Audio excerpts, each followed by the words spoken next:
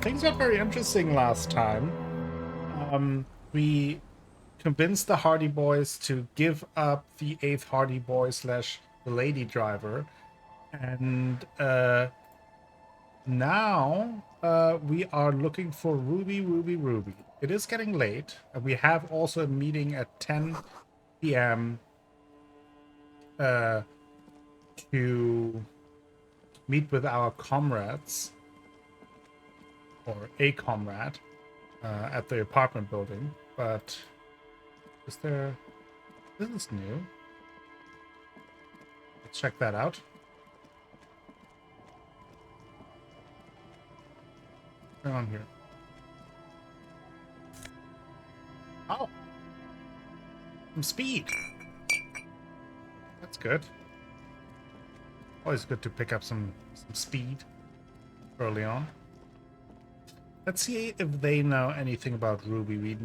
We just know that she Tequila Sunset was in this village, at least in this direction. Haven't seen a red-haired woman named Ruby around here lately. Can't really remember seeing any women after losing my keys. It's a touchy topic. He hasn't got laid in ages. Okay. Don't call. The dragon speaks in his sleep. Drool dribbles from the left side of his mouth and down his jacket lapel. Hey, wake up. There's no waking him from his stupor. Okay. The legend! He's back! They also don't have anything. We have a couple of minutes before we are meeting up with a comrade. I'm just kind of thinking what I could expect. Classiest buoy. Oh, right. West of the boardwalk on the coast, somewhere in the reeds. Let's do that. Clausia told us that's where she hid her, I think, her documents, like her passport.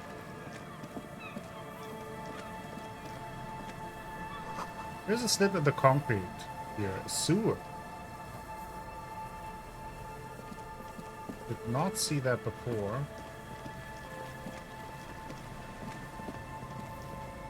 Kim must be proud of us for making such great progress. Oh, is that... Wait, that's why we got that. Would this be the buoy Clausia talked about? A metal and plastic contraption bobs up and down amidst the trembling reeds. At first, it just looks like trash, but if you look closer... That over there must be the boy Clausia told us about. The one she hid her passport in. And earlier when we take a look. first were in kind of this exact spot, we kind of got a weird tingling feeling that something is going on here. Cold, air, tendons, snapped the cords keeping the boy in place. A little longer and it would be floating somewhere out in the open sea. What? Moves across the water, leaving no traces. You're cold again, as always. Yes, but who or what is it? Splendor.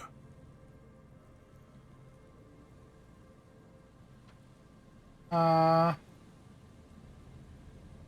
it felt really strange just now. Mm-hmm. No further response. His concentration is on the contraption. We're lucky it's still here.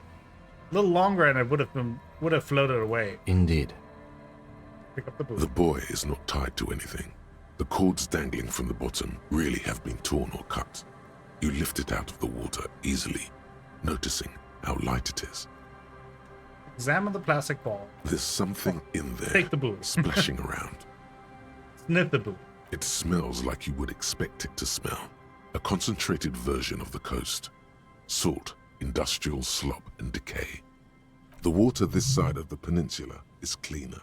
Actually, smells a little salty. Examine The the number plastic ball. 11 has been written on the yellow plastic. It hasn't been in the water for very long, but it's already discolored and slimy with silt. A latch holds it close, but only just barely. The brittle metal of the latch has cracked. Simple construction. Very unsafe. Let's open it. A shot glass's worth of seawater pours out, some algae, and nothing else. Well, damn. No documents. Who do you think took them? I have no idea. This is a disaster. Everything is ruined. I wouldn't go so far as to say that. This is only a small loose end, but I do wish we knew who took the documents. Could this be related to the cryptozoologists and their expedition? In my experience, cryptids are generally uninterested in travel documentation. We should go. Honestly, I was more thinking that while they were looking for the cryptid, they took it. Hey, Lupinia, you got a waffle? Why are you not sharing? That's incredibly rude.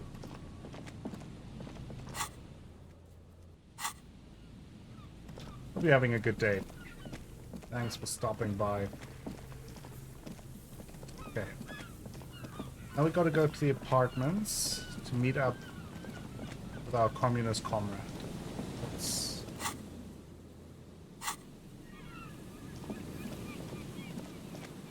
Where? Here. I'm doing well, yes. Can't complain. Decided to continue the investigation here after we had quite a breakthrough on Tuesday.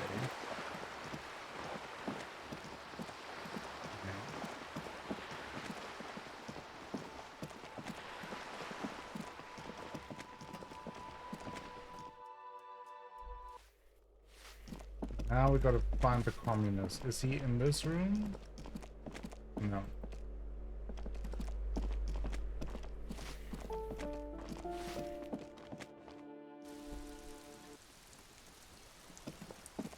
There, okay. He did, yeah. As you approach the metal grill, you can hear several voices having what appears to be an animated discussion. This must be it. Beyond this door lies the beating heart of radical communism in Martinez. Somehow, the night air softens the smell of trash and sea brine. As the breeze pulls through the canvas like a shuttle through a loom, you catch a hint of something unexpected. Something earthy, warm, and burnt. The acrid smell of failure. No, that's just slightly burnt coffee. A smell you would recognize anywhere. Just look at these pigs sniffing about after hours. Why didn't you say the secret door was right behind you? Must have slipped my mind. You know how it goes. She gives you a lackadaisical shrug. The metal grill is cool to the touch. You notice the lieutenant is looking uncustomarily anxious. His posture is rigid. His right hand hovers near the zipper of his jacket. He wants so badly to draw his armistice, but he also doesn't want to draw it. Relax, they're only communists. Something's not right here. The equation doesn't quite balance. He taps his foot and takes a deep breath. Which is just to say, we should be prepared for any eventuality. Let's try to listen. You can make out at least two separate voices. Two voices, both male, approximately early 20s. Careful with those now. I have it. It's going to work. I can feel it. Let's bang on the grill. The clang of metal reverberates all along the scaffolding. The voices coming from the other side fall silent. A pair of frightened hares cowering in some dark crevice of their burrow. Who's there? Is that you, Maurice? It's not Maurice. We should say police. Are you all communists? I'm looking for some communists. Who said communist? Did we say communist? Get out of here. I've already built like 0.0001% of communism, but now I need to get organized. Can you help me? For a moment, silence. A slight sensation of static electricity as before a storm. A miniature conference is taking place inside, and you are the subject. What's the passphrase? Okay, so we heard this. It's remember Dobreva and Abadanais. There's no response. You begin to wonder whether they've slipped out some back way. No, they're still there. You can feel them back there. Alright. The key's taped to the back of the door frame. Just make sure you put it back when you're done, or we'll all be locked out. And do watch the concrete. It just kind of falls away. Okay. In places. Charmant. It's comforting. After you, detective. Have fun at your underground meeting, Pig. Hope it's a blast. All right. The two young men are either oblivious to or ignoring your entrance. Their attentions are fixed on whatever it is they're stacking in the middle of the floor. Yeah, what are they doing? Matchboxes, it appears. I think it's holding, Alexis. It is. It's holding. Careful, careful.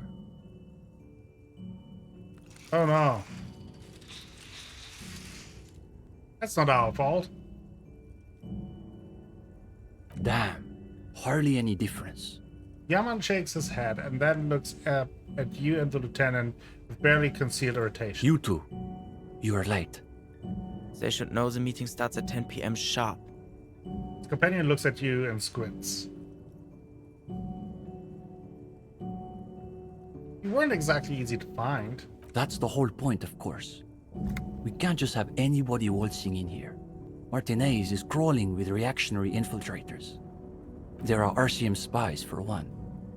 Just recently, someone even broke into my apartment, if you can believe it. Oh, wow, that is... Who could ever have been that? To say nothing of Gotwaldians and iconoclasts. The young man's companion reflexively snorts at the mention of Gotwaldians and iconoclasts. We all have to take precautions, especially during these delicate times. What matters is that you've made it, and that you've done the reading. Uh-oh. No one said anything about reading. You'll just have to wing this one. Kim, did you do the reading? No, detective. The only reading I've been doing is right here. Lieutenant holds up his little... He seems to be wagging the notebook at you, as though he suspects you may have forgotten why you're here. He still got this. No worries. I have not had time to seek out pretentious communist book clubs, nor have I done their reading. It doesn't sound like they've done the reading, Steban. Well, this is getting awkward. It is. I'm not sure what you're expecting to find here then. There's profound consternation in his voice. You suspect it's about something bigger than your not having done the reading. Maybe they can explain themselves. What exactly are you doing here? In the most generous sense, I would say we're cultivating revolutionary consciousness. Yes, that's probably the best way to describe it. But more specifically, we are running a reading group. The most rigorous and theoretically advanced materialist reading group in Martinez. Comrade Steban is a great discussion leader. One of the best at the university. Okay. Yawn. Can you imagine anything duller than a bunch of binoclards yanking each other's knobs? Is this where I can square off in theory combat? We have been known to get into some spirited debates, but it's always in service of our larger intellectual and ideological project. Precisely. We are not interested in senseless parroting. We like to read critically. Within the contours of Mazovian historical materialism, of course. I didn't realize they taught radical Mazovian theory in the universities. As though you can call that pablum teaching.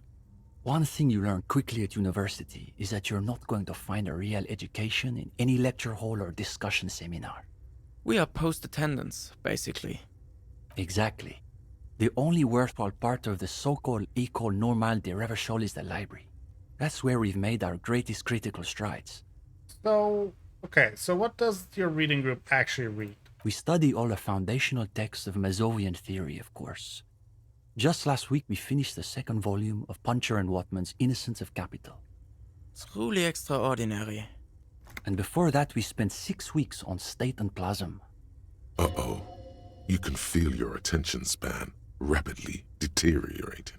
Let's keep listening. We've also read Wertmüller's The Megastructure of History, and before that, Real and Reality. Hablar's une pain infernale.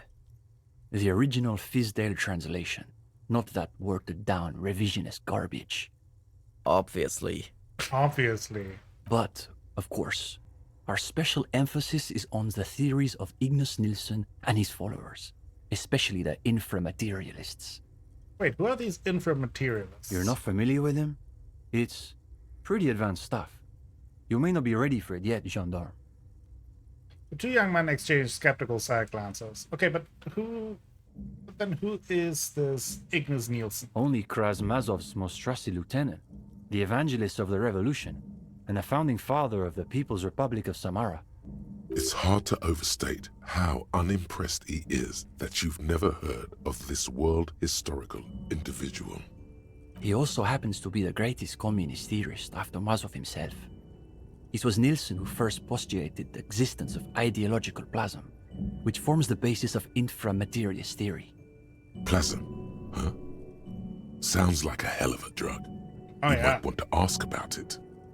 The young man sighs. His companion looks about furtively.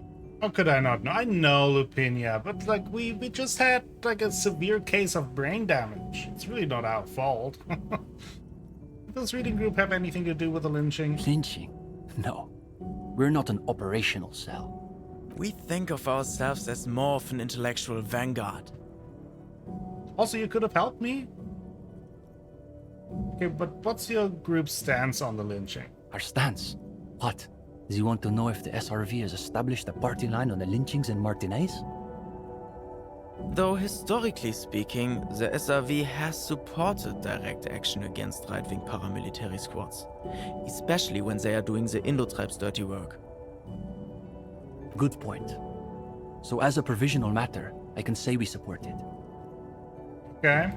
Are they being sarcastic? You feel like you're caught in some elaborate joke labyrinth, but it's impossible to see your way through. It's always that way. Beneath the crust of irony, there's a molten sincerity that threatens to erupt forth. You may witness it yet. Communists to the lines. Hello, Jiskra, how you doing? Is your reading group affiliated with the union somehow? No, we're an independent organization. We acknowledge and respect the union's efforts, but our interests are more theoretical than Mr. Clare's. What's your stance on crime in general? That's easy. Crime is simply the inevitable expression of the injustice and incoherence embedded within capitalism itself. It's a symptom, in other words, not a cause.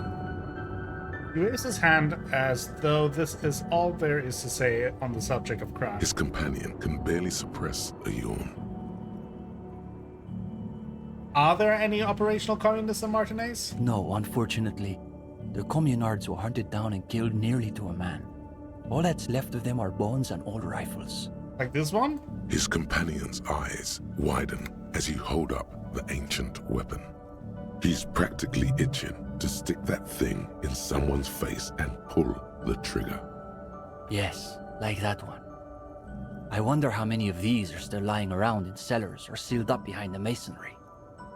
He knits his brows together and then looks up. Can I hold it? Sure. It's heavier than I was expecting. Rifle rests in his open palms. The position reminds you of something. The attitude of a priest bearing one of the holy relics of his faith. Though it is long out of service, its power is evident to him. When he's finished, he returns the rifle to you with a nod of appreciation. Where's the rest of the reading group? What do you mean? This is the reading group. So there's just two of you? We're in something of a rebuilding phase. Ah. Some of our former comrades didn't have the ideological fortitude our work demands.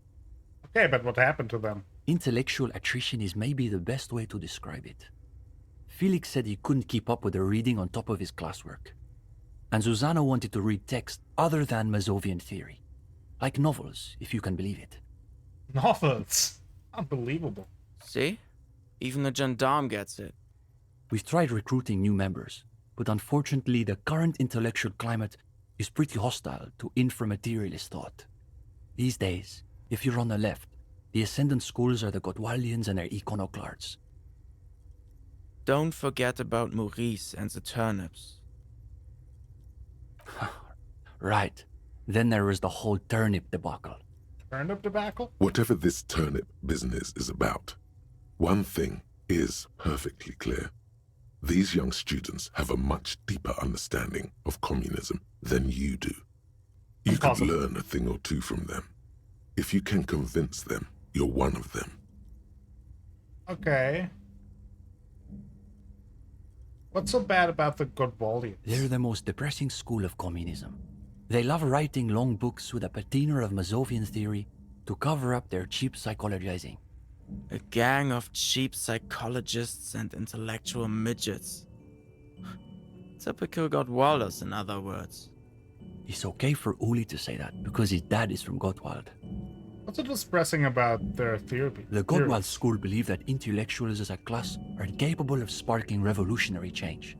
So all they can do is critique capitalism from inside itself.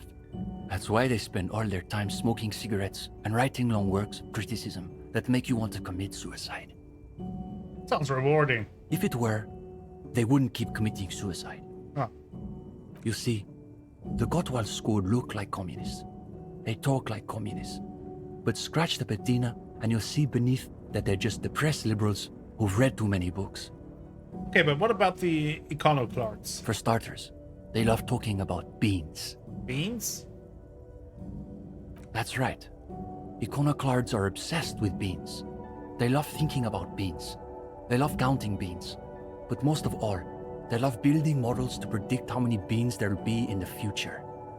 They're by far the most That's a lot of bean bean-centric talk. school of communism.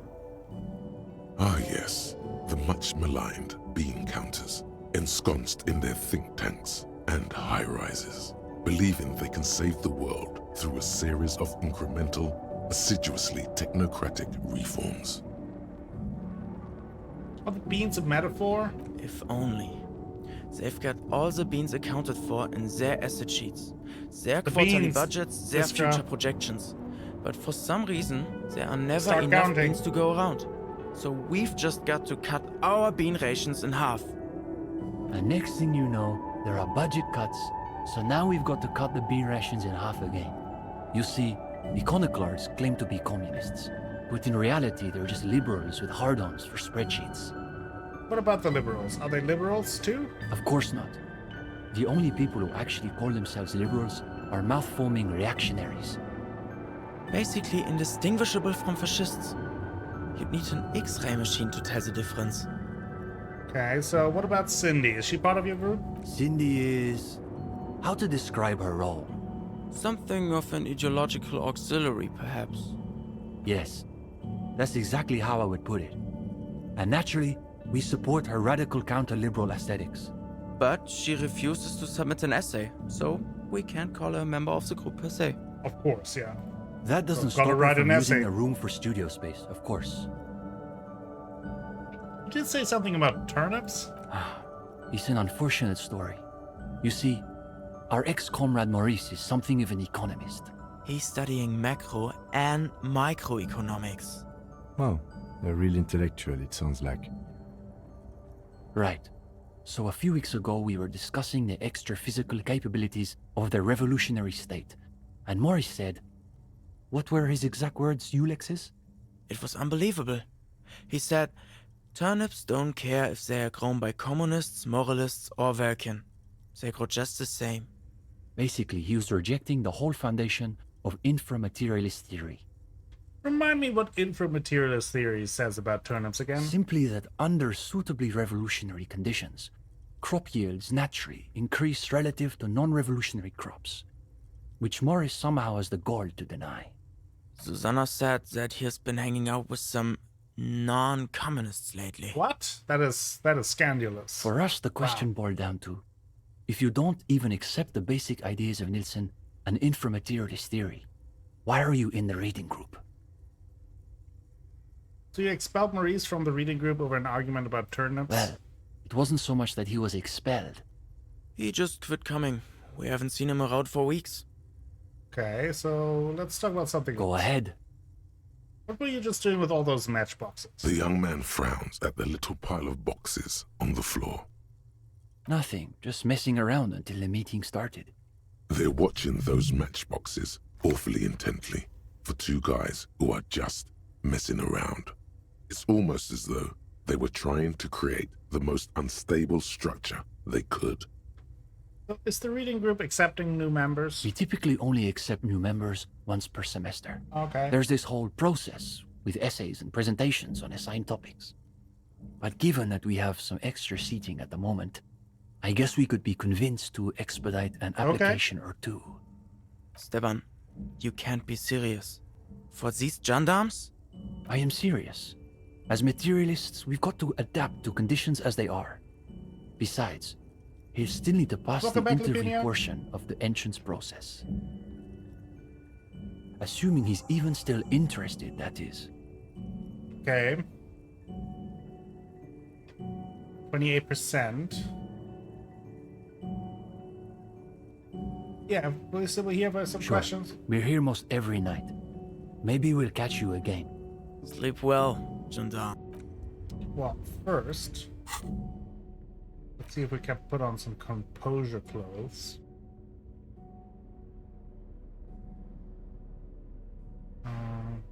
Already have +1 composure. Let's do composure.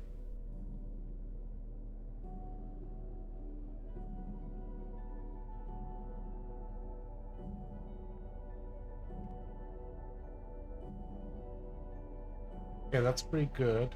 Now,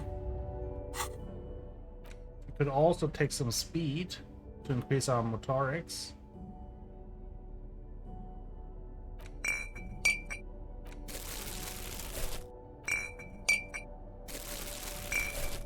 Right.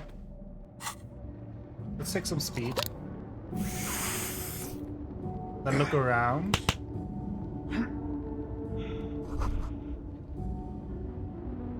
Coffee. Bottom of the pot, an owl of black sludge rises from a shadowy sea. This poster reads, "Under the cobblestone, communism. No war but class war. Rickety easel surrounds by posts of wash. It is perfectly healthy. If Cindy's not up. Could it be Fastmet? No, probably not. No Fastmet. Try not to think about the cracks spidering out across the floor. Ooh. Reflective construction vest. Endurance +1, reaction speed -. Well, let's see if we can The gendarme succeed. returns. Oh, What do you 58%. Yeah, point at the art supplies. I'm guessing all this art stuff belongs to Cindy? Yeah, it's hers. She just sort of moved it all in a few months ago. She said if she's going to make truly radical art, she needs a suitably radical workspace. And I don't think she could afford rent at an actual studio. You like her art? Oh, sure. It's definitely interesting, I would say. I guess you could call her latest stuff a sort of counter-bourgeoisie calligraphy. She's got a real taste for radical slogans. It's too bad she hasn't developed the theoretical foundation to do truly radical work. I think she'll get there, though. She's still looking for a subject equal to her ambitions. Now I'm wondering, what's the deal with this place? The deal? At a fundamental level, I guess you could call it the shattered bones of a dream crushed by capital.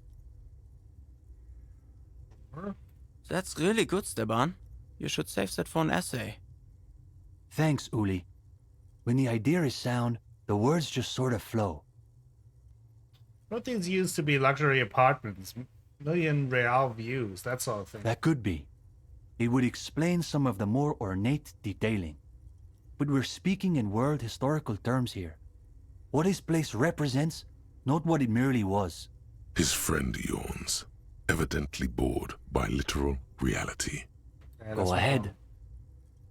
Okay, 58%, let's see. What's there to be Nice. scared of? You've really been cracking the books these last few days. You can go toe to intellectual toe with any reading group in Martinez. Exactly. Now, chin You're up. smart. You've got this.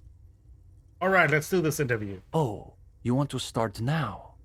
Sure, we can manage that. You've caught him off balance. The momentum is already in your favor. Beautiful. Go ahead and take a seat. Since we haven't had time to prepare an exhaustive questionnaire, I think we can keep this interview more freeform. Why don't you tell us a bit about the books you're interested in? And we'll just see where the conversation goes. Well,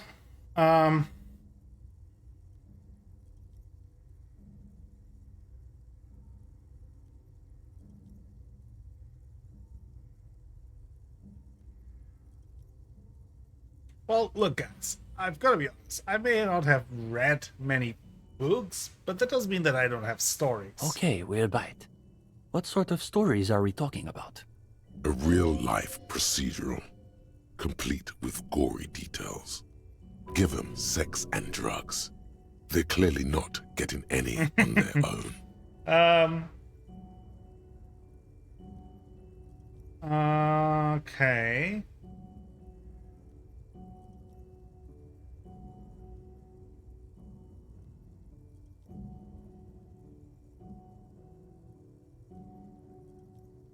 Well, let me tell you about the time I woke up and completely forgot what money is. Oh, we're getting into the psychiatric pathologies of life under capital. Exactly. Let's see where this goes. Yes, I'm rather curious myself. Thank you, Kim. You've got them. They're starting to loosen up. You're relaxed and in control. You deftly weave every piece of the story together. I'm just trying to imagine what it would be like to wake up with no concept of what money is. If you encountered it in a novel, you'd say it sounded like a plot contrivance or like a fantasy. Listen, I wouldn't believe it either, but I swear it's true. Either that, or an extremely convincing act. No, it's just like Mazovro. The freeman of the future will be he who awakens in perfect ignorance of capital. Exactly. Wait, Steban, are you saying the gendarme is some kind of future communist? We are the future of communism. Another quarter of an hour disappears. The conversation bounces back and forth. Whatever their pretensions, it's clear these two have been craving something real. Now you can sense things starting to slow down. Time to wrap this tale up. And anyway, even if you could somehow unpeel time, it wouldn't be the you who gets rich from those investments. But that would imply that whenever you unpeel time, you leave behind some kind of doppelganger in now time. Good God, have we really been talking about unpeeling time for a quarter hour? I suppose we'll have to leave it there. But listen, gendarme.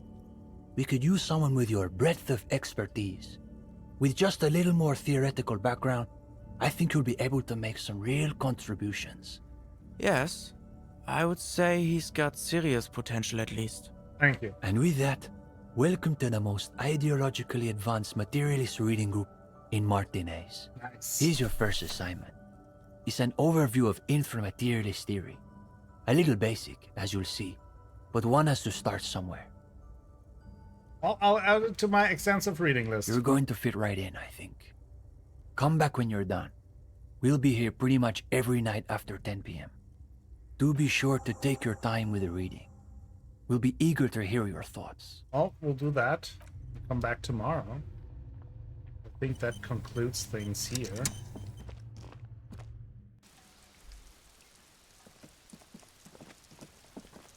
Anything new from you? Hello again, officer.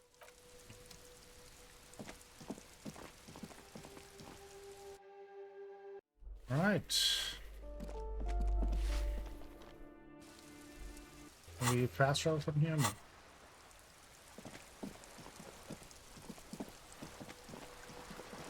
Gotta get back to. Can I do another check here? Just an ordinary wall. Nothing to see 3%. here. We succeeded in a 3% check last time, so. Yeah. Why? It's a wall. An ordinary wall. Why must we stop to look at this wall every time we pass by? We have business to attend to. Fine.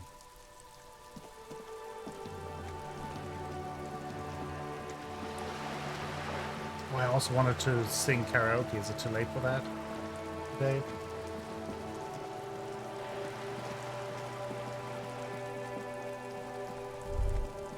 Oh. Musty smell of potato salad in spring emanates from the air vent. Let's see, can I do karaoke right now, or is it too late? Oh, it might not be too late, let's do it. Hey, was there something you needed? I need to sing karaoke now. No, you don't. It's not happening. He tries not to look at you. It's dangerous to acknowledge the karaoke man. Yeah, but Johnny Law is about to tear it up, sad The style. whirling doesn't need more sad style. That's one of the styles it can do without right now. It's part of my quest of self-discovery, help me. The whirling's not a charity or a musical therapy clinic. It's a commercial establishment. You're going to scare away the customers. Why do you even have the PA system if no one's going to use it? It's for no one. It's a prop. I'm not letting anyone use it after the great karaoke catastrophe of 44. Great karaoke catastrophe. I want to know what happened there. A lot of people got killed because some arsehole wanted to sing karaoke. What? I want to play that game. It's not a prop, it's for your clients. I know it's used. Okay, yes, it's for some clients. I'm a real client. I've paid my bills and I have the right to use the karaoke machine. Ha! Well, we don't have any tapes. They all got stolen. Well, it's alright. I've got my own song with me. The man in the vest and the violet shirt stares at the tape you've just given him. He begins to frown. Hard. This is the look of a man who's defeated. He knows he's out of excuses. Fine, fine. Climb on that stage and do your thing. Just get out of my hair. I'll plug it in for you. Damn this karaoke machine. I'm having it uninstalled, he mumbles to himself. Well, let's see how many people die in this karaoke catastrophe. Oh yeah, time to do the damage. Let's do it. With our trash bag in hand. And some speed ingested. Put on our shoes again before I forget. Now it's time. The stage is all set up for your performance. Feels silent. You can hear the pellets creak under your feet. You feel a little dizzy, a little unsteady suddenly. So, are you ready for your thing now? Let me know when I should turn on the karaoke carousel. Look around the room first. The bar is full and buzzing with chatter. No one is paying you any attention. But still you feel your knees turn to noodles. Okay, now a couple is looking at you. Even worse, you're sweating. They are going to hate you. Just make sure you move, okay? Don't be stiff. Okay, some dance moves. Put your lips against the microphone, test it. Immediately, a loud feedback noise startles the room. You feel like an amateur. How are you supposed to hold the mic? Should you just sing into it? Where should you stand? Hands. Where do you put your hands? Oh no!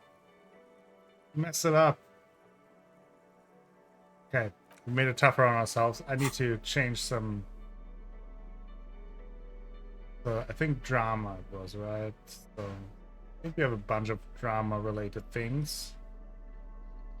The mash top, perfect.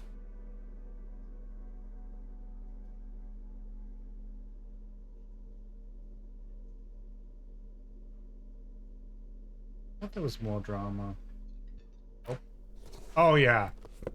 Look at this superstar.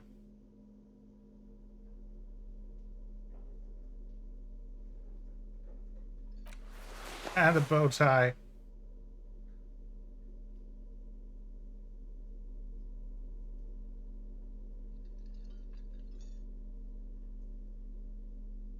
No, drama +4. I mean, if this isn't an outfit. The stage is all... You feel a little... So, are you ready for your thing now? Look, Let I'm me going know to when sing I should turn karaoke. on... I can see that. Okay, it's dress code and same silk dragon, 72% chance. I mean, we can't do more right now. The air is thick with anticipation. Someone dims the lights as the music starts. A lump's in your throat suddenly. boy.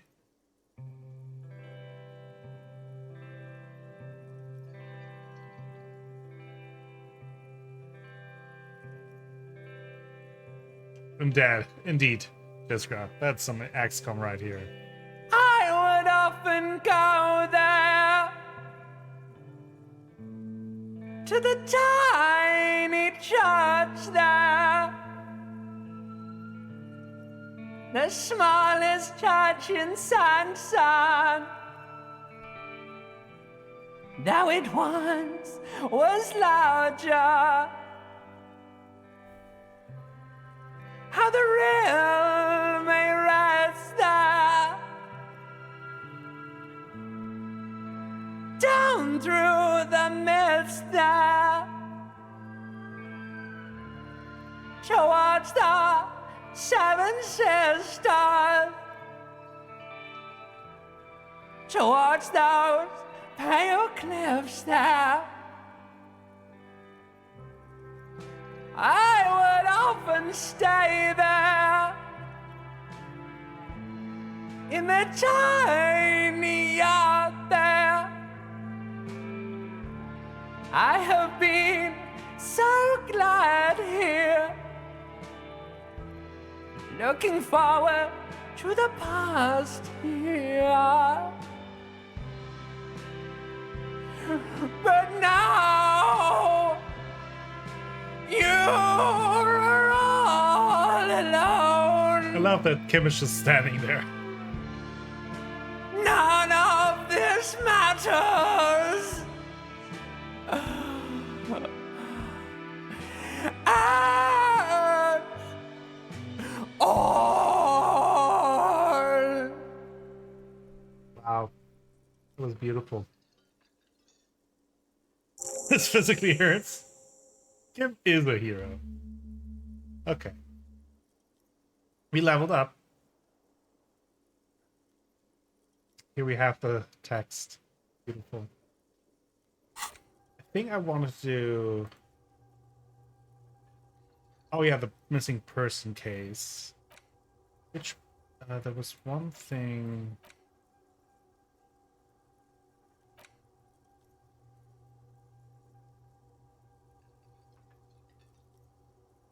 think I wanted to forget this one. Bumpty Dumpty Dom Center.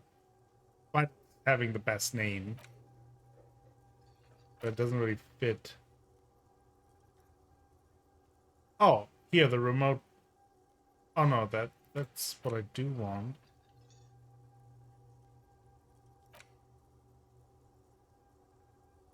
Or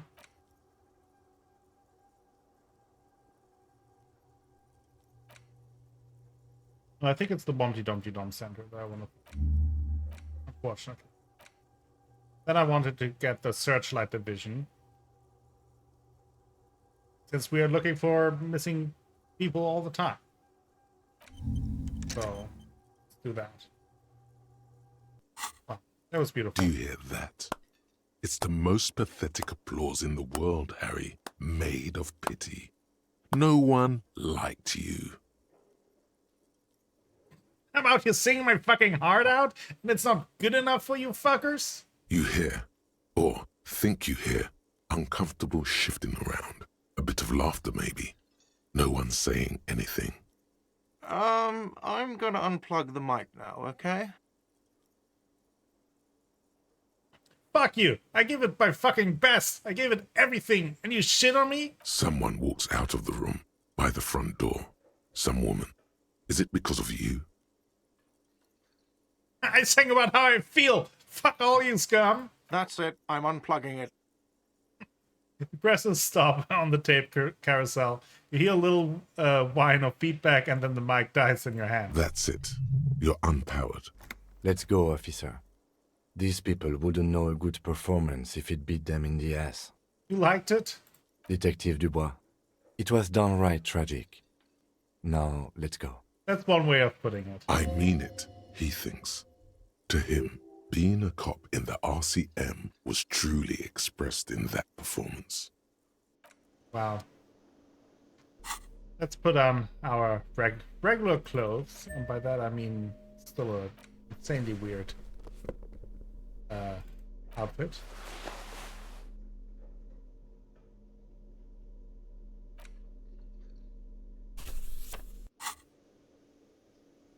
We tried, okay? We made an effort. But we finished another quest.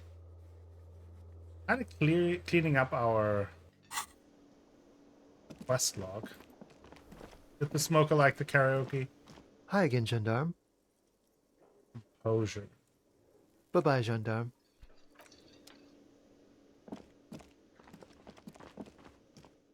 Just a normal evening in the whirling and rags. Before I go to bed, I wanted to talk to Kuno real quick. I wanted to see if I can buy those fountain Fuck, does pens. Kuno care? There. Here, pig. We're fun now. Performance buddies. Kuno zips his jacket again and pulls the pants out of his plastic wrapping. Kuno can already see you soaring through the air like a fucking eagle. Pig's in Kuno's debt now. Money debt. Kuno doesn't fucking care. Sure doesn't. But now, so currently our pants give us +1 composure. That gives us +1 savoir-faire and physical instrument. I think that's overall a better trade-off. I think then we're gonna go to the fisherman shacks. It's time to go to bed. It's getting cold. This late. Good night, officer. We'll meet in front of the shack in... Oh, now we can open the floorboards. We heard about it before, but couldn't interact with it yet. We will do that. I want to see if I can talk to the lady, though, now that we're alone. Waves are beginning to die down. Look at those little bastards. Suggestion. Simmer down. Simmer down, bastards. Okay, we have +1. And do we have anything else in suggestion to boost ourselves?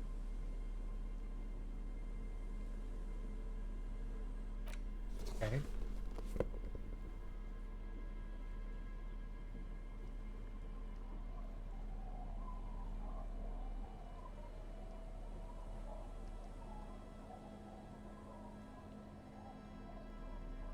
Also minus in suggestions, but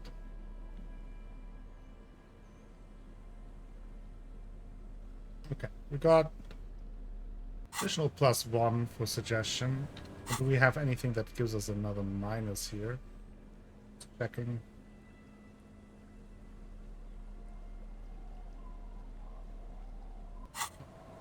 Waves are beginning to die down. 58%. Those little bastards. Simmered.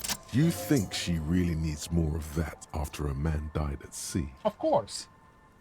But what do I do then? What if I told you it is actually possible to go on a date sober? Get out of here with your crazy fringe theories. Before recorded history, men and women were able to do simple, very primitive things together sober. What? Acknowledge the situation and keep it basic. I'm a drunk, don't know if you've noticed, so I usually ask people to drink with me. I have, and I don't really. This time, though, drum roll, thought I'd ask you for a walk. Just a walk? I don't know, officer. I would not have taken you for an innocent perambulator. Yeah, that's why you should definitely agree. Where would this walk take us, officer? There's a nice view on the beach I found, Land's End. All right. I will walk with you. But you need to understand that nothing is going to happen. We're just walking. Just a good old-fashioned walk. I like it. Me too. It's been ages since I just had a normal conversation with one of you guys. Stroll on the beach sounds nice. All right, I guess I'll be seeing you at Land's End in the evening, when it gets dark, all right? All right. She doesn't wait for an answer. You better get ready. I mean, it's midnight. Fine. Was that acceptance? It feels so normal, nourishing even. What does it say? The northern tip of quickly, she's not going to wait forever. Well, let's go there as quick as we can.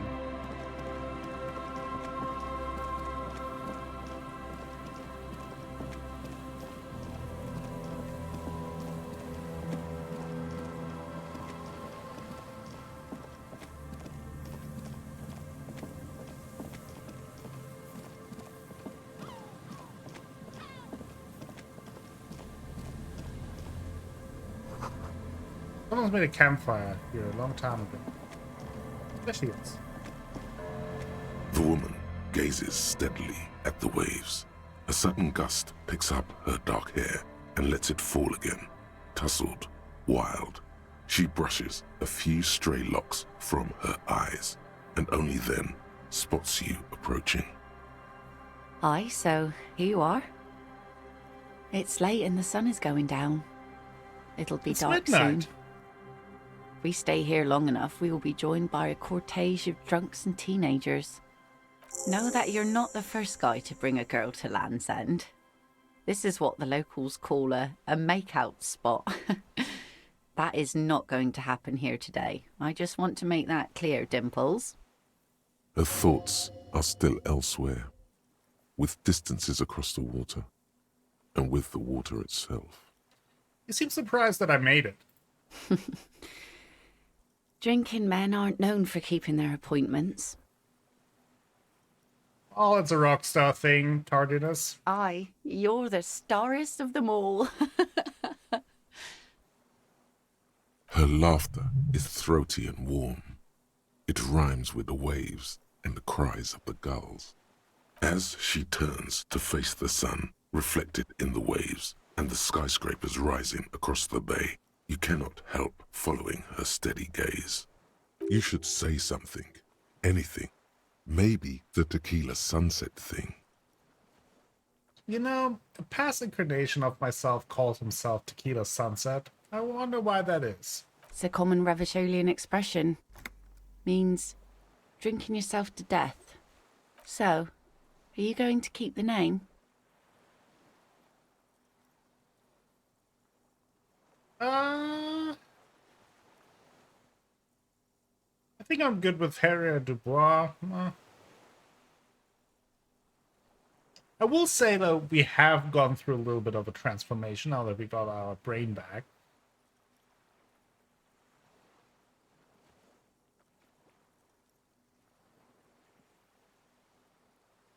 But hell yeah, Tequila Sunset all the way. Well then.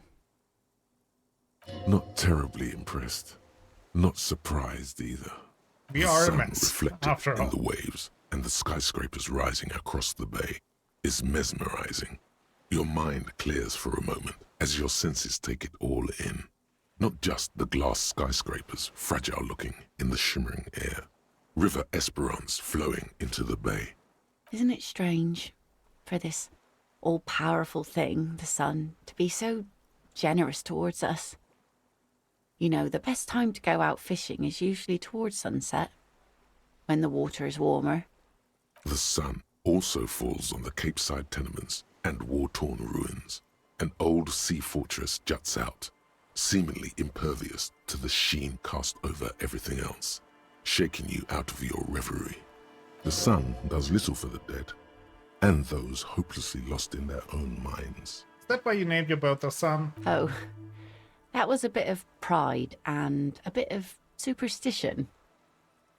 There's salt in the air, and the cries of the gulls and the skuas, grit of the sand and the green glint of broken bottles. But still your gaze always returns to the dazzling streaks of light, wherever they may be reflected, their opulence. It's bringing us spring, summer. It's entirely on our side, no matter what we do or who we are, for absolutely no reason. It's unlike no other powerful being, certainly no powerful organization or government. How can that be? It's not human. Humans betray you. Do they? Some of them do, but...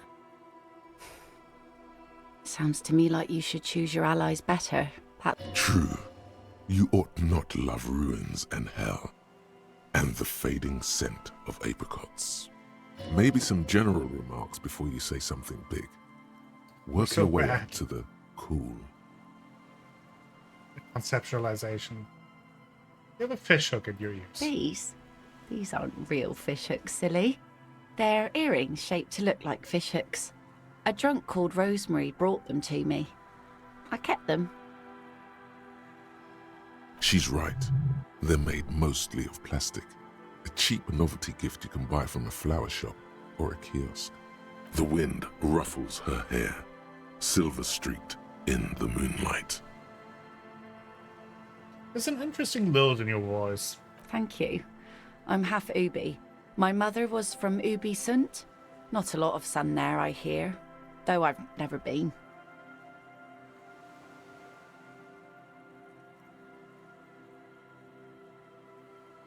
The wind ruffles her hair, silver-streaked in the moonlight.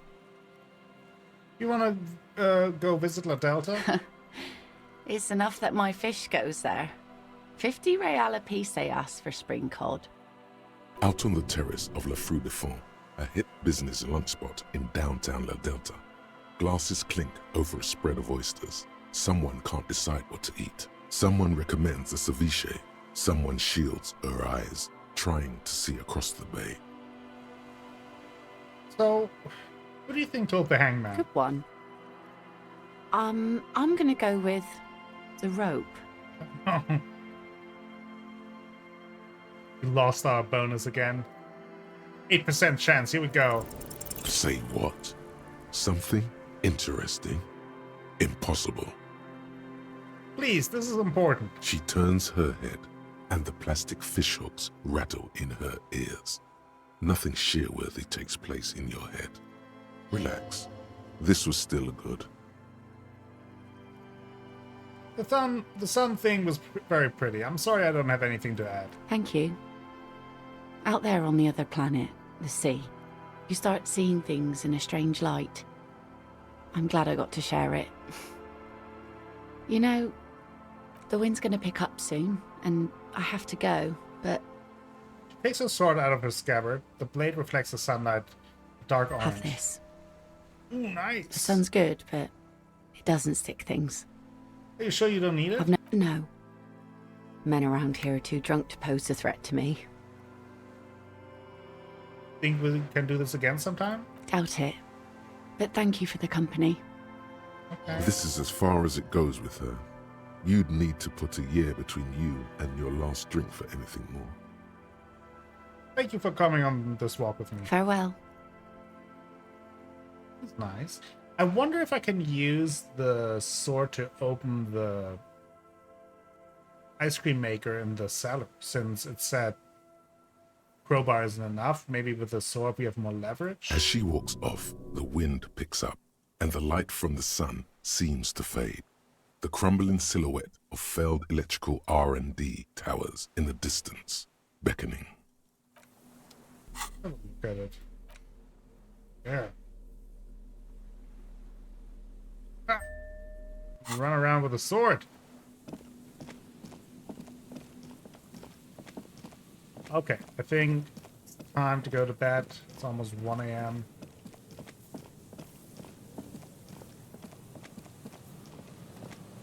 I think we can do anything here. An old door, worn by elements, guards the depot. This is something. The building before you housed the engine must have been a big one.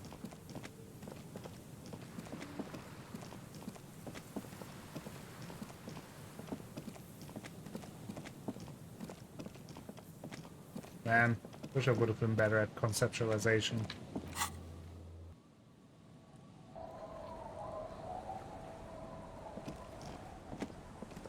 It's getting cold. Okay, but before we do, let's check out the floorboards. As you look at the floorboards in this corner of the shack, it's clear one of them isn't quite level. with the others. Hollow space underneath the floorboards is dark and damp. You can barely make out the mixture of sand and sawdust below. What's in there? Nothing particular catches your eye. Looks like more reeds. There might be something hidden inside the sand, though. Something bad. Someone's night thoughts. A last resort. A bad idea. Search through the sand and sawdust. You stick your hand in and start combing through the sand. Dry, not like outside. Fine dust. And then, something hard wrapped in paper. What is it? A small cylindrical object. Bullet. You pull it out. A bullet. Interesting. The floorboard doesn't care. But maybe the washerwoman does. You have enough to confront her with. Holding the bullet, you get the feeling this isn't ammunition against you. It's for herself. Okay. I think we can confront the washerwoman tomorrow morning with Kim in tow. An old mirror hangs on the wall. You see the... Okay, time to go to bed. The bed is comforting. Go to sleep. Still The afraid bed that... underneath you is soft, if lumpy. Waves wash the sand underneath the hut, Elizabeth is first. then grow distant to your ear. In the quiet hum of the organic heater, you fall asleep. Still worried that we're running out of time and that this whole massacre thing is gonna start before we solve the crime. Like a deftly cast fishing net, sleep pulls you out of the world and into its dark shore. The rough mesh chafes. Tightening around you, it digs into your brain. Doc, show my ass. I know what this is. How have things been going for you out there? Helped anyone lately? Saved anyone lately? Murdered anyone lately? I don't think we murdered anyone lately. Because you know you are a murderer. A disco music listening psycho killer who offs poor people and then forgets about it. Okay, so I'm a murderer and that's bad. Hear that? He doesn't even flinch. Iceman doesn't care about killing people. That's nothing to him. Blackwater, under the bridge. The thing he's really scared of is much, much worse than that. What is it? Don't tell him, sister. It's too bad. They're right. This is their function. To keep you from it. Why are you doing this? I just want to sleep. I can almost see the dark. We're trying to help you. All these processes, these tortures, voices and tremors are all just distractions, flares and countermeasures to keep you from the last dream. The worst of them all. The last dream? The last dream will be total annihilation. Cinders peeling off the fuselage. We won't be there to help you anymore, Harry. We will be dormant. You will be naked and alone. The air will smell of apricots. Of hell. An ancient sadness, brother. 10,000 years later, in front of the video rental, there is a warm breath on your face again. Everything is okay again.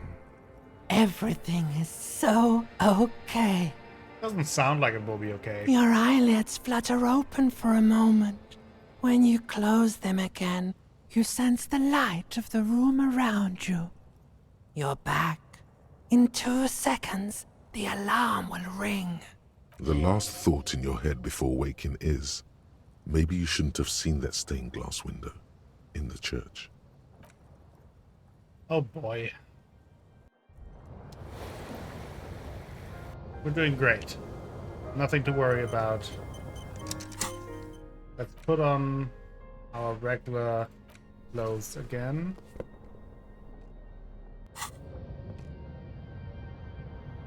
And continue with another day of investigation.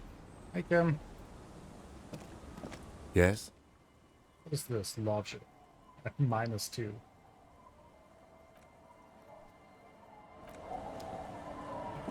There, the washerwoman. We need to talk to her. Our tenant, the policeman. I hope the waves don't keep you up at night. What can I help you with? Why was there a bullet under the floorboards in the shed? Damn that girl. A bullet? The tenant turns to you and gives you a little nod, then turns to the washerwoman. You didn't put it there, did you? She did. Gone and hid things in there? She's usually a good tenant, and not a stupid one either. So you rented the room to her? Yes, I let my room to that Ruby girl. He speaks slowly, wringing out a rag. After a long silence, her hands move into a water bucket. Some water sloshes over the edge. As I've done before when she's been in trouble or just looking for solitude. I've made it clear. We welcome all kinds of people here. When was this? She came last Friday, left on Monday in a hurry. What has she gotten herself into, that girl? Well, she seems genuinely worried about her previous tenant. She's seen her hiding out from trouble before. But this seems different. That's for the police to find out. Right then, please answer each question to the best of your ability. I'm sure we have a few. So you said she left on Monday? Yes, early with the dogs, around 8 o'clock, I think. Is the room exactly as she left it? I cleaned it, like I always do. Was there anything else? No. What's she like, this Ruby girl? She's good company. Knows how to talk to an old woman. At my age, you don't get a lot of quality conversation. So I really appreciate that about her. This Ruby is an old lady whisperer. She knows how to work the village elder, unlike you. Well, did she talk to you much during her last stay? No, she was mostly silent this time. Kept to herself. What do you mean? She tried not to let it show, but I could tell she hadn't come to fish. Usually she likes to cast a few lines, but this time she mostly stayed in her room. She wanted to talk to her, as they usually do. Yeah. But she was brooding. Why do you think she left the bullet there? How would I know? She's a gruff one, but not violent. She doesn't go around toting a gun. You could ask her about your hunch, that it was a desperate measure. See if she thinks Ruby fits the bill. I have a possible explanation in my mind. Aye. Do tell. It's an exit plan. Exit from what? The lieutenant stops writing for a moment. He looks at you, then at the old woman. No, she's a fighter. Not a quitter, like you sometimes get, son. I heard she was a heavy drinker with anger issues. You ever witnessed that kind of behavior? Nothing of the sort. Sure, she was no stranger to the bottle. She fit in that way. But I only knew her to have a beer on the beach while watching the sunset. The sun sets for everyone. She isn't what you'd call a drunk. Even offered me some from time to time. Said it was part of the communal life. But I never saw her lose control of herself, the way some people do. Did she have any technical equipment with her, like radio stuff? Not that I know of, though she was into nice music. She once showed me a few mixtape milieu she'd made. She presses her forehead with her back of her hand. Water drips to the ground. Although I guess she was pretty handy with the mechanical and technical stuff. Even fixed the heater in the shack. You should be thankful for that. We are. She may simply have kept the equipment elsewhere. Where did she go? I don't know. Further up the coast. She tried to leave quietly, but the hinges on that door screeched like a cat in heat. Woke me up. I heard her rushing in those heavy boots, heading up north. You'll never find her, you know. She knows the coast like the back of her hand. You? only just arrived. I wouldn't worry about that, ma'am. We are persistent. Man, I was really hoping she'd be hiding in this village. Yes, it's going to be too much work for you to find her. Better for you to stay here, get a nice cozy fire going in the heater. The failed electric mural. You feel like you should go look at it again. Step closer this time. Okay. Anything What else? more do you want? Yes, let's hear those other questions. Could try to convince her. Let's hold off on that. One thing, officer. Yeah? If you do find her, please go easy on her. She really means it. It's an honest plea. She's a good girl. Whatever she's gotten herself mixed up in. Okay. So. The South Electrical Building is what we heard. Then I think... let's talk to Lillian real quick. I see you haven't left our little Martinez yet. Still running around. Like some kind of cross-country law official. Still have a case to solve. Hi. I guess you do. What's on your mind, officer? Okay. Well, I...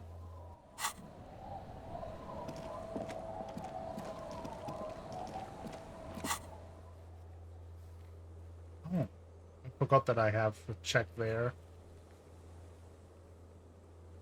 Samar and butter. Signature. Conceptualization, box of sunglasses, shelf of crime novels. Lang. Okay. I'm gonna go back here. Wanted to see if the sword is maybe a tool that helps us here. This orange machine is dead. You slip your... No. If you want to... If we have a pry bar and a sword. This orange machine is dead still. It has a hand-cranked ice cream churner and an electric freezer. The ice around it slowly melting. Maybe I'm not strong enough. Well, I truly do not know what to do with that then.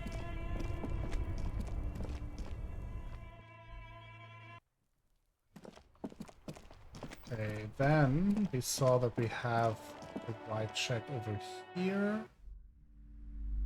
Crime novels again. I think it's these ones. Shelves filled to the brim with crime novels featuring the supposedly stalwart Vespertine detective, Dick Mullen. Who's Dick Mullen? Your quick eye notices a small caterpillar crawling across the spine of a book. The title reads, Dick Mullen and the Mistaken Identity. What do we have here? Mistaken A identity. worn paperback from Dick Mullen's classic Hard-Boiled Phase. The premise seems to be that Dick Mullen is framed for the murder of his best friend and has just a few days to prove his innocence. What does this speak to me?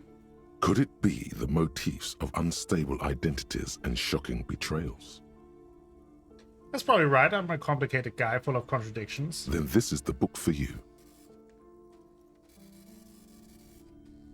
$8 though. We don't have the money. Oh, we solved this. Anything new here with her? Hello again, esteemed officer. Okay.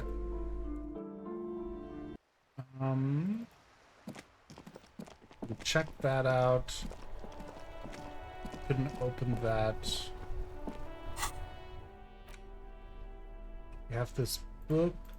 Can do that later. It's the ledger you found in the trash. Oh, we a also cabbage of gonna read papers the hanging case from files the board, now. with the permeables drawer in. It's proving to be harder than... Our logic sucks, so... Snow covers the white on blue police livery of the motor carriage. The white colors nearly meld together. Wait, why am I even thinking about this. Wasn't I supposed Do to... something important? Something murder-related? There's always something important. Doesn't mean you can't take a moment to admire this piece of machinery. Even at a standstill, the unibody Caprice Kanema looks sleek and dynamic. The cabin is tilted frontward to give it a more aggressive, hunched look. Someone has waxed it recently. Oh. That machine really puts the loco back in locomotion. Very cool. Mm-hmm. You want to take a closer look? What's the packing there? 130. I reckon that's a 7-liter V12 there. That's what, a 7-liter V12? 7.2. Supercharged. Saying these words brings him immense joy. Fine machine. Yes. An extraordinary machine. It's nice and all, but why so modest? Put some zing into it. Flare it up. Slam it down. It's a bit girly right now. Fit it with some proper off-road components. With a winch and mud tires, we could take it off the beaten path. Jim? We are not going to, though, because this is clearly a sports motor carriage. Sorry. Trying to make Now it's turning into a kind of a snow limbo, man. What's on your mind? Station. Could put on some clothes there. We have some. This is conceptualization. This one is.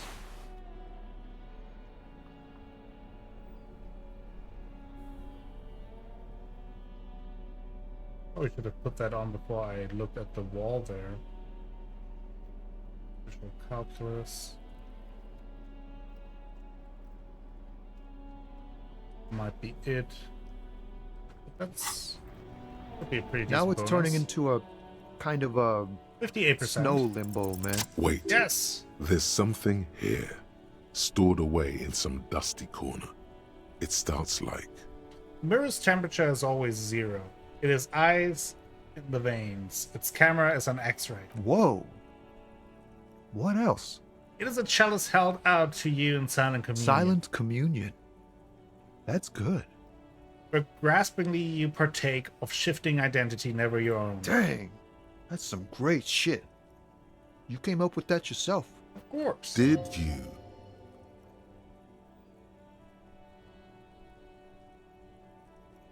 I'm just a vessel for the muse. Right. But really, no bullshit. That's great stuff. I sort of want to know if it's yours. I don't really know. No matter. Great verses like that sometimes. Ephemeral. You might not look it. Seems you have some literary chops. Maybe there's hope for me yet. That's a strange compliment. Just messing with you. It's cool. You're an okay guy. For a cop. A cop? They're more often into fists than rhymes, see? Let alone honesty in verse. In a small office behind the old military hospital, hunched under the green glow of his desk light, Officer Hans Blau browses through a test print of his Futurist magazine. It's called The Futurist. The typeface on the header is too small. No joke, man. Fuck the police. The lieutenant closes his eyes and lets slip a loud, long sigh. If you say so, officer. Oh, wow. Quick change of clothes.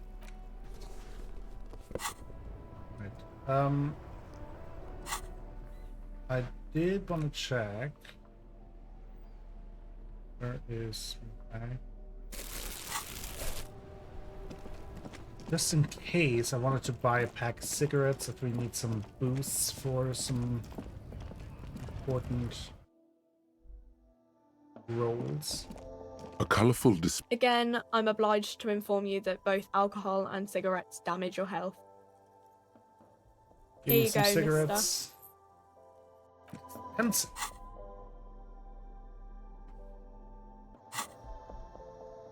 you have any bottles? The tear machine stands in the corner. A sign says, 1 bottle equals 10. Don't have. You tear.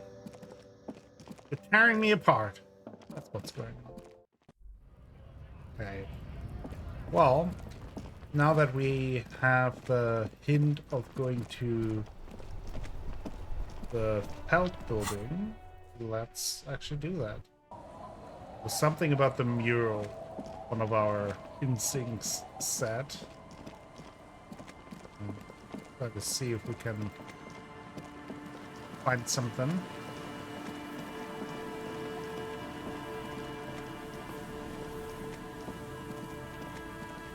Maybe he knows something about it. Hello. Isn't this a fine morning? I'm looking for a suspect. Have you seen any suspicious, anyone suspicious around? No, I'm afraid I can't help you with this one, officer. It's just a regular day off for me and Mikhail here. So you haven't seen anyone around? No, I'm sorry. As I said, this is just a day off. We just arrived anyway. There's something friendly and familiar in how he says that. A day off. Hey, what about this mural? You see, a once bright, a slogan used to intertwine with the loops a long time ago. Closer. Above the mural, a collapsed roof, broken windows set in walls that are cracking and will soon also fall, and the coastal breeze rustling and sighing in the remains of the edifice.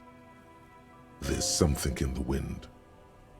Sometimes the only way to go forward is to fail first. Why do I feel like I know this place? I'll be refilling my coffee real quick. Indeed, somehow you knew it was here. An urban ruin gutted by looters that once used to consume money and dispense warmth and light.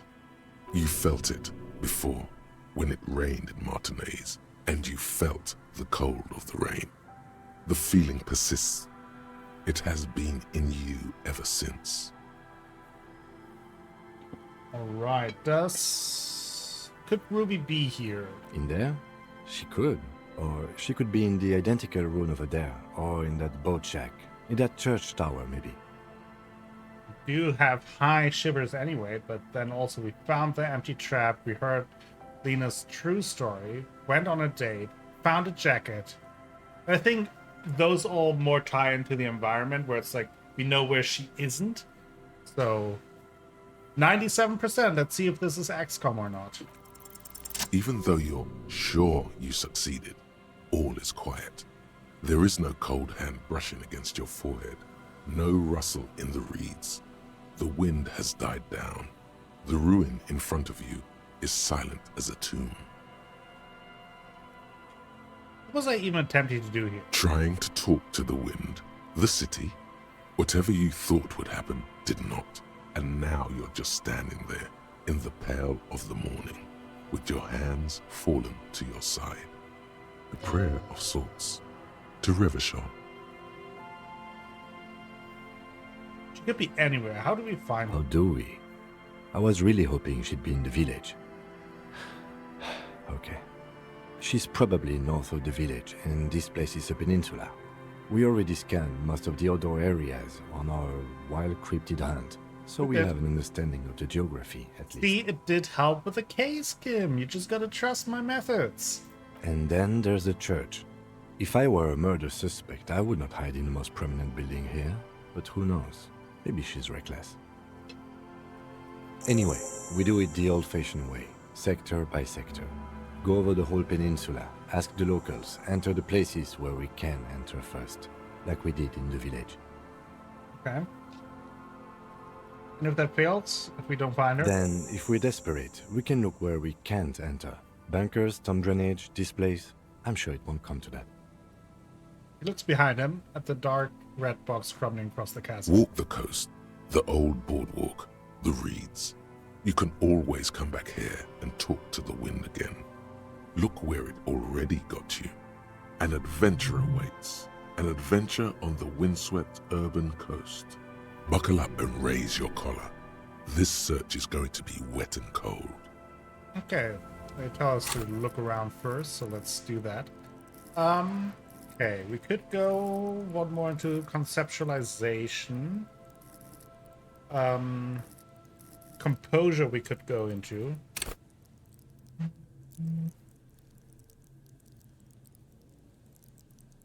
Let's go into composure. Anything new from this guy? Hello. Isn't this a fun? So let's start with this building to the south here.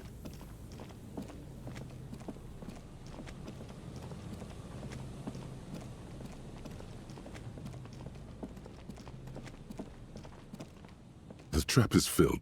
Poor things. There was a check here for this billboard. A scattering of bullet holes is spread There across was the visual cracked wall, calculus. reaching from one corner to the other. Do anything about that right now?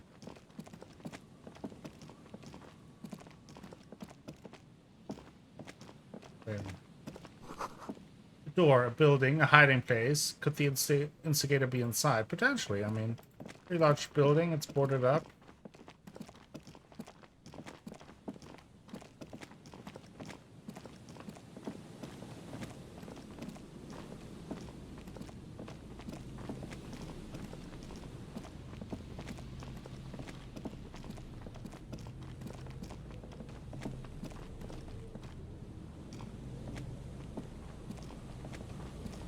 A few locusts trudge along the wall of the trap. The rest are piled in a heap in the corner, dead. No phasmid anywhere. Poor things. Just checking. Maybe we will find the phasmid.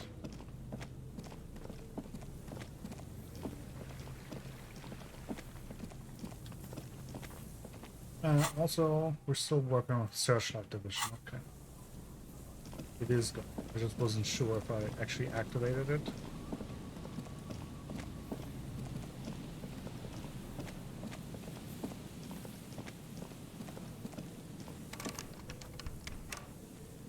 I don't know how to use this. Usually that if it's white it indicates like you have to carry something to activate it, but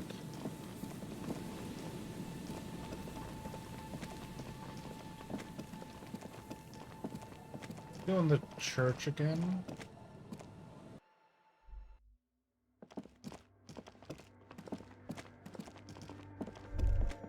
Oop, there's something. The silence in this part of the church, it's almost palpable. All the shifting matter and shuffling of living things is gone. Nothing seems to exist beyond the church anymore. Maybe if you were to stand in just the right spot, even your footsteps would be completely silent. Wait, I think I still hear something. And then it's gone. Almost all of it, but for the faintest of hums. You can hardly hear your own breathing. Okay. Yell as loud as you can. Your voice is barely audible. Not a howl, but the softest of whimpers. It's unnerving. Stomp your feet and clap your hands. You produce a few muffled thumps, after which the silence feels even more total, somehow. What's happened? The lieutenant points to his ears and shakes his head. Then he leans closer. Can you hear anything? Almost nothing. It's beginning to worry me. The church just has strange acoustics, some engineering trick. His detached tone conceals how uncomfortable he is. What if it's something paranatural? Please, detective, not this again. He's trying to act dismissive, but at this particular moment, he's more open than usual to the idea of paranatural phenomena. Should be. Look up the bell tower. The orderly rows of ceiling panels become barely visible, then disappear completely in the darkness of the tower overhead. 83%, that's pretty decent. Try this, but it's a red check, so no retrying. Nice. We're pretty successful today, overall. Except for the karaoke, which I guess, in a way, made it even better. It's like there's something moving up there. A shadow has emerged from the tower, and it's making its way toward you through all the other shadows. On the ceiling? Yes. The darkness makes the ceiling feel infinitely far away. It's climbing, climbing down, holding on the beams. All the shadow's movements. It's not a shadow anymore, becoming more substantial as it gets closer. The shape of an animal descends. Officer, is there something up there? Oh no, you've lost sight of it. Where did it go? It's blink. Uh-oh. What? You see something hanging from the rafters, looking straight at you with dark eyes. Maybe it's possible to talk to it. Maybe. That's creepy. Is that Ruby? The shadow is a man. That's Tiago. A man made of the same stuff as the carpentry of the building. He is studying you intently. The crab man. Are you the crap man? The man leaned forward a little, fixing you with a steady, unreadable gaze, then speaks. Habitual alcohol use has made you into a scared little pussy, Holmes. But No. don't worry, everything's gonna be alright. You come to the right place. Right place for what? Here you can receive the mother's love.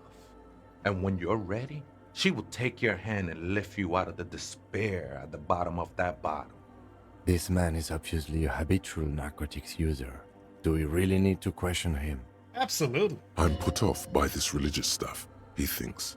And maybe the ceiling climbing, too. It's all very hard to square with the lieutenant's own view of reality. Hey, and what was that about the bottle again? You haven't even drank that much lately. Lay off it already. Shish. I'm a policeman. I need to talk to you about police things. I don't know anything about alcohol use. Oh yeah, sure. You don't know anything about alcohol use. You got it all under control, Way. I could smell the control all the way over here. You don't know me. You don't know what it's like. There's something white pursuing me. White and very sad. I was like you once, just dragging my feet to the next bottle. Shit was dark, Holmes. You know, actually, since we're here, you may want to pay attention to what the ceiling climber is saying. If the lieutenant agrees, then maybe, just maybe, you should pay attention. Look at these crazies. What is this? A fucking intervention? Right? Intervention by a crap man on Kim? Fuck you, crapman! You don't tell us what to do! Tell him! Thank you, Necktie.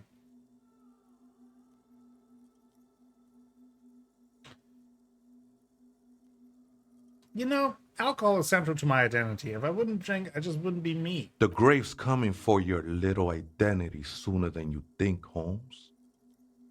You sure you're ready? The mother could set you free from all that shit. His words echo in the cold air of the church. This is the Church of the Mother of Silence. You are welcome here. He sways gently on the beams, waiting for you to take it all in. This Mother of Silence sounds like a serious player. You might want to be careful until you find out what you're dealing with. I'm going to ask you again. Are you the crab man? Never known myself to be a crab. But if that's the name you got for me, I won't stop you from using it. To be fair, it's really more like spider. I always thought of myself more like a flame, flickering along the rafters and beams. It may be that I gotta work on my technique. What were you before you became a crab man? I was in a gangway, but my memories of that time are fading. Most of them are already gone.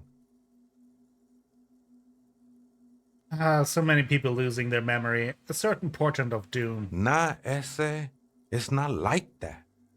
Best thing that could happen to you, losing your memory. Do you remember your name, sir? The lieutenant is not particularly interested in this information. He's just trying to assert some control over the conversation.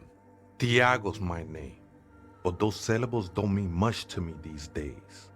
A name isn't just your identity, but also, so to speak, your place amongst your fellows, your place in the world. I ain't got no use for such a place anymore. My name sets me apart from my fellows. How often do you meet Raphael Ambrosius Cousteau? Don't think I met one yet, Holmes.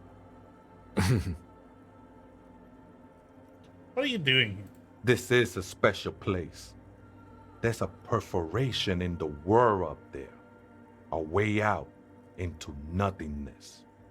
This church was built around it for purposes of veneration. I circled it, nurtured by the silence bestowed by the mother.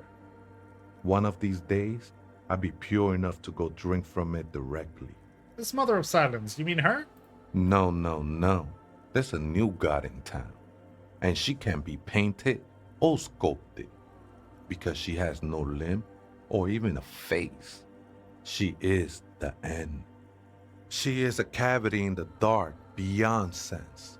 She saved me, but I couldn't describe her to you. No one can, Holmes, and no one ever will. What will happen once you drink from this perforation? I will be incinerated, but not destroyed. Finally, I won with the state of the world before reality began. You sure you didn't just switch one drug for another? It's not like that at all, man. It's just faith and joyful service. Hey, I'm not judging. I've got drug problems myself. I can see, and it saddens me. But devotion can save you. It is It kind of a saved drug. me. I heard that before, Way, and I know I can't convince you on the spot. But think, when's the last time you woke up from silent communion with a hangover, regretting what you did last night? There are drugs darker than alcohol circling your system. I think love might have been my drug of choice, and I think I'm still hungover from it. She took you for a good spin, huh? Don't worry, bro. That love is but a drop compared to the ocean of the mother's love. The mother will eat all of you and never spit you out. I guess you have a point. I know it will take time. Don't sweat it. I still don't understand what you're doing in this church. Take time. I'm a seraph, Holmes. I sing the mother's glory. You should sing for me, the superstar cop. I ain't from no Marietti, if that's what you're thinking.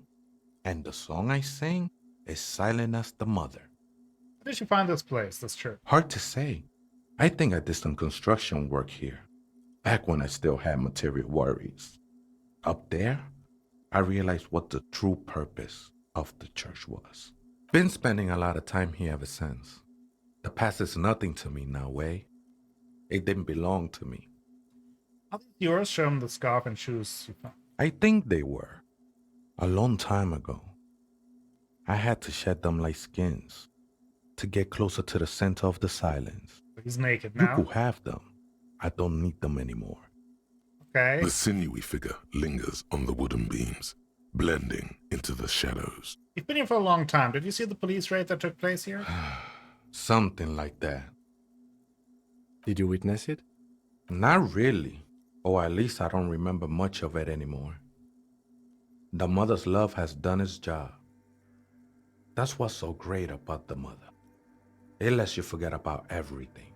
Some ravers want to turn this place into a nightclub. The ones in the tent outside? Right? I see them. Guessing they're the ones who call me a crab. Probably scared of me. Do they have a reason to be scared? Nah, man. They look pretty funny. And I don't harm no one anymore. And though he used to, a long time ago. What do you think about this nightclub thing? Why not? They wouldn't bother me none. I'm usually way up there, imbibing. Ain't no music on earth that can reach where I go. Might even be nice to have some company. Okay. He said that in spite of himself. He's more attached to the human than he'd like to think. You know where the other spooker is? Pointing at the strange machine around you. Other spooker? Oh, esa viejita es muy estudiosa. Don't know, Holmes. Wait, so there is another person living in this church, and it's a viejita? No. I just call her viejita because of her clothes. She's actually quite young. Or maybe not that young. Age is just one of the many masks we wear. Wait, what if it's Ruby? Yeah. Did it ever seem to you like she was hiding here from something?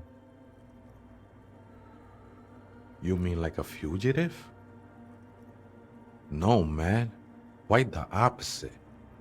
I don't think she cared much about authority or anything else for that matter. Maybe only about her machines. Could also be the third mercenary.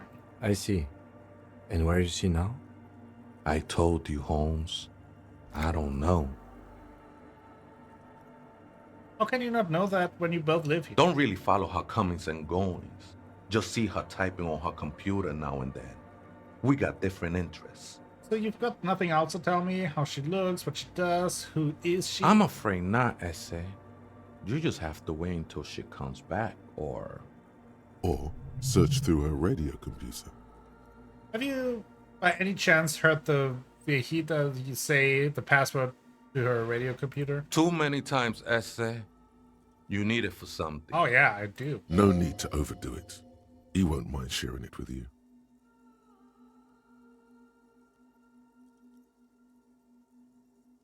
Yes, it's for first-degree murder investigation of Martinez. Don't sweat it, Vato. The password is afterlife death. That is true. But what comes after death? Okay, we got the password. What do you think of that? Makes me almost pity La Nilita Pequeña when I hear it. I think we're done here, Essay. Okay. That was an interesting conversation. It was, but it helped us. However, I'm still not sure whether we'll find our suspect here. No, but it does give us access to the computer. And we can talk to the ravers as well.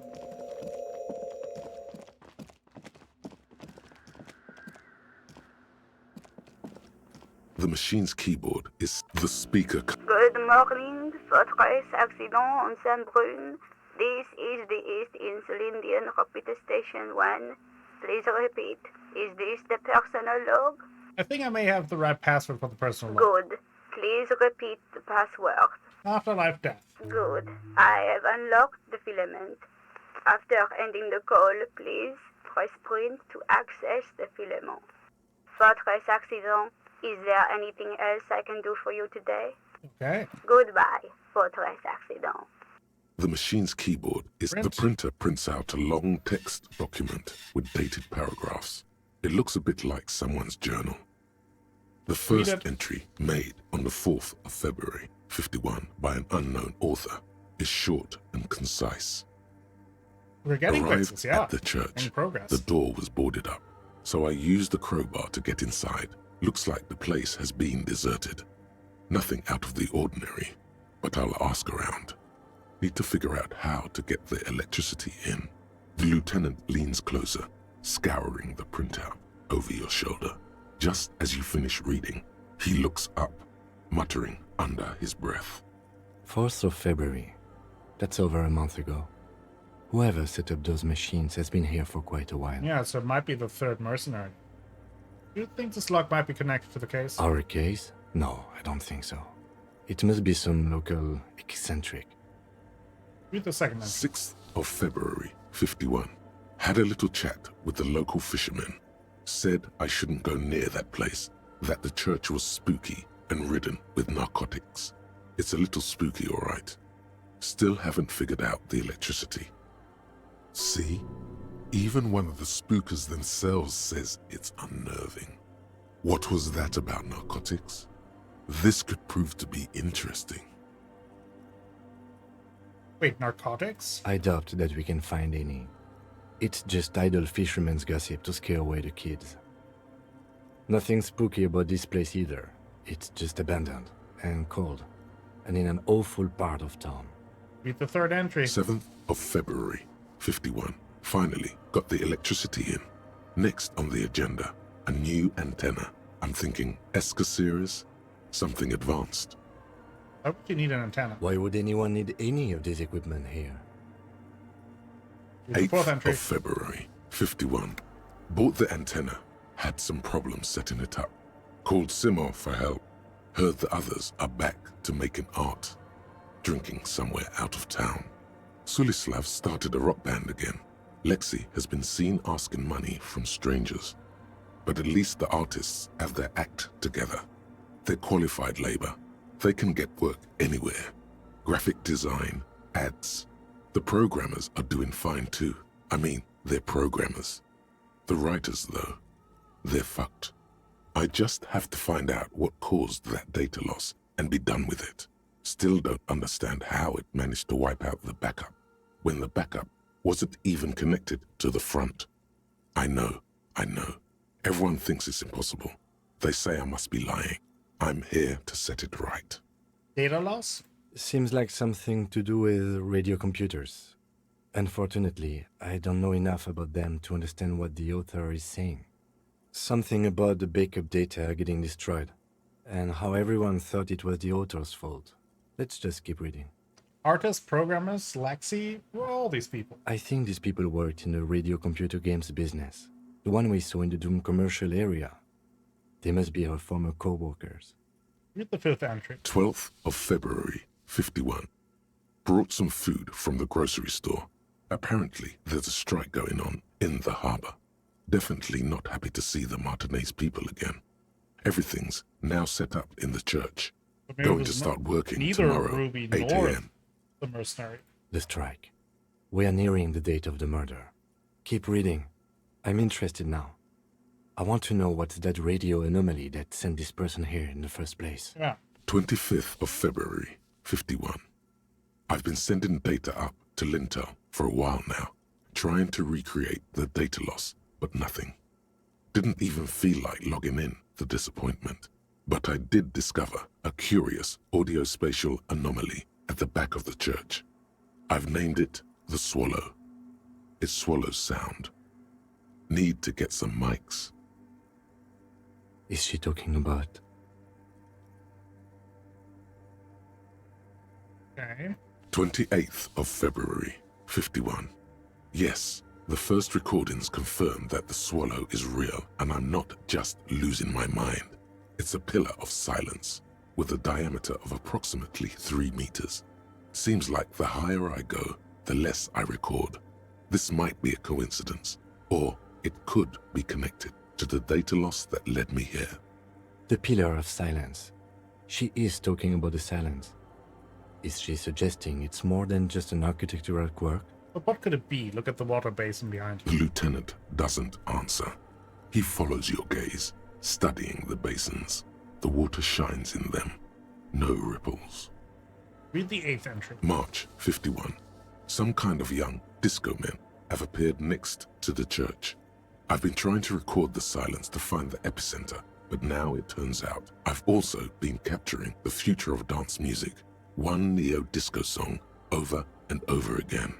Fortunately, the song is so monotonous, I was able to devise an algorithm to factor it out. The other day, one of the disco men came in. Before I could even say hello, she got scared and left. Good, I don't want anyone distracting me from my work. She must be describing herself. The girl on the ice? Sounds like her, yes. March 51. I got a call from the repeater station. Someone has tried to access the radio computer in our old office in Martinez. Can't do anything about it. The storekeeper still doesn't want to let me inside the building. Thinks I'm part of some kind of curse. How Martinez of her. Ah, that's me. I was the one who broke into the radio computer. The storekeeper must be Plaisance. I knew it wasn't a good idea to meddle with the machine. No. It was a great idea. Yeah. You're learning things. This is how you learn things about machines. Exactly. Read the 10th. March 51. A new 2-meter aux cable. Noodles. Crackers. Ping energy drinks. Water. Toothpaste. Gum. Also, some canned air. Your reading is interrupted by the sound of the church door opening. Oh, she returning? A strange woman makes straight for the radio computer.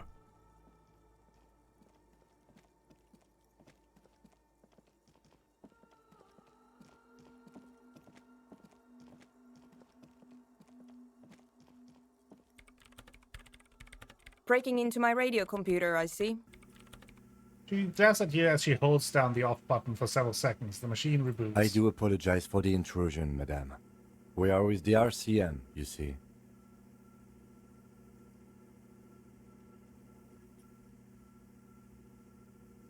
We're looking... we're not just breaking in. I'm pursuing a mysterious lead, searching for my lost identity. You won't find any answers from here.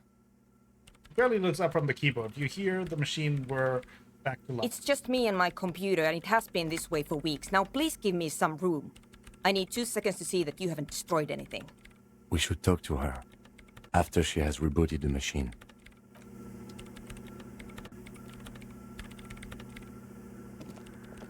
What is it? I didn't break anything, did I? No, you just printed out my personal log and wasted some paper. Are you the lead programmer of Viral Untethered by any chance? Yes.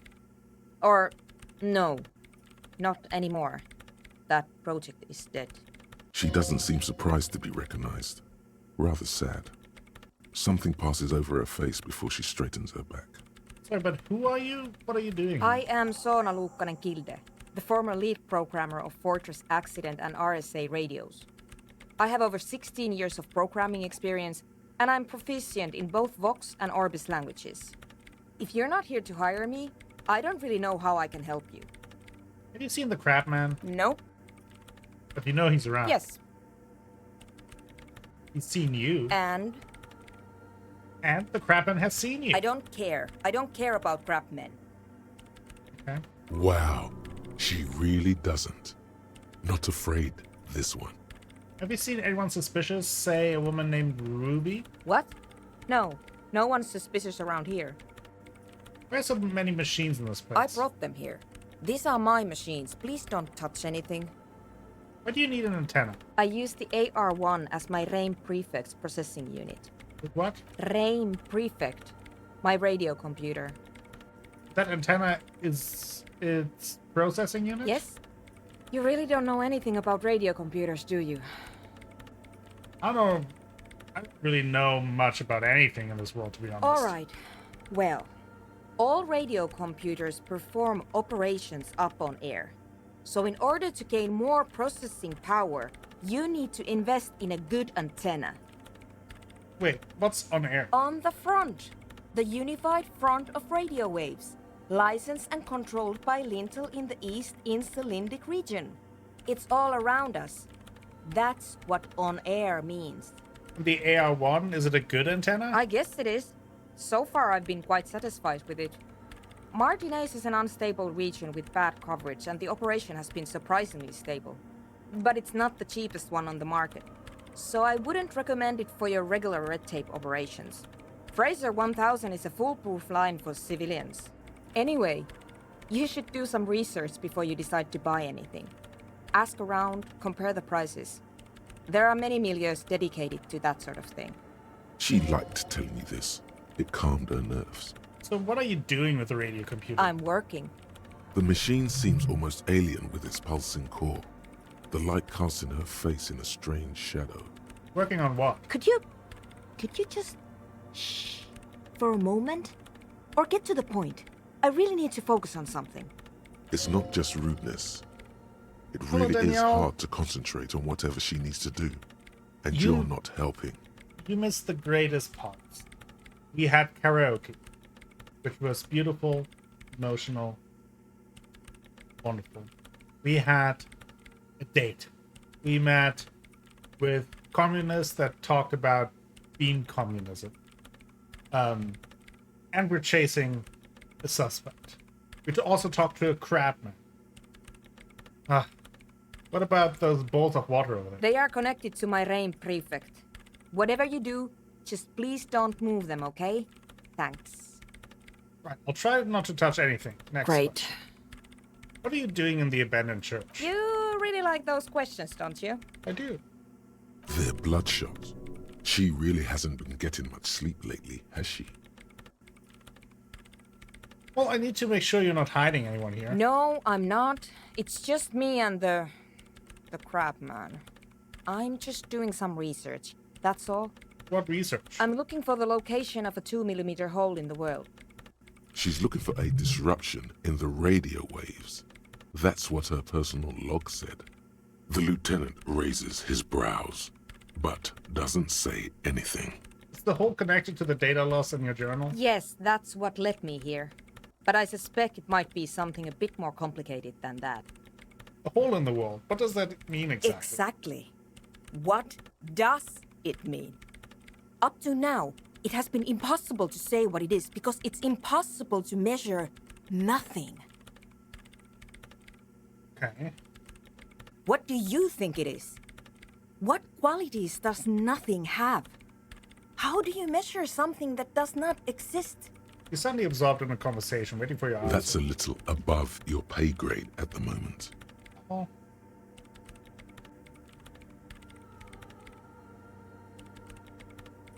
I can't even understand how we're talking about something that doesn't exist, let alone measure it. You measure it by its surroundings, by that which does exist, which is what I've been trying to do. I've tried using hydro transducers to record the silence, to find out where it begins. But honestly, it's not progressing very well. But does it have anything to do with necroplasmic life forms? Ghosts, in everyday parlance. Doesn't have anything to do with ghosts. Ghosts? No, I don't think so. I don't believe in ghosts. What about supernatural entities? I don't believe in them either. What not many know is necroplasm exists. Great. What are we talking about? And why? Do you have any idea where this hole might be located? Somewhere underneath those roof beams, I assume. Only a faint crisscross of rafters can be made out from the dark. Most of the tower disappearing into the shade. Strange things may flourish in the dark. Right there. There's this place at the back of the church. A place where all audible vibrations seem to decease. I've named it the Swallow. And the higher you go, the less you record. The Pillar of Silence? Are you sure it's not just an architectural quirk? Maybe, but it's oddly close to the physical coordinates of the data loss that led me to this place. This is where the Crabman lives. I know. You don't think Crabman might be somehow responsible here? No, I don't. She sounds mildly annoyed by this line of questioning, her hands typing hundreds of commands into the machine. You said that the research isn't going well. Why not? Because it's just trial and error, trying to locate the Swallow, the exact point in space. And I don't have a... You know what? It would be really helpful if you could just stop talking and let me work. That's all I wanted to know about the scary 2mm hole in the wall. Great. For now. Thanks. How do you feel about hypnotic dance music? What? I hate it.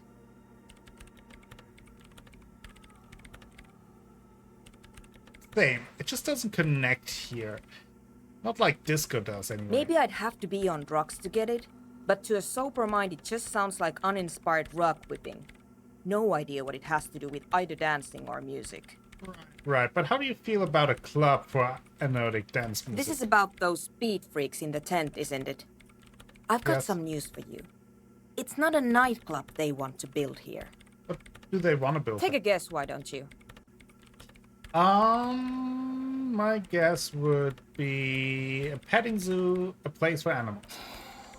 I can't believe they got you so easily. Go have another talk with those up-and-coming entrepreneurs, will you? Thanks. Good luck. I'm not Well, we gotta do that. All very interesting. Didn't really help us with Ruby, but I guess it helped us in the sense that were able to rule out if he was there. Let's talk to the cell first. Hello again. Have you seen a red-haired woman? No. Just no? It's pretty desolate here. I only hear the dogs bark at night and see the shadows move down the coast. Long shadows, short shadows, quiet shadows of local children, loud shadows drunks, and also a shadow made of sticks. You breathe on your hands for warmth. Considering what we're trying to do here, this doesn't seem like a good sign. Superstition. We can turn the grim desolation into a fun dance club, and thus also help turn this hellhole around. Let's see. It's supposed to accept that. The floorboards are. They will not in a. Go ahead. What your My associates? associate. Sorry. Don't know what makes you think it'll be any different later, but Exactly was get Sal to talk about her associates. So probably need to find out more from them first. Talk to these weirdos. Hi again. So, how are things going? Oh boy. Logic -2 headphones. Okay. Goodbye, officer. Let's see if we can work on that. Let's put on some logic clothes.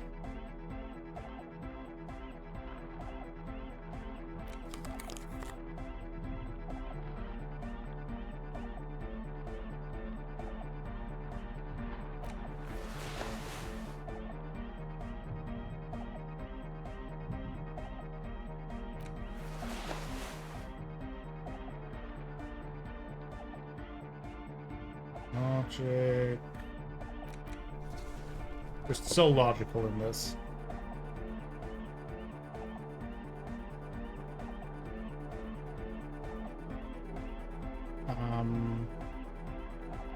Making sure that there's no minuses on the logic. Okay, we have now logic +5.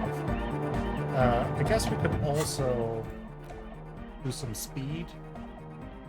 Oh no, actually we would have to smoke.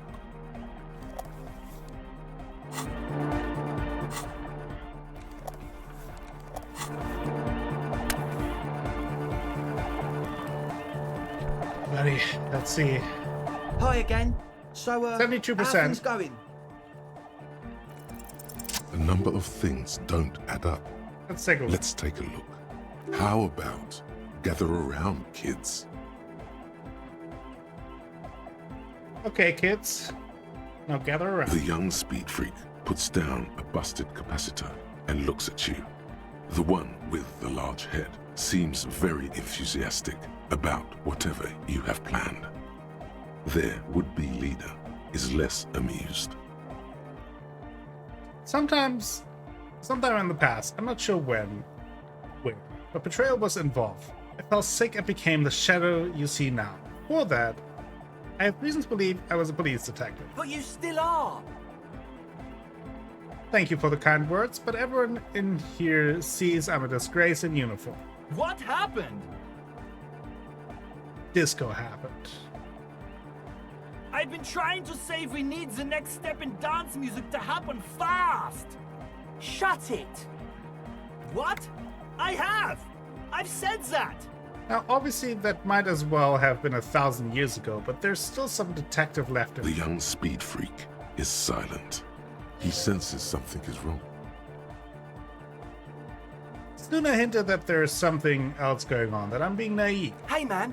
Who knows what she's on about? I get it. She doesn't want us in the church. She's got something against us. Who doesn't like to dance? She doesn't like to dance. This isn't the making of a club. It's a tent full of laboratory equipment for manufacturing drugs. I have no idea how you arrived at that conclusion, but it's wrong. Look, we even have speakers. One speaker. They have one speaker. Where's his friend? Did he lose his friend? What do you mean, friend? The other speaker. You only have one. It's a one-speaker system. It's monodynamic. You wouldn't know the first thing about sound reproduction in anodic music. Other speaker. You have no headphones. Wouldn't the cell need her headphones to spin the tape? What do you know about spinning tape? Nothing. I know you pawned them, likely for lab equipment and drug ingredients. I'm sorry, but there is no lab equipment and no drug ingredients. That nose affair is here for its active ingredient. He said it was for his nose. What more do you want? The distilled water, cornerstone of a clean lab. And of all cellular-based life. What's your point, Lawbringer? The ether in the air, a useful solvent, good for getting acting agents out of a solution. Make up your mind. First it's the sweat, then it's the ether. There is no need for me to pile on anymore, is there? No shit. In short, you tried to use a police detective to set up a drug lab. That's... Come on, that's... Punishable by summary execution? It's not. So what are we going to do with you? What do you mean, do? There's resignation in his voice. He's almost ready to drop the act. It wouldn't take a lot of pushing. The optimal way to go about this would be indifference. It begins by you telling him you don't care about any of this. I don't really care, I just want to crack the case. Do what you want, and I'll do what I want. Really? Really, I wanted to ask you about something else. You wanted to just ask me about something else? Or you can tell me the plan for the church. Or you can tell me the plan for the church really was. He thinks for a moment, then opens his mouth, but closes it again. Then finally raises his hands. Things are just way too hard for an entrepreneur in this city. It's not like we're not going to turn the church into the wickedest club in East Revachol. Because we are! We totally are! We just got to turn it into a speed lab first. You know, to get our foot in the door. Why did you need me? Like I told you, spooky arseholes moved in while I was getting all this stuff together. A month ago, the place was empty, and now it's all spooked up. They're not really spooky, are they? No, man. They're spooky, all right. It's just that they would also probably call the police if we started cooking speed in there. But the sign was way off too. I couldn't feel the love at all. So, what now? This is it. Judgment time. Okay.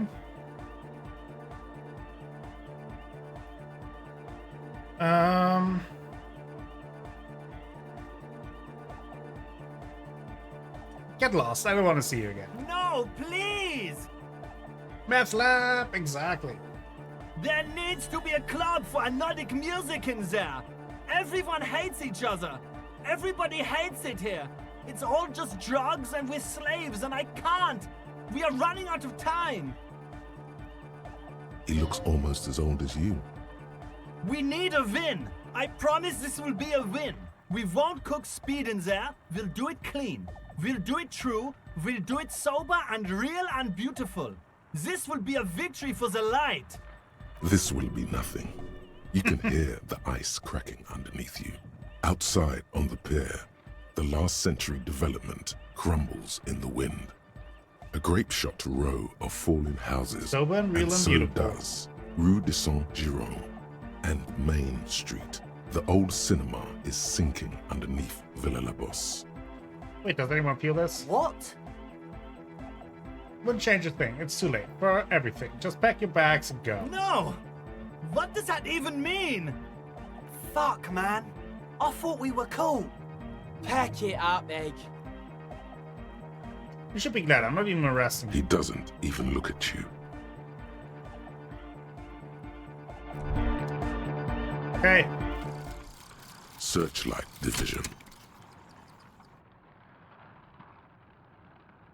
You've sharpened your senses by being on the lookout for missing persons. Now you notice more of what's happening around you. Perhaps, when you're done with this case, you can join the Searchlight Division of the RCM and find every Revacholian that's ever gone missing without a trace. There is undoubtedly a backlog of such cases, because you never know. A missing person could be just around the edge, barely out of sight. Plus 2 perception. Wow. Just straight up. That's really good. Can I take anything here? No. Well, that's that. No more Nordic dance music.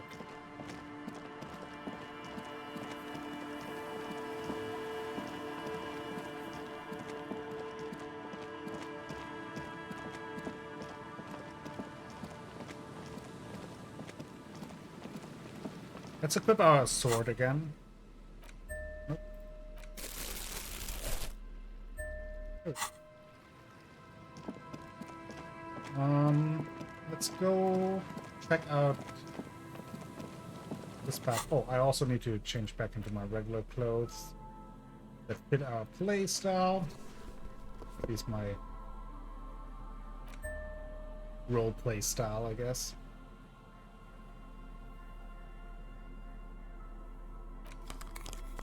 What else? What else? The visor.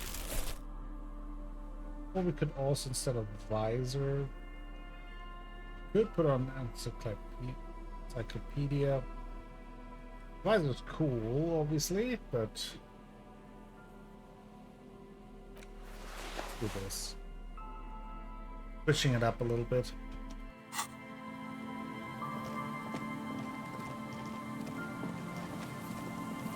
Kind of checking if there's anything new since we're still looking for Ruby. And there were those signs up there. An old door worn by elements. God. Red check, so I don't just want to try a 3%er and try it again. Here we found like signs of cigarette spot being hidden and like a little bonfire, but nothing else. Doesn't really look like a place where anyone could hide. Check out the cryptid. Just dead and dying locusts and the slow swaying of surrounding reeds. Poor things. Alright, I think we're going back to the Felt building.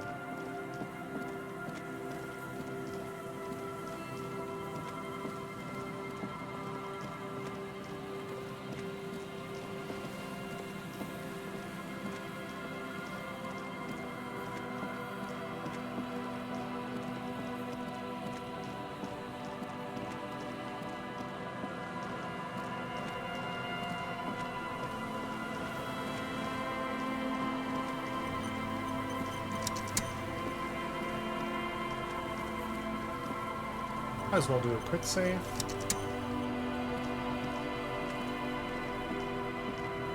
The once bright mural towers above you, saying, Feld Electrical, R&D. Tomorrow is just a whisper away. Listen to the wind again, 97%. A breeze, like a quiet sigh, moves over you. Are you kidding me? The cool air breaks across your body. It brings the salt of the sea into your lungs. Go to the children of the big sea. What the hell? The wind rushes away, leaving you where you were, on the rotting boards of the Feld building. Officer, are you okay? It looked like we lost you for a second. Did I have a seizure, Kim? Doesn't look like it to me. Probably not, anyway. Need to talk to some kids in the village. When you're ready. Oh boy. These suck. Friends forever indeed, Danielle. Hashtag FFS. Friends forever. Hey kids. My instinct tell me to talk to you. The scruffy-haired little boy kicks a stone while the other watches him do it. Kids, has anything strange happened lately? We had bad words and said, I got in trouble. Bad words. Bad words. Okay, what happened? We just heard funny voices.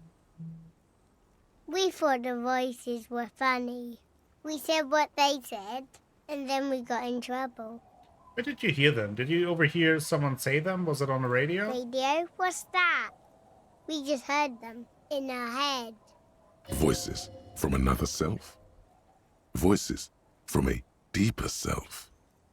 Voices from early schizophrenia. Any family history of schizophrenia? That bad word? Oh, just tell me what you heard. It was like, it is time at last. My nasty speech reeks. Our brother man is about to grow up. DJ Flatios, Big Boy Davio single is here. Buckle up, cause this is the fastest trash that you're ever gonna hear. speak it out. Now here's... No. Don't say bad words, stupid. A word when you're done. The boy draws a jagged rock across the ground. It leaves a white scratch. Have you seen any bad people around? What bad people? I don't think questioning 4-year-olds without their parents present is gonna crack the case. You don't tell me what to do. I've been doing just fine, kid. Then we're definitely doing it. It must be Lillian's twins. This one doesn't say anything, kicking the concrete with his worn-out sneaker. Lily's our mum. I already said that. The stone kicker laughs suddenly. His head is too large for his shoulders. The other one laughs as well. Maybe there's some kind of reason why they're laughing. An interesting reason, somehow tied to the case. Yeah, must be. What are you laughing about? The boy stops laughing and looks at his toes. Oh, okay. So now he's shy. Now he's not talking. Just wobbling around like he's afraid of something. Is Lily your sister? Yes. Yes? Yes. That's it? You're being laconic about it? It doesn't look like he knows what that means. Children are stupid. You're stupid. Okay, how about the policeman asks you something else now? Okay. Okay, you wanted to talk? Detective, about what the twins had to say. I believe they heard something. And given the poverty of this part of town, I don't know how they could have heard the radio. I don't know how they heard it, but I know the station they imitated. So they must have heard it somehow. What channel was it? Speed Freaks FM. Speed Freaks FM, huh? Yeah, local station, known for its kinetic music and aggressive style. Sounds a bit rough for me. I like tenderness in my radio, I think. Yeah, anyway. Weird as it is, the situation is not connected to the murder. This isn't our business. It's a mystery, though. Mysteries are our business. Yes. Mysteries like who killed the hanged man are our business, not this. Besides, maybe it was just a radio they overheard. They might not be old enough to know the difference. How would they have heard the voices? Well, but didn't Ruby have advanced radio know-how? The lieutenant shrugs. Let's at least rule out radios before continuing. Maybe the twins didn't know it was a radio they were hearing. The washerwoman seems to know everything that happens here. Let's ask if she heard anything before moving on. Okay. After you. Well, old woman, Speed Freaks FM. Our tenant, the policeman. Pretty I sure hope the that waves don't keep you up at night. Kim What likes can that I help station. you with? Have you heard a radio on the coast the last week or two? A radio? Ah, no. We play no radio here. There's one in the shack, but it's never used. Any idea how the twins could have heard Speed Freaks FM? Was that the nonsense we were spouting? Pah! Olden days were golden days.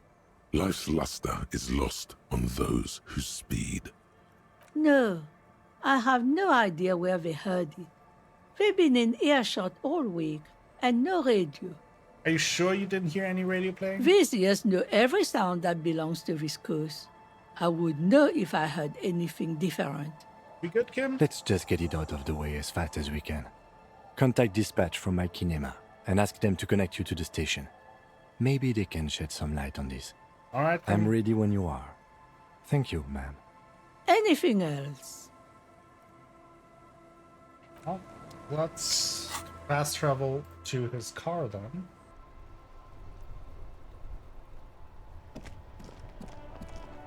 Inside, you see a set of steering levers, a radio microphone, a pull-out toolbox. This is Precinct 57. How may I assist you? Alice, I need you to connect me to Speed Freaks FM. Come again, officer? Speed Freaks FM, a radio station. It's for the case. Okay, officer. One moment.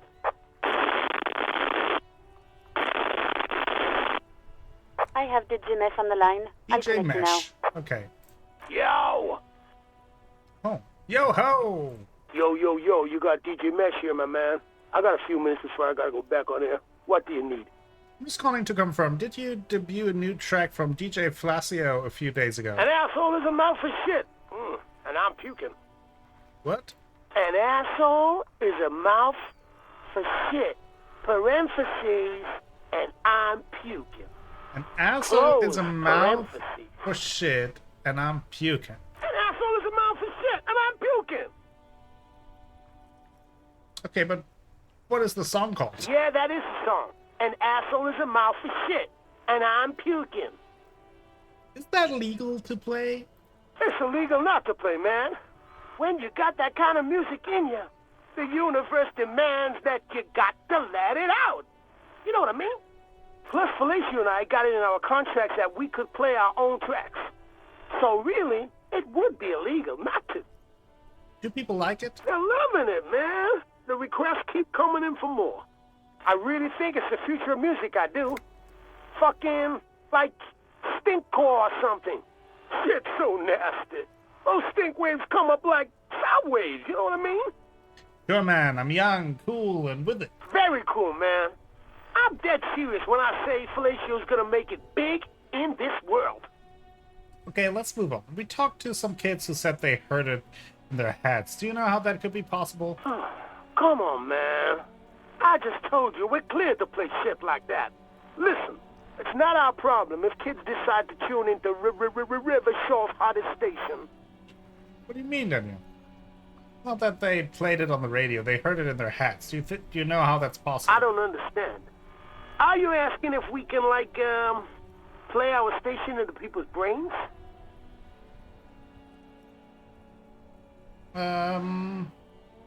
Yeah, like a new way to equalize people, getting them all on the same station. A great tool for communism. Right on, brother. We got to make sure everybody tunes into this sonic revolution. But we didn't, like, force it into people's brains. Got no idea how you do that. Short of them just tuning in on their favorite radio receiving device. Okay, I'd recommend looking into it, though, for the revolution. Revolution Brain Broadcast. Got it, yeah. We'll look into that. Was there anything else you wanted to ask? No, that's what it is. Nah, man. Thank you. This has been an absolute pleasure. Later, cop man. The party has terminated the call. Is there anything else I can do for you, officer? We're good. 57. In the cabin, you see a... So, Kim, what do you think? Okay, about Revolution that code, Brain Broadcast, exactly. let's start from the top. You need a bath? There's no doubt that the twins heard Speed Freaks FM.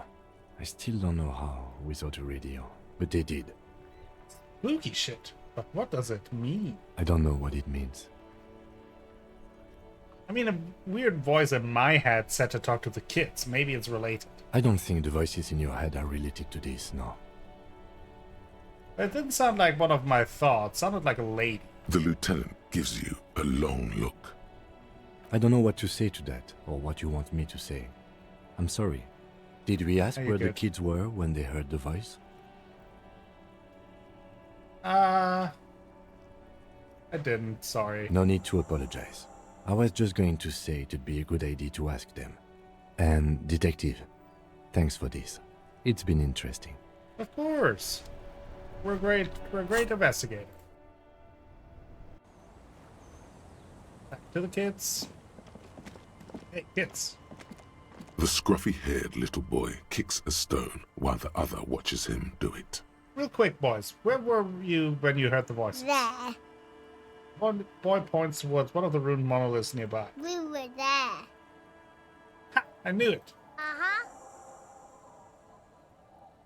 Full circle. Back to Feld, then. When the boy turns the rock over. Back to Feld. We'll put the goose chase here, but we're doing it.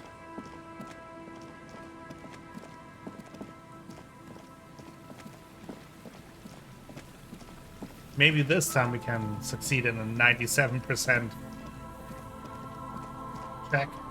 The once bright mural towers above you, saying, Feld Electrical, R&D. Tomorrow is just a whisper away.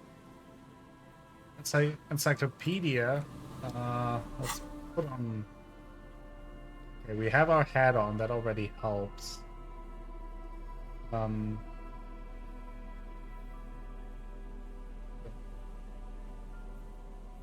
one also helps. It's +3 encyclopedia. I mean, The once as good bright as we mural can go. towers above you. 92% saying, chance. Feld Let's see. Electrical, R&D. So you know a lot about radio. Enough to know you have no idea how or why those boys heard Speed Freaks FM in their heads. Knowledge like that isn't just obscure, it's unknowable. Dangerous theoretical facts like that are probably protected under the coalition government's Articles of Dominion, Title 14, Article 7C. While an expert might be able to suss it out on their own, a layman like you has no hope. You don't know how it happened, but the stores of your knowledge are vast, and there is something crucial in them. What's that? You know where Ruby isn't. She isn't in the fishing village. She's not with her bullet under the floorboards in the shack. So where could she be? Land's End? You took in the sights there with Lillian. Ruby wasn't up the disused radio tower among the reeds or beneath the boardwalk. The alcoholics never mentioned seeing Ruby either. Idiot Doom Spiral gave an exhaustive account of recent events, but never mentioned seeing Ruby. You've searched the whole coast for Morel's traps, just as you didn't find the Insulindian Phasmid. You did not find her. You've even entered the church, met Tiago and Sorna. Some criminals seek sanctuary from sacred buildings, though the sanctuary laws were abolished decades ago. But Ruby wasn't such a one. And you do know one thing about radios, Ulan. Ruby dabbles in advanced radio theories. Ulan, the Speed Freaks mystery. It might just be related. Okay. Does that mean she's here? If she's here on the coast, she'll be here. And besides, something weird happened to the twins around here. It'd be nice to know what caused that. Another fact for your collection. Suddenly, there's a sigh, carried on the molecules around you, moving, flowing from high pressure to low pressure, like that of a woman emptying her lungs. She wraps the collapsing stone box in front of you, in her breath, flowing through it. Where does it go? In through the collapsed roof, flowing down a concrete staircase to the basement, sweeping away footprints in the dust on the stairs, and then the beach below the boardwalk, its winding tunnels, a whisper away. What's happening? She's down there. I think she's down there, below this building. Okay. Why? Well, the wind told me. So, how do we get in there? The doors were on the collapsed side of He's this still building. defeated at this point. They're It's gone, like, basically. I guess. Like, if you're saying the wind told you. Finally, my time to shine. There's a ladder next to the side. Perhaps we can climb it, enter through the roof? Perhaps you can climb them. We are not climbing anything. I'm 43 years old, and I plan to live to see 70. There has to be a way to use brute force. Climbing sounds unsafe. Brute force is safe. Yes. Look around and find something to break if the ladder fails. Okay. There is this pipe down there.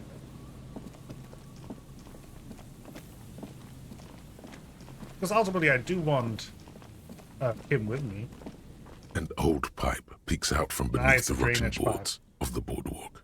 Could this be an alternative path into the Feld Of course, building? it's very safe. Exactly, just Rose. It's usually the best and safest way to solve something. Your eyes slowly begin to adjust to the darkness inside the drainage pipe. The lieutenant looks over your shoulder. What's in there? An ordinary drainage pipe. Darkness. What else? As your eyes adjust, you see some trash. Crumpled up newspapers, cigarette butts. Someone has half-heartedly spray-painted skulls on the right side. And? And nothing. Broken glass from bottles thrown against the walls of the pipe. A syringe. So we get into the felt building through the pipe. Given that this isn't a martial arts thriller, it's highly unlikely, and not without risk to our health either. However, the pipe suggests there may be an entrance to the basement around. Lieutenant pushes aside the reeds and looks around. Oh, duh. Why didn't you think of that? Yeah. The lieutenant's face lights up. He doesn't usually notice these little things. And it's right here. A maintenance door. Okay. Physical instrument. Let's change our clothes real quick. Physical instrument. From this one. What's this? Instrument. We are investigating. It's going great.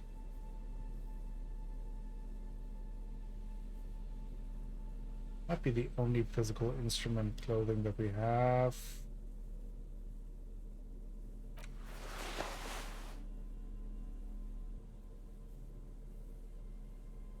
Just replaced it.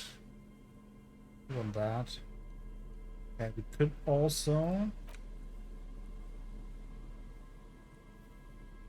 have a sip.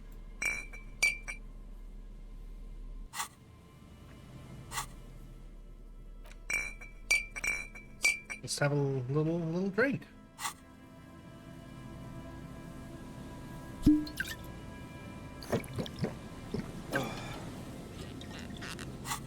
Let's equip our flashlight. Maybe that helps. Behind the pipe.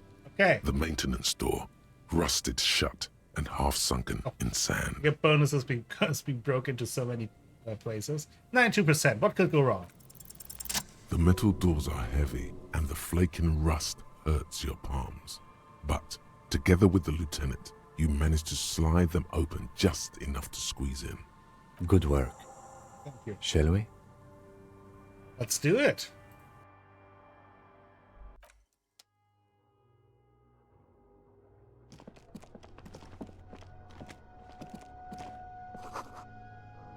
This overturned table is covered in orange mildew, crawling with something.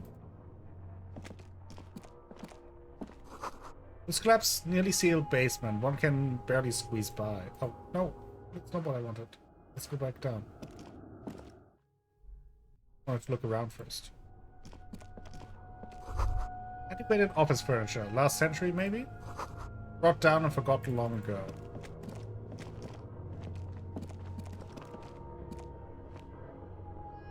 Old file folders in the cart. Documents silvery with mold. Series of thick, dusty panes of glass. This isn't just glass. These are old computation components. These are computer components? Yes, filament memories. From the time when wires were cast in glass. Slides with an inlaid nervous system. How'd they do that and why? The how was a closely guarded secret. Something that was locked in safes in human heads across the river where they were manufactured. As to why, your fingers don't know. The why is easy, because they hadn't come up with modern silicon-based systems yet. For vitreous cast filament memories, though, these seem incredibly advanced. Hey, Kim, look, old cybernetics. So it is. I think it is used to form a single system, slotted in the wall. So this is all that remains of Feld R&D? The rest of the building seems to have been picked clean. Could this be part of the Feld playback experiment? These? No. These are old filament memories. I hope you're not expecting to find that device here. You will be disappointed. All you will find here is pain. Nice. We love pain. Ooh. Inter-isolary suit jacket. Put that on. How does that compare? Empathy and hand-eye coordination.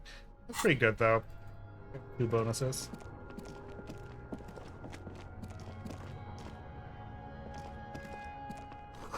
In the beam of the flashlight, a crevice in the wall. Oh, the flashlight revealed that. That's awesome. Ooh, very nice. Good thing I equipped that. Revolutionary's hat. +1 to Mazovian socioeconomics. I put that on. Steel fabric smell and dust. No one slept here in months or maybe years. This hat is so soft, so warm. It wraps around your head, and your mind tingles with all manner of socio-economic theory. This is an Ushanka, right? Kraz Mazov would have worn this Ushanka. Mazov knew where to cook those thoughts. That's why it bears a Mazovian logo. Glory to the revolution, comrade. Whether you like it or not, wearing this hat has made you more communist. Beautiful. I think we're switching back though for now, but this is we'll wear that for our next communist meetup. Revolutionary propaganda on the bunk bed, ancient flyers and brochures. These pots and plates are full of dust and spider webs. The same slit window you saw from the outside. A mustachioed and mutton-chopped man, amateurishly depicted, gazes at you with sad eyes. A plaque reads, K. Mazov. There is a spider web in the lower left corner of the portrait. Brush the dust off the portrait. Years' worth of dust is shaken off. The full head of hair, matched by an ample moustache and sideburns, look a bit silly. Someone crouches, heels digging into wet sand. Hands sweep across the sand, grains sticking to the frayed skin of the fingertips. An old man sits on a slab of concrete and taps his fingers against the glass of a scope. You shudder. Look, Kim, it's Comrade Mazov. Yes, I can see that. Looks like some communists were hiding out here. They left a long time ago. A long time ago? How long? Half a century. This was probably part of the network of defense posts the communards built against the amphibious landing. I think the purpose of this bunker was to produce propaganda. It would have had radio equipment back then, but that's all been looted. What's with all these secret weapons and caches and secret bunkers? We have found a lot of those lately.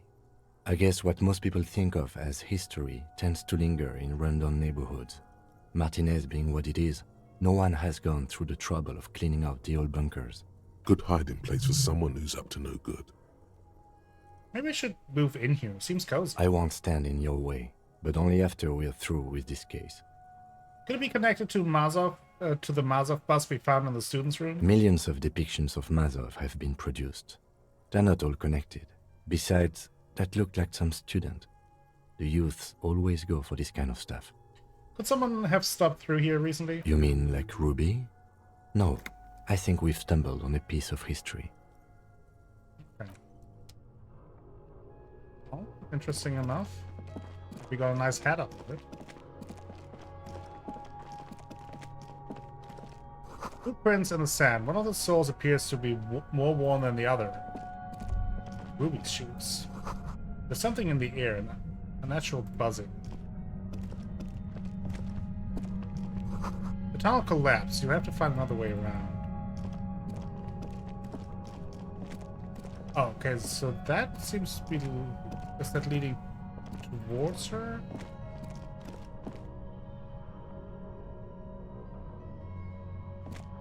I don't know. It's getting louder, the buzzing sound. It's leveled up.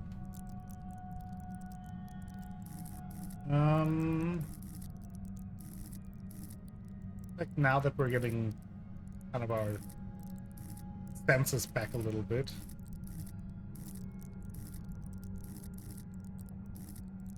What might maybe make sense to go one into logic.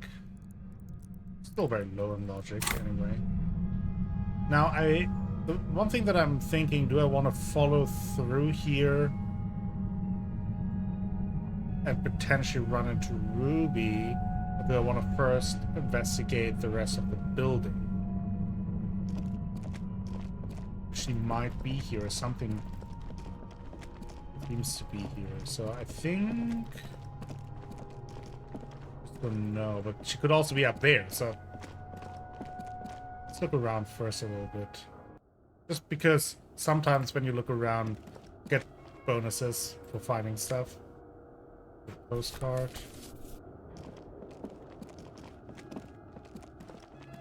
The glass is covered with grime and dust. You can barely see out.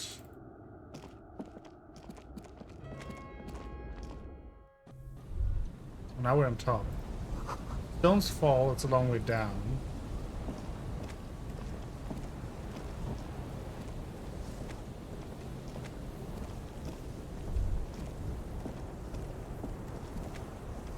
The central support beam has been destroyed by artillery fire. Gust of wind. Height feels dizzying. Okay, so this is probably where we would have come up if we would have used the ladder. Right, so we're good to go down.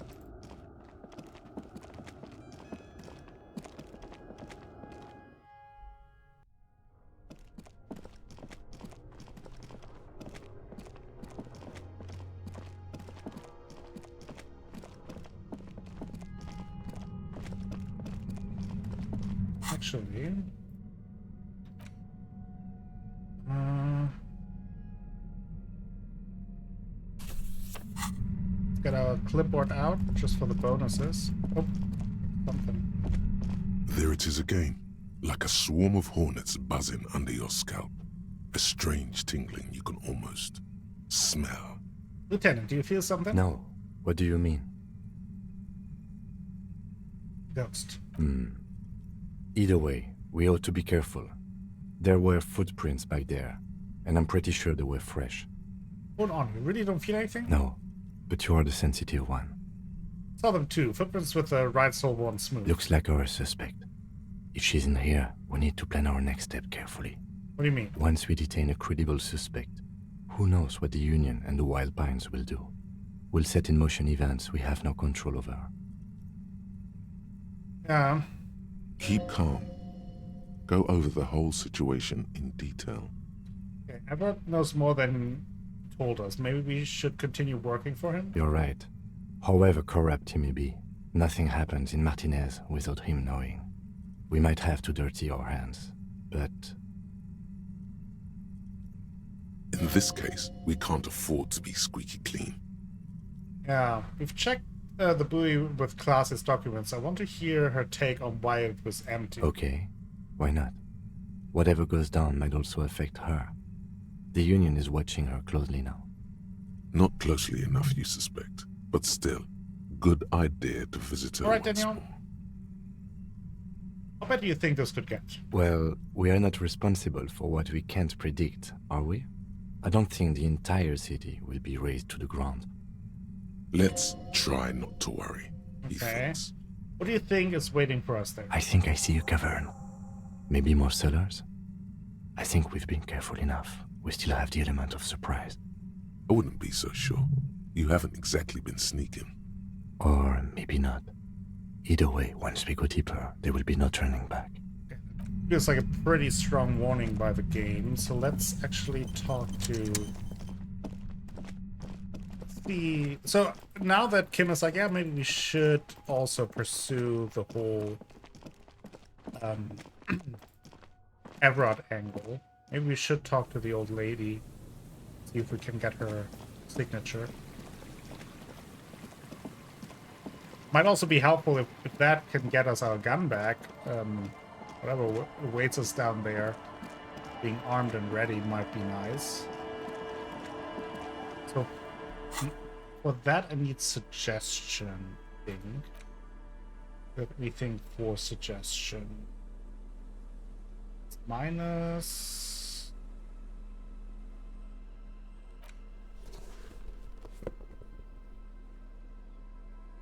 I think that was it. Lots of empathy things. Negative suggestion, but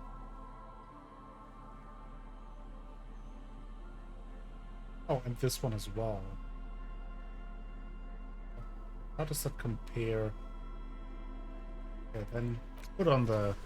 That actually looks quite nice. Suggestion +1. We could do some Pyrolidon. +2 Psyche. I think this might be the time to use it. Whoa. In your hand, Pyrolidon, the double rainbow of synthetic hallucinogens, rare and gritty, a product of the age of atomic power.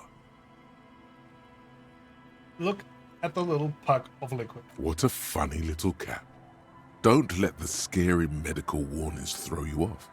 It's an inadequate antidote to radiation poisoning, but a potent antidote to boredom. Open the cap. The container is warm to the touch. Or is that just the anticipation? You screw the lid open and look. A little slit on the side lets you just slurp it up. Wait, like don't Kim an see me oyster. slurp it? Come on, what is he? Your mother? Is Kim your au pair? Slurp it. Slurp the morsel of danger joy. We will slurp No it. problem. We'll do it inside our cabin. Slurp it. Why can't I slurp it?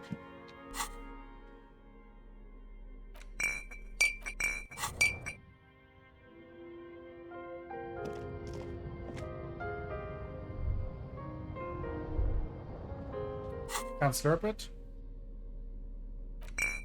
That sucks.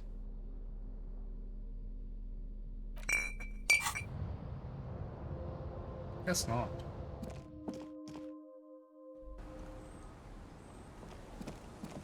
Well, let's see our chances. Our tenant, the policeman. I 58%. hope the waves don't keep you up at night. Not great. What can I... I think we have to slurp it. Can't slurp it though. Why not?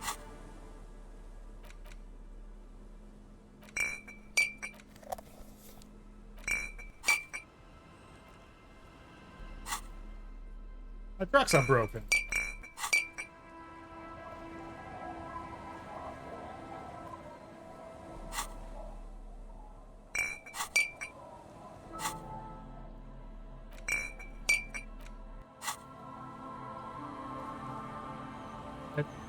Okay, I can't slurp, I guess. Equip our saber and clipboard. Our tenant, the policeman. I hope the 58%. waves... Logic and reason won't work on this old We didn't bat. have to slurp.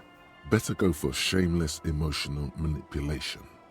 What's the grandmother's deepest vulnerability? Does this feel like a good thing, though? What's going to happen to Lillian's kid, the twins, and little Lily? What do you mean? What's going to happen? We are gonna grow up, of course. Yeah, but I raised my own kids in this village, and they are doing fine for themselves. they didn't end up like moribund alcoholics. No, they are good kids. I brought them up the right way. Are they here now? No, they moved to Faubourg for work. What do you think Lillian's kids are going to do when they grow up? Well, I imagine they'll grow up and leave too. You've got her. Now just reel her in. And then what? Then, You have her. Now twist the knife. Wait. Let her come to it herself. Okay. I don't believe the Fat Man's Youth Center is going to change anything. But what other choice do we have? It's not like the coalition government is coming to save us. I won't be around much longer anyway. Not with the dampness in my bones. Gotta put the kids If first. we do. But how do we do that? Will you sign these papers for the children? Fine. I don't really like doing this, but See that you didn't just get trying us to all solve a murder screwed. here. I might be half blind, but I have a good memory for treachery. Let's go mail it. He's not dissatisfied with you, but with himself.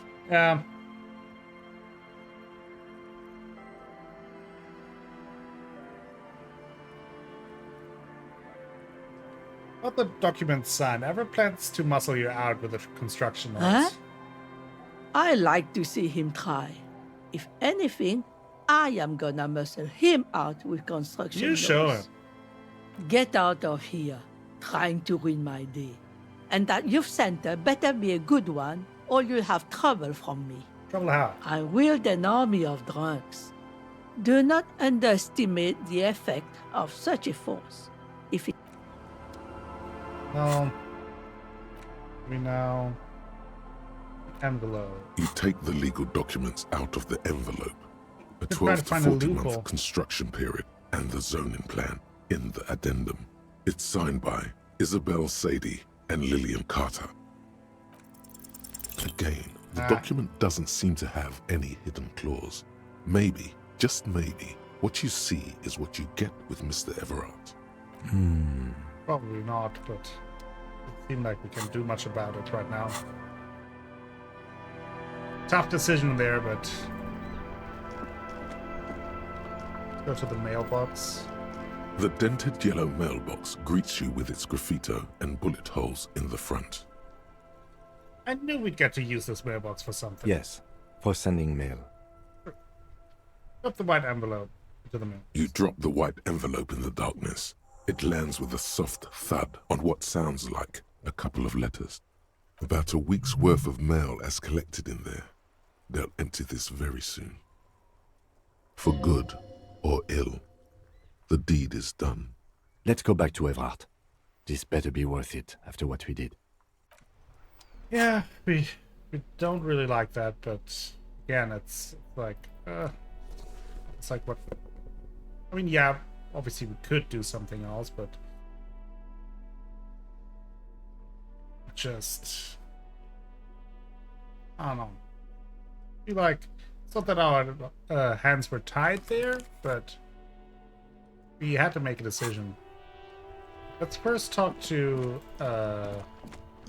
Klaus here.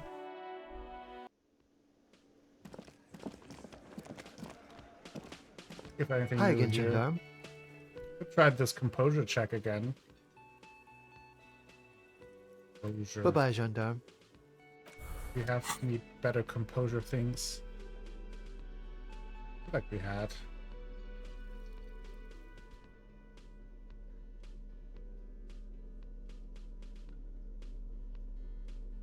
Also subtle fair. There, the shoes. Could also do some speed.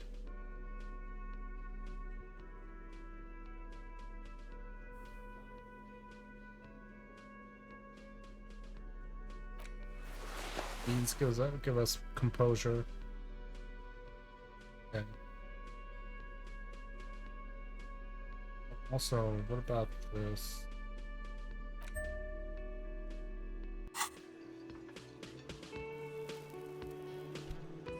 Hi again, gendarme. 42%, that's not too bad. Nope. It's the sports. He's a sports guy, all about that physical prowess and Bye-bye, gendarme. Damn it. Nothing here. What about our... Definitely not our partner. I can't believe this. Nothing there, nothing new. Guard. Wow. Thank you. Just wow. I hope you really enjoyed yourself up there. Had a cathartic experience. Because for the rest of us, that really sucked. Fuck you. I have a vast soul and she will always come back to it. Good for you. I'm not letting anyone up there again. Ever. Now, what did you want? You feel bad suddenly. You see the delicate loops of handwriting in your mind's eye.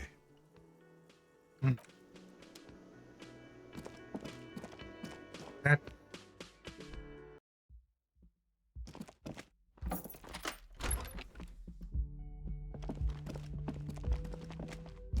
Okay, Klaus here. We checked out your stash for your passport. It was gone. What do you say about that? Hello, officer.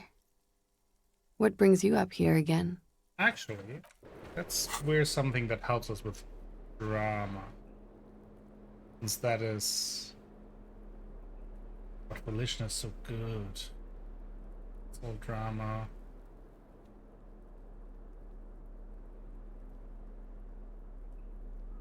I'll just go with this. Hello, officer. What brings you up here again? Why do you feel like you've won here? I really don't know, sir. I certainly don't feel like I've won. I feel like shit, sir. All the time. She smiles. A bitter little smile. She means it. But this turned out well for you. You've slipped past all suspicion. Clearly, I haven't. We're having this conversation, aren't we? How well could it have gone, I mean? The wet wind, heavy with brine and industrial There pollution is still from something the stacks going on. nearby, ruffles her hair.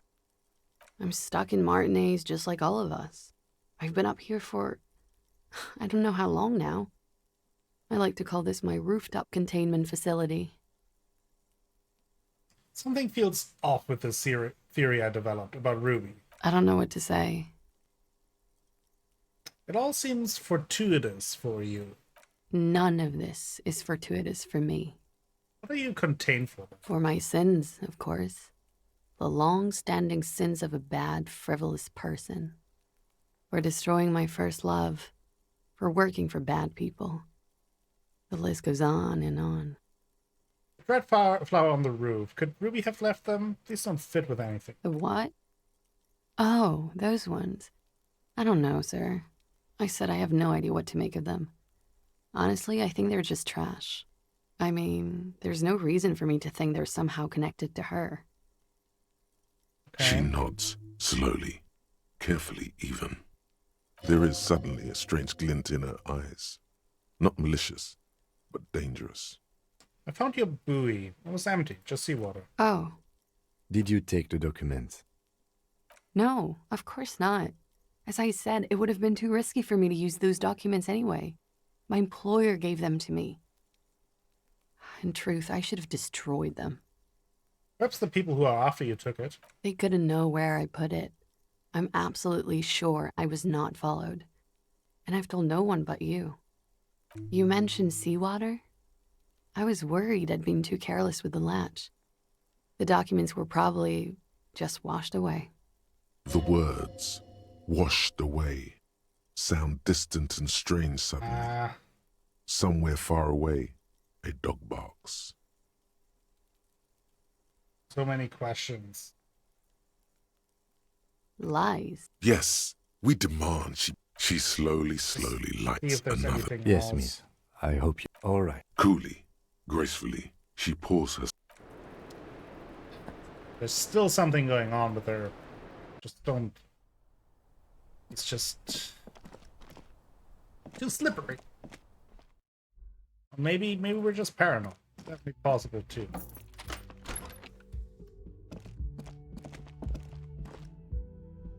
Okay, let's go talk to Everard.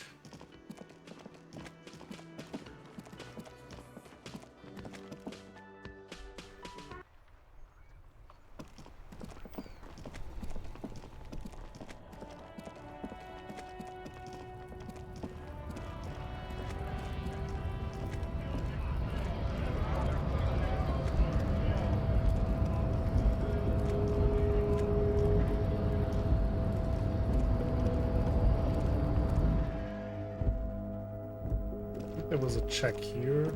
The already familiar cold touch of plastic welcomes you.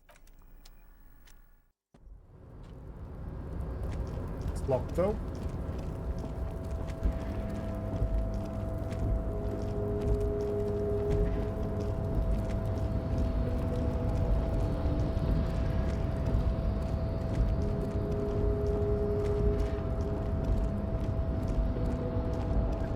Let's see what Everett has to say.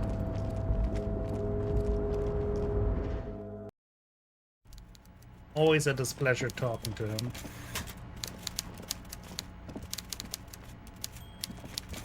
Mr. Dubois, every worker...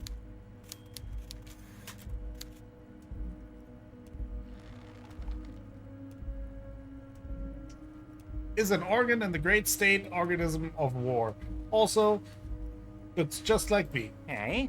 Why the hell not? Now, how can I help you today? I did it. Everett, I made it even shadier. What? The brew. The shady brew. Oh, how could I forget your little side project? Well done, Harry. Well done. Don't even tell me what it was. But good job. I love it when workers take the initiative like this. So do I. That's one tasty brew. You should drink some right now, if you can. So, it's done. I made the signatures you asked me to make. The Golden Boy returns once more. Wonderful. Simply wonderful, Harry. Of course, I already knew this. My friend, the mailman, confirms the letter is on its way. You've done a great thing today. You've given the children of Martinez a future and proven to be a true man of the left. I can finally trust you now. You're in my inner circle. You too, Mr. Kitsuragi. We can talk about anything. The strike, the murder, your lost gun, nothing is off the table. Hear that? You did it the honest way.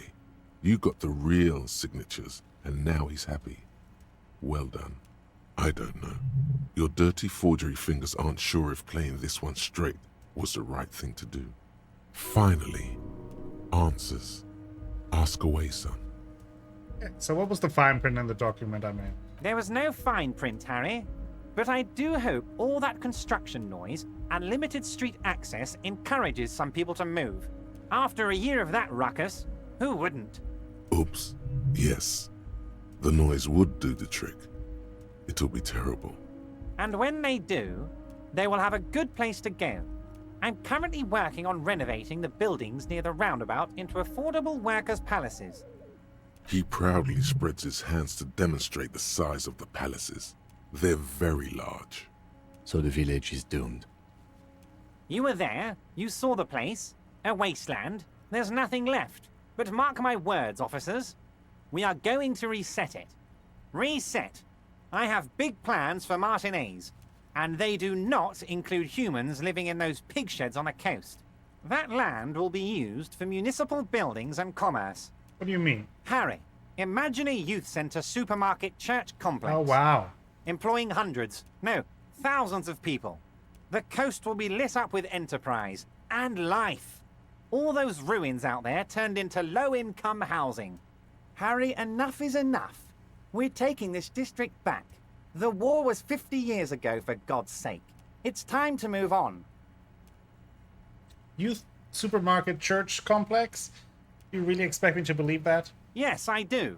I got the centre, I got room for a retail complex, and in 4 years, I'll get the church too. The wheels are already turning, Harry. The wheels of progress. This post-war limbo, I won't stand for it. There are kids practically playing with their own feces out there. It cannot go on. There is true indignation in his voice when he speaks about the state of things, and even a touch of pain. The pain is true. He's seen kids do worse than that. Wait, but will you erect a statue of yourself? I'm not a symbolist, Harry. I'm a realist. My statue will be Martinez rebuilt. 5-story building complexes, workers on welfare, and landowners in Azon hating me. That will be my statue. And yours. We're doing this together. Joyce was right when she said you were up to something. Damn right I am, Harry. I'm gonna make the working man as rich as she is one day. That's my job. Just like yours is to keep the peace. A true flash of anger in him, as he thinks of her. Did you order the hangman killed? Order it? You know my men didn't kill him. They told you. It was a happy accident. You know how it is. No one takes the initiative. If I wanted him dead, I would have had to do it myself. And I'm too fat for that. Why are you so fat? Glad you asked. I've got type 2 diabetes because sugar and fat was all my mother had to give me and my brother Edgar when we were kids. Good job too, as it made me ugly. And ugly people, Harry, are much better at politics. That is true. People don't trust pretty people. What do you gain from him being dead? Why, a war, of course. And what do you have to gain from a war? Victory, Mr. Kitsuragi. I have victory to gain. We are going to start a war with the Wild No, Pines they wouldn't group trust you. They and just said win it. before they even realize there is a war. You train military people. Aren't you afraid for your men? Harry, we outnumber them 1,500 to 1. And that's just Martinez. With all the unions in Revachol, and with public opinion on our side, we can hold off 2 men. Or 15 men. We wouldn't. Or even 50 men. The more they send, the worse it's going to look for them. They made a huge mistake hiring those guys. No one likes foreign mercenaries. The leftists hate them, the fascists hate them, even the moralists think they're in bad taste. I was disconnected to the strike. Harry, there is no strike, only war. Class war. Or, in business terms, a dawn raid. Or wait. Is that when you still pay them something? Because we won't do that. We're not going to give nothing. We're going to take Terminal B away from them. The roads, the gates, the containers, that big crane, even the damn coffee maker. We're going to take all of it for the people, and fuck Wild Pines. The word fuck rings like a gunshot from his mouth. He doesn't swear often. So that's why you haven't let Joyce in? Yes. It's also why I let that midget Gaumont go. He's too nice. I can't put him through this. Plus, he knows how to get in here. That woman can't tell her tits from her arsehole. She has no chance. What? Tits from her arsehole. It's a local saying. Where you tell me your plans? Because we're friends, Harry. Besides, it doesn't matter now. You can go tell her if you want. It won't change the course of events. We have a significant head start. It's already happening. So who killed the hangman? No idea. Could have been his own mother for all I know. If you ever find the guy, give him a big fat kiss from Everard Clare. Couldn't have done it without him. A guy, huh? How do you know it's a guy? I don't. I told you it could have been his own mother. I'm pretty sure it wasn't anyone from the Union. Maybe it was the mob. Or maybe he killed himself because he was a closet socialist. Truth is, I simply don't know. How many guys are there in the Union? 2,372. Plus yours truly, of course. How are you going to fund your new independent harbor? Oh, you mean what sort of goods are going to be flowing through? How am I going to replace all the contacts we'll lose once the poo-poo hits the fan? The clients will ditch us. Harry, we've thought of everything. Everything? We've been running back channel negotiations with all the major clients. I think the company will be unpleasantly surprised to see how many of them stay loyal to Martinez and to the new competitive contracts we can offer. With renewed zeal sparked by communal ownership, the men will be shipping those containers double time. You'll be surprised to see how fast things go without parasites latching on. We'll have our hands free to pursue bold, exotic new revenue streams. That's drugs. Yep. Drug trafficking. Drug trafficking? Don't be stupid, Mr. Kitsuragi. There are perfectly legal, 100% ethical chemical factories on the Samaran Isola. You don't need to be colonialist about it. All they do is produce components to keep the pharmaceutical industry running. That's people's health we're talking about. Old grannies, little babes, people with disabilities. Okay, let's...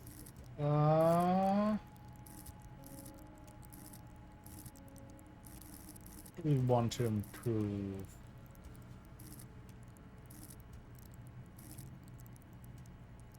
Go composure further.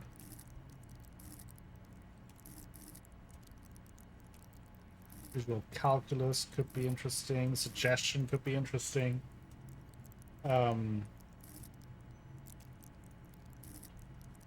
What's that? Literature.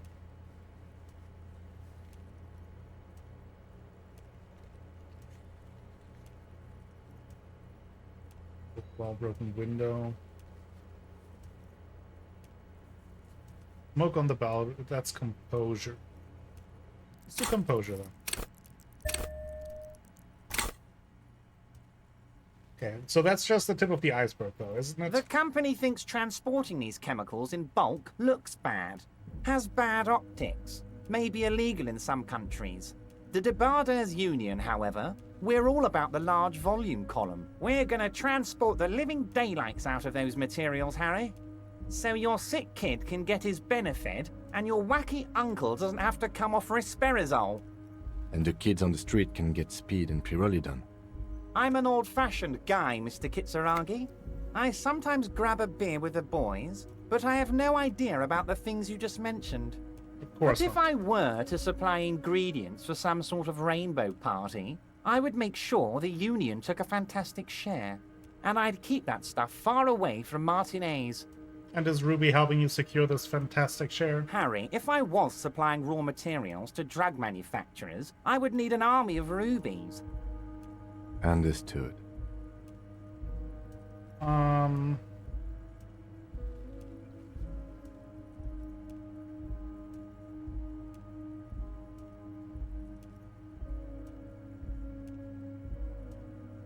I have to admit, that's a well-together plan and far removed from you. It's also far removed from my men and the people of Martinez who've put their trust in me. Anyway, let's not focus on the sensationalism of the drug trade. This hypothetical drug trade is all anyone ever seems to be interested in. It would only be a small part of the harbour's turnover, just like the harbour is, but a small part of Martinez. So, is there a trade or not? Let's look at the big picture. Martinez as a whole. There are little girls out there with dreams of making music. Young mothers who want to start businesses. Models who want to walk catwalks and steel welders who want to weld steel. Okay. I'm going to unite them all into one economic body. We're going to incorporate this place to Kingdom Come. Everyone's going to be in on the wealth, and everyone's going to pull their weight. Let's keep focusing on the drug trade. He was almost admitting to it. Hold on, I don't want to look at the big picture. I want to look at the drug trade. You almost admitted it. No, Harry. That's boring. All right, it's gone. The hypothetical raw materials trade is off the table. It's such a small and insignificant slice of revenue, I'm cutting it. Boys, Harry felt queasy about it. We're not doing it. Can we talk about my beautiful incorporated Martinez and its many-sided business ventures now? This bold new vision of incorporated socialism I'm offering? I'm not feeling a whole lot of Revachol here. Not enough flags or kings. Harry, the future I have in store for Martinez will have all the macho aesthetics you love so much. The crowns, the guns. I will even slip in a skull and bones for you, my friend. Oh yeah, skull and bones. Skull and bones on a Revacholian flag. A Revacholian death squad. Oh yeah, the visual image has completely bedazzled you. You're 100% with Everard now. Can I ask you about specific union members? We're way past specific union members now.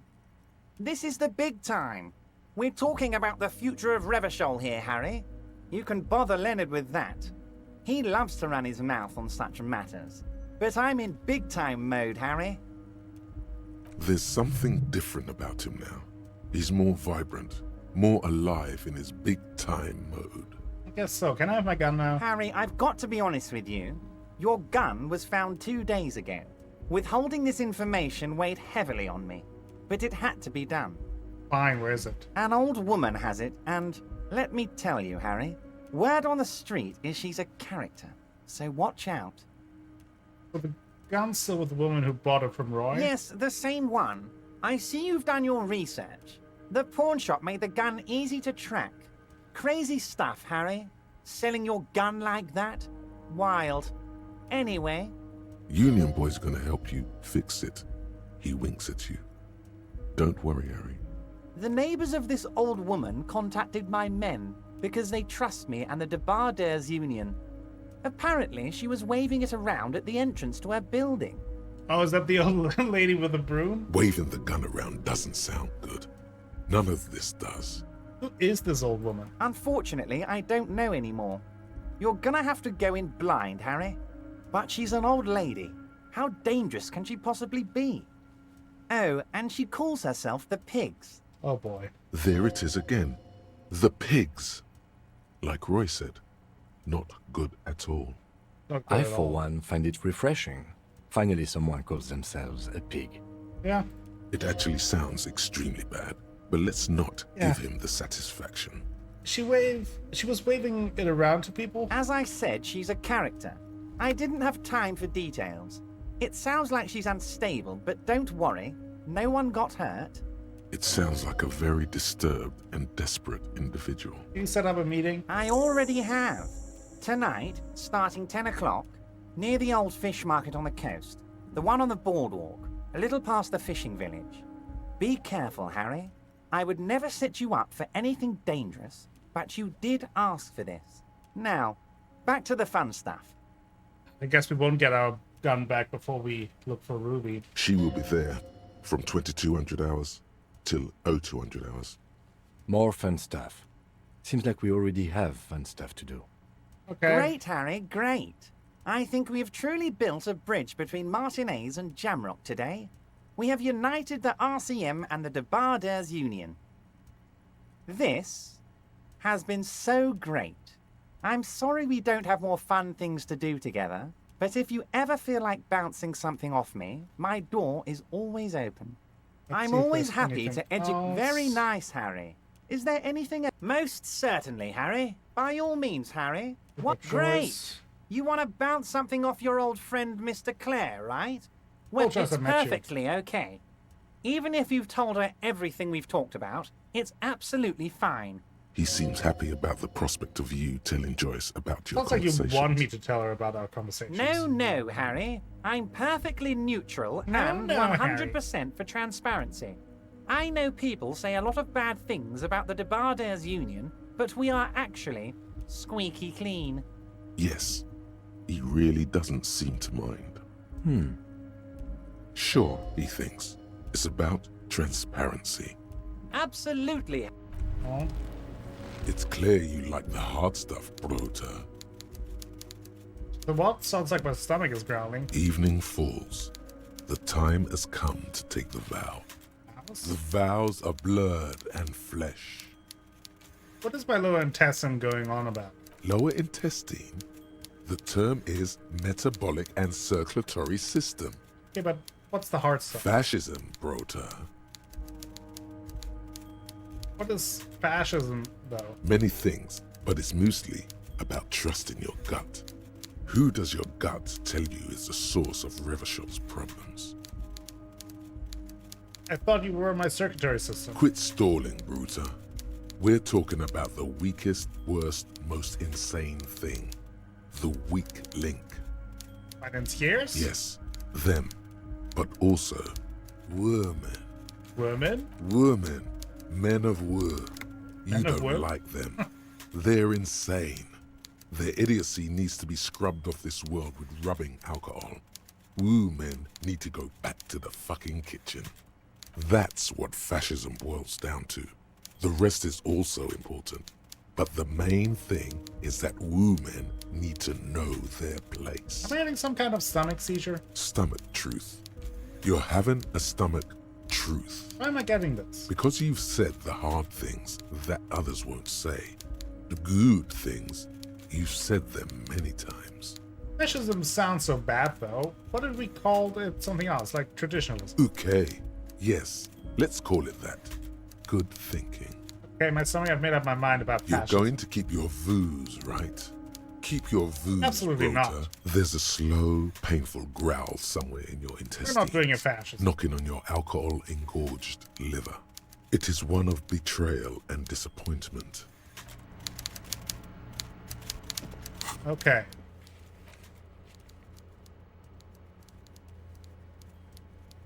Union and cryptozoology business might end when you do. Interesting. Unfortunately, we won't be able to get our gun back. It seems.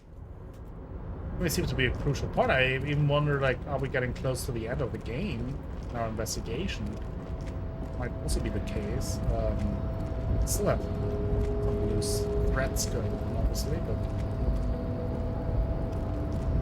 I think it's also one of those things where you can't solve it all. It's not in one playthrough.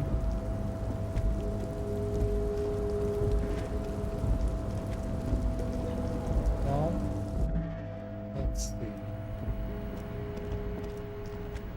Let's go back to the Whirling and Rags. Now that we leveled up, try our check with the smoker again.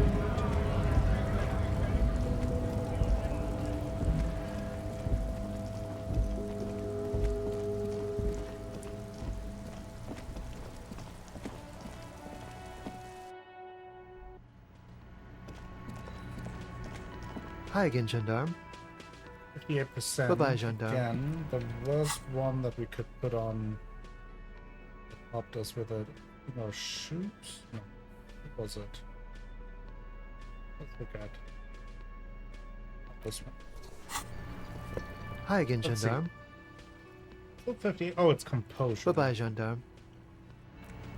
Not suggestion. Composure, which one was it? Why do I always forget it?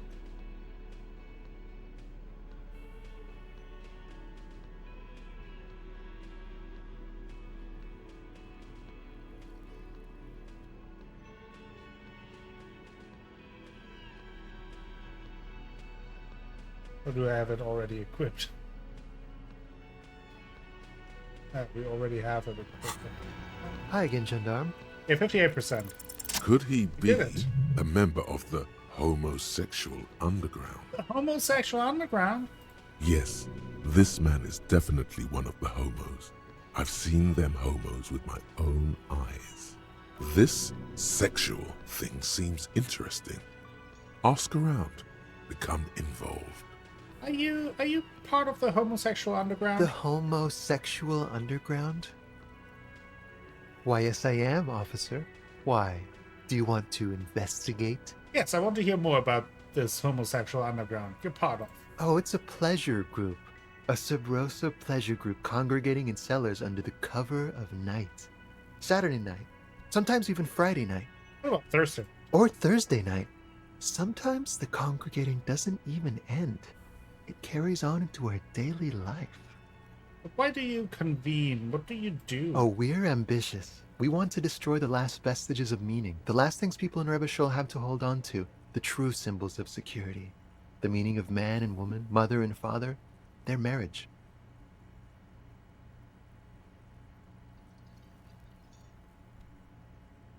Everything will be constantly shifting and moving under our rule. The future will belong to a circus of identities just spinning around, surreal and unreal. You won't even know who you are anymore. Does it have to do anything to do with disco? Yes, we listen to a lot of disco. Some say we engineered disco to spread our vision of a vertiginous, ever-changing society, where all there is a razzle-dazzle of gold.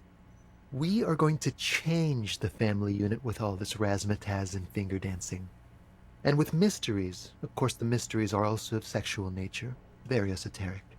I do like disco. Maybe I should get into it. You can't just get into it.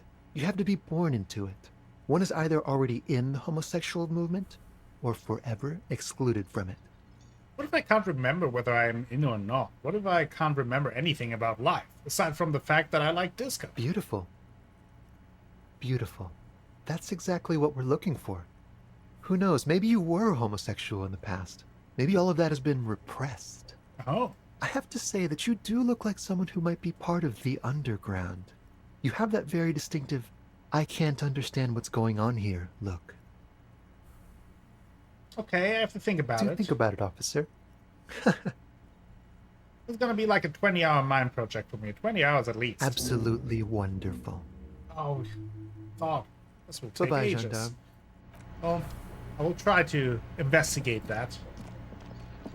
When we have the opportunity. Now, before I go back to see if we can find Ruby, I wanted to talk to Joyce. See if she has anything else to say now that we talked with Everard.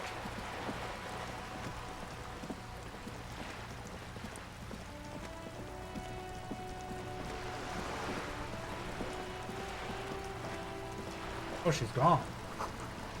Went to the village on the coast, officer. See you there. Interesting.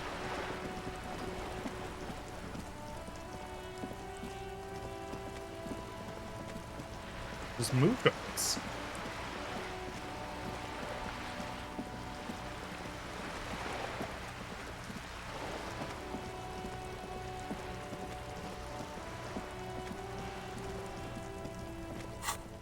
Well, let's go to the fisherman shacks and see if we can find her here somewhere.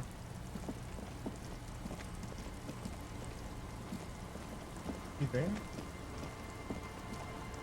Oh, she sure is. I'll just keep the Corda Leche in the channel, if that's okay. It's too Danielle, shallow near the pier. We constantly, when we were talking to this guy, we were feeling something, but we didn't know what. And it might just be that we have like a hint of like attraction, but it might be a long time for us to figure that out. Hi, ma'am. And it's a jetty, by the way. Of course. Jetty. I prefer a good jetty to a pier any day. Jetty. Hello, ma'am. Hello, detectives. It's good to see you here. I only just arrived myself. What brings you here, madame? Nothing, really. I've had my eye on this jetty for weeks now, so I decided to investigate it personally. This cluster of buildings isn't on any of the official maps, as far as I can tell. So how do you like it here? How do I like it? Water drips down eaves of eternite. The jetty below her feet creaks to the tune. The smell of salt and dog shit in the background. It's pornographically poor. The street has no name, all the men are dead or missing. And is that the carcass of a motor carriage over there? It is. Fortunately for you, madame, the RCM is on the scene.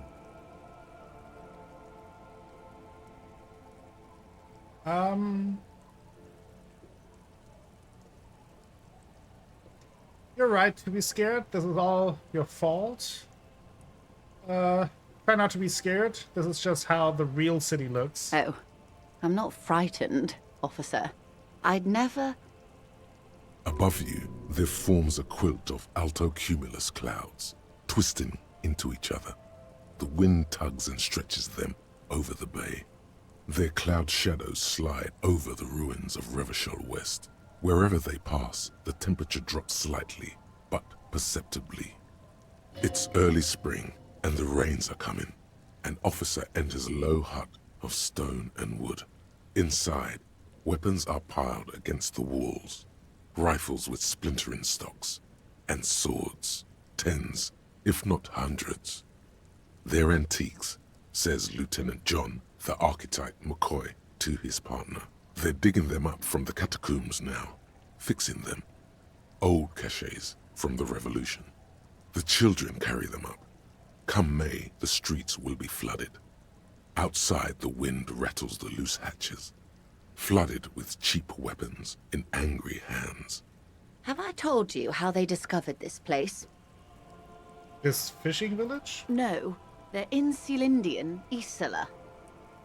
No, you haven't told me how they found it. Well, your condition has left you no worse off than most of these people. The literacy rate is around 45% west of the river. 50 years of occupation have left these people in an oblivion of poverty. Oblivion. That's so me. I knew you would sympathize. Most Revacholians will never know what this place means. Our home. This island of matter. Or why they were ferried over in the first place. Remind me to tell you one day. For now, how can I assist you in this new location? Tell me now. We have time. Do we? I hear you have singled out a suspect and are in pursuit. This is cause for cautious optimism. I would not want to delay you. This story she will tell only before she leaves Martinez, at the very end of her stay. Maybe there is something else I can assist you with, while you're hot in pursuit? Oh? Ma'am, this whole thing is a takeover. A takeover? Yes, it's not a strike. You aren't being let in because there's nothing to negotiate. The Union is taking the terminal. If they're taking it... Green livery, changing into red, blot by blot. Then we're talking about a war. Everett needs to let me into the harbor at once. We need to talk about this. The war is their goal. I told you before, Everett has always wanted this to escalate. An insane goal. Cronell has 1,000 men on their payroll. The next batch will be a platoon of 20 men and a gunship. The one after that, 100. I've seen the Union's forces. They are better organized than these mercenaries.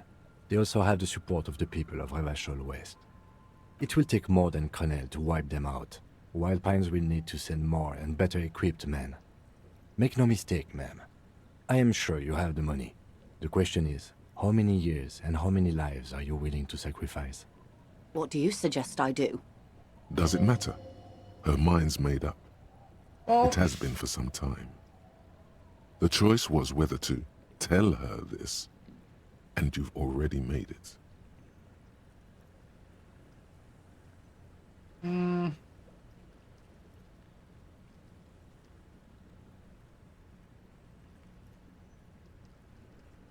I wish there was a disco option. Cut off the snake's head. Everett's pushing all this. Like the previous leaders of the Union were assassinated. I suspect by Everard and Edgar themselves. I admit there's some poetry in the idea, and like poetry, it's also useless. There would still be Edgar. They factored it in. The Union is them, and they are Martinez. So what are you going to do? What will I do? Her arms fall to her sides. Her spine relaxes. Did I ever tell you how they discovered this Isola? During our reality lowdown? You said you would one day. It may be the only break we've ever caught as a species. The last one for 400 years. Why? The nations who colonized this Isola called theirs Muindi, the world. It was all they knew, all they thought would be. That there would be something more was a gamble, akin to another world, or life after death. The Pale was thought to be impregnable, perpetual. Irene la Navigateur, the Queen of Suren, sent 8 expeditions, one after the other, into the mass at the edge of the world. 5 of the crews did not return. 2 did, but had lost their minds. 8? Is that a normal number? It was anything but normal. There was no precedent. People thought she was punishing the admirals, or had gone mad, or both. Until after years of trial and error, and the development of a strict psychological regime imitating the creation process of poetry. The 8th expedition returned sane and intact. They told of a new continent of matter. They told the Queen and her counselor, Dolores Day, that the Pale had begun to condense, day after day, hour after hour, minute after minute, slowly raining down until it formed a vast ocean. The air is cold and scented with petrichor. There are rain circles on water all around. Humidity crawls up your back like a piano trill. Put your hand in the rain. So does the lieutenant. His mouth is slightly open as he looks to the sky. The droplets feel warm, like spring rain. This ocean? The phenomenon has never again been encountered. For a time, the crew thought they were experiencing a hallucination. The mass hand proclaimed, "Lancielinde, Lancielinde," the signal to wake up. But they could not. They were sane and conscious, as islands began to appear on the horizon. There are 78,000 uninhabited islands in the Insulindian archipelago, officer. The freckled face of God. Après la vie, la mort. Après la mort, la vie encore. Après la mort, le gris. Après la gris, le monde encore. After life, death. After death, life again. After the Isola, the Pale. After the Pale, Isola again. On the second day, a great skua was shot down above the flagship Lizargique. The bird was preserved and brought back, along with pollen. 4 years later, the Queen's Counselor was proclaimed Her Innocence Dolores Day, the elected world spirit. The age of humanism, internationalism, and parliamentary rule followed. We were high. Leaving us here. On Caillou. The Pebble, the largest of the fertile, uninhabited islands of the northeast Insulindian archipelago. 4 centuries and 2 revolutions later. The Great Squid was the first bird they saw. The first living, autonomous organism. Proof of reality. It's the symbol of Insulinde, Detective. The coat of arms of the suzerain and the wings on the crest of the commune. I seem to have it in it for it. Or it for me. I broke one. In your defense, it is a nasty creature who plucks food from the throats of lesser birds. Yet much like Revachol, it is also magnificent. And rare. Imagine the suzerain of seagulls. There was a sting in your heart at the mention before, when she said its name. It's raining. It is. Soon it will be spring and everything will blossom. The gangs will run wild, jacking motor carriages, ferrying amphetamines through Coal City. Spring is tough in Revachol. This was the last break we got. The nations of Mundi proceeded to discover 5 more Isolae. Or they discovered us. All in the rush of the great inter-Islary reconnection. But these others weren't uninhabited. We had to kill people there. Wipe out indigenous populations. Gunboat economies. Or they came to do the same for us. Or had done to each other. But here... there was no one but the Skua, the Liliat Seya, and the Blood Beach, and the River Esperance. It was the new world. The Mondials used it to amass the greatest concentration of wealth mankind has ever seen. Revachol, the suzerain. So... what happened? Revolution. Poverty. And the mercurial rise of capitalism. What will you do? I will surrender Terminal B to the Union. Is that that within your means? She puts her hand in the rain. She's silent for a second. We will see. Ma'am, this may well unravel property law this side of the river.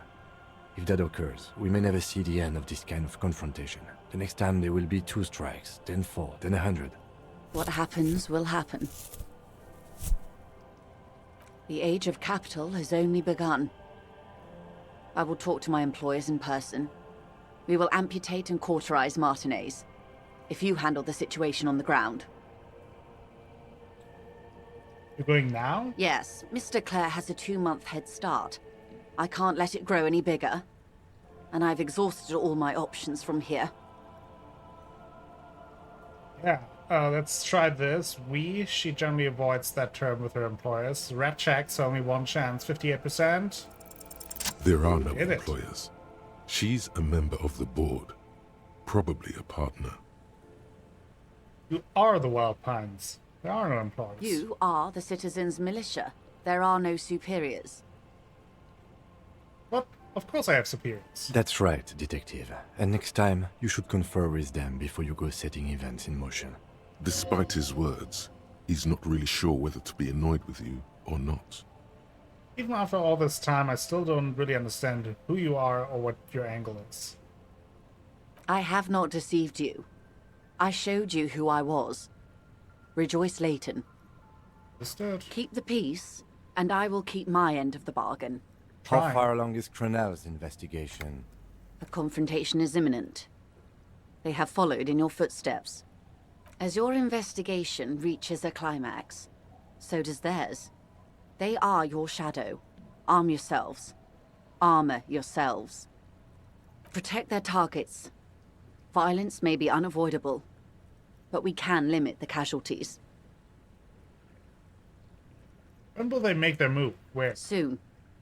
I do not know precisely. They have cut off all communication, I'm nervous about this. They know I've been feeding you information. One last thing, Lieutenant Dubois. I've given the matter much thought and come to this conclusion. You're not an amnesiac. You're insane. I know, because I, too, am insane. I just hide my illness better. And I'm rich. How do you keep your shit together? The same strict psychological regimen the 8th Admiral developed when he crossed the Pale and discovered this Isola. The Volta do Mar. It's used by inter-Islary travelers and other troubled souls, even to this day. You could use a little of it yourself. You over-radiated? I'm overexposed, baby. My travels take me through the Pale dozens of times a year. I like her. I've got the longing. And I've got it bad. She would die to return to it. The Pale, the past, anything one can return to. Isn't everyone a little insane? No, detective. No one's as insane as you. That's fair. Don't worry, madame. I am very sane. Good boy. Rejoice, Leighton. Watch out for yourselves. They will strike soon. Oh boy. The lieutenant watches her boat grow smaller on the bay, its white sails fluttering. With worry in his eyes, he does not know if it was the right thing to do, but he doesn't say anything. Slowly, the sails turn grey-blue as more oxygen gets between you. This is all bad, isn't it? We're pretty close to level up. It would be nice. I'm very nervous because The sea's gonna calm down soon, I can feel it. I feel like things are coming to a head here, but I don't have my gun. I have a sword. Just something. There's also the thought that we could, or that I wanted to internalize about the armor, potential weaknesses and all that if we face someone with this armor, like the mercenaries. Haven't done it yet. But I think, you know, like, this is how things go, and right now, we just gotta do our best. It's the most I can say. What's going on? You should take your flashlight. You're absolutely right. Let's keep the saber equipped. That is our best form of defense at this point. Or potentially offense. Who knows? There's something over here. Honey.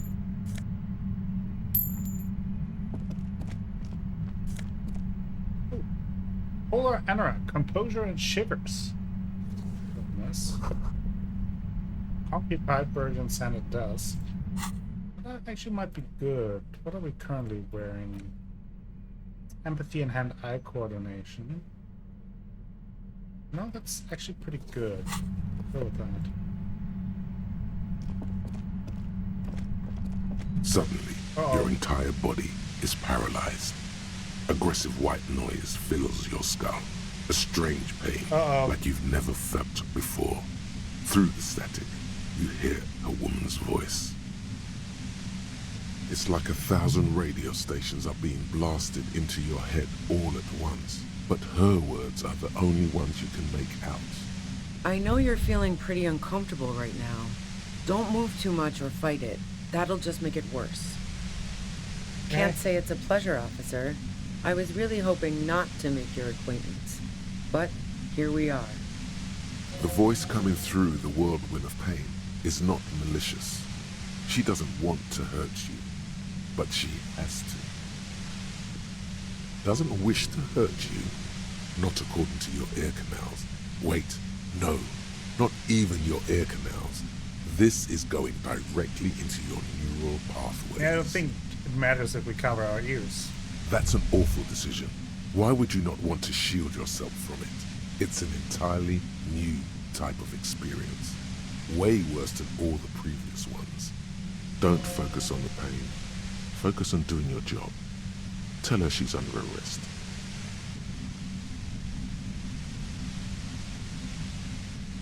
You're under arrest. Really now? Check this out. Turns the dial in her hand. Okay. You're overwhelmed with a new surge of violent static. It feels like a blood vessel exploded in your brain. Help, Kim! My brain is on fire! Lieutenant clutches his head as his eyes roll back into his skull. I'm using a pale latitude compressor. You and your partner have been caught in its field. Blasted from that pale emitter that Angus mentioned. I saw your equation. It's the Ulan frequency. Saw my equations? You've been sniffing through my lorry, right? I expected as much. I am a bit surprised you knew what you were looking at. You're very smart.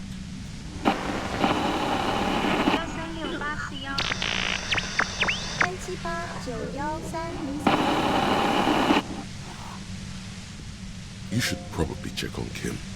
It doesn't sound like he's doing all too well. Kim? Right behind you, officer. Eyes closed, the lieutenant has doubled down. He's still alive and breathing. A pale latitude compressor is used to sort of make the pale more manageable.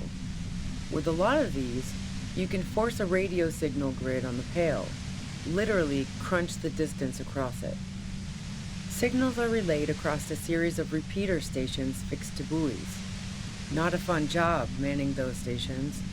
All alone out there in the pale, people lose their minds in just a few years. So, what we are experiencing is a concentration of radio waves. He gestures towards something with great effort. Precisely. This is an industrial strength paraboloid. It's meant for forcing dimensions on something that doesn't have them. Needless to say, the frequencies used are out of this world. At the upper limit is the large prime number generator station. It's used specifically for pale latitude compression. That's why you may be hearing some numbers. But you might also hear, or think you're hearing, local radio chatter. That's what the kids heard. She's been holed up in here for a while with no one to talk to. Keep her talking, and you just might get an opportunity to break loose. Okay.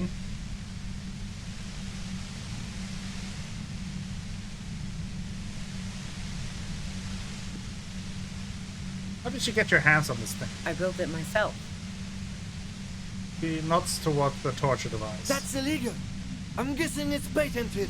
But we are beyond that, aren't we? Oh yeah. Way beyond. Will it stay like this forever? No. Once I shut down the compressor, the pain will end. It may take a few minutes for you to steady yourself, though. It's a bit like waking out of a very confusing dream.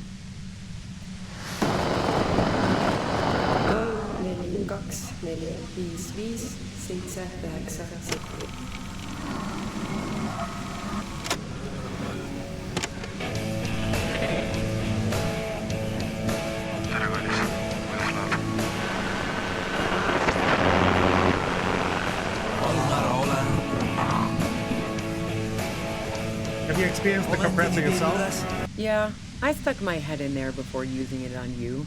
It seemed like the ethical thing to do. Can't say that I enjoyed it. The field was weaker, but I can imagine what you're going through. Okay, so this is all great, but let's talk about the man who was killed. Yeah, let's not talk about that shit. You were hunting me and fell into my trap instead. That's all there is to say about it. Please, could you just turn it down so I can ask you something? If you've got something really important to say, you can do it through the white noise.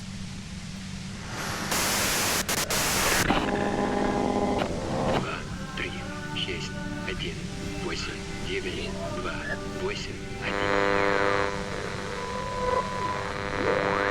looking for a deal with my mattress.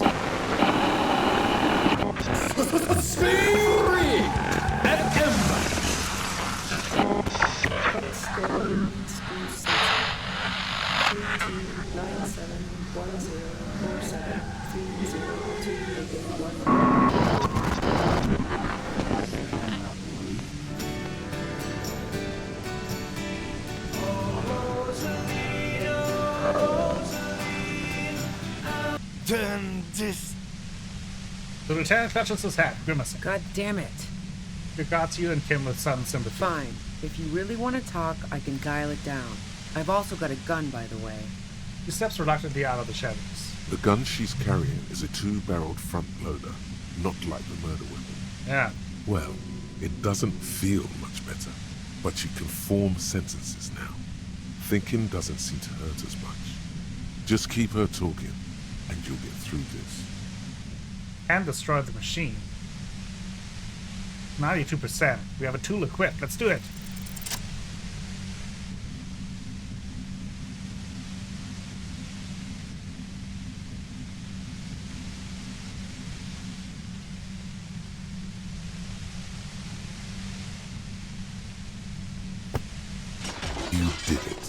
compressor lies broken on its side.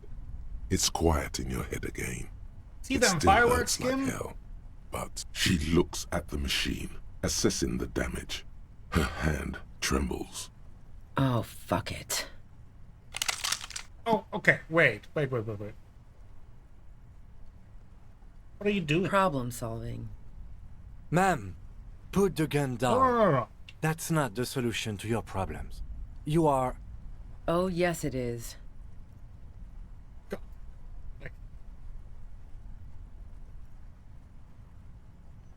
Rhetoric. 28%.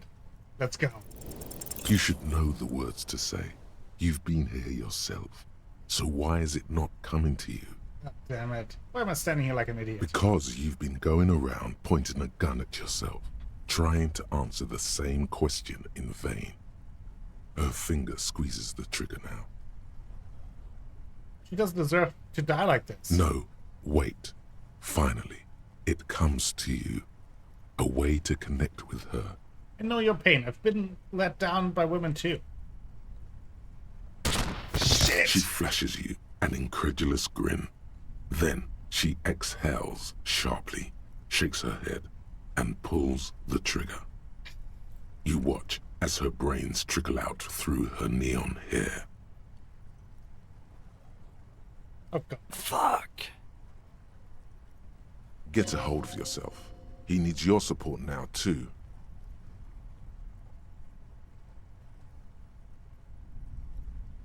What did we just do? Our job. It went really bad. And now we need to clean it up. She died. How can he be so cold? She killed herself. I failed to talk to her down. Lieutenant Yefreitor Dubois, control your emotions. We did our job. This won't be the worst thing that happens on this case, believe me. You can't let this break you. There is no coming back from this one. It will stay with you in nightmares. Okay. What do we do now? We clean up. It may take days for processing to pick up her body. We need to move it somewhere. That tent there. Okay, that went very badly. Pick up the gun. Natchwave A80 Pepperbox pistol.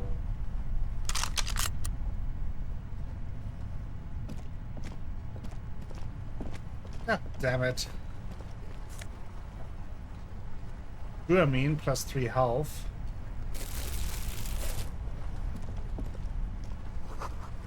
Dark water trails into the distance. There's no way out. Cooking utensils. She has prepared herself porridge with bananas. Biggest crime. Oh boy. The plain What now? red tent stands by dispassionately. You see a rolled up sleeping bag and personal belongings. We should put her in the sleeping bag, so the rats don't get to her. Okay, let's carry her over. The lieutenant nods.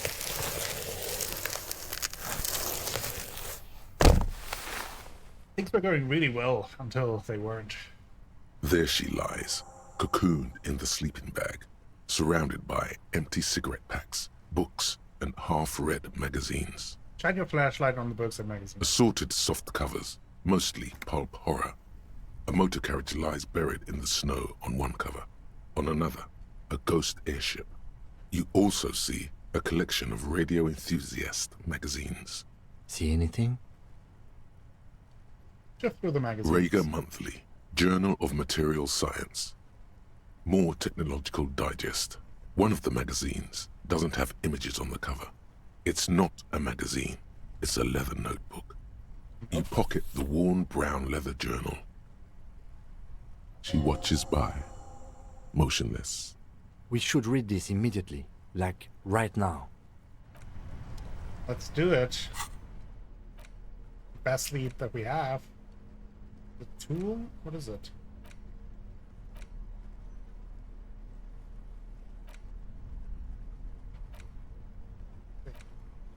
That is,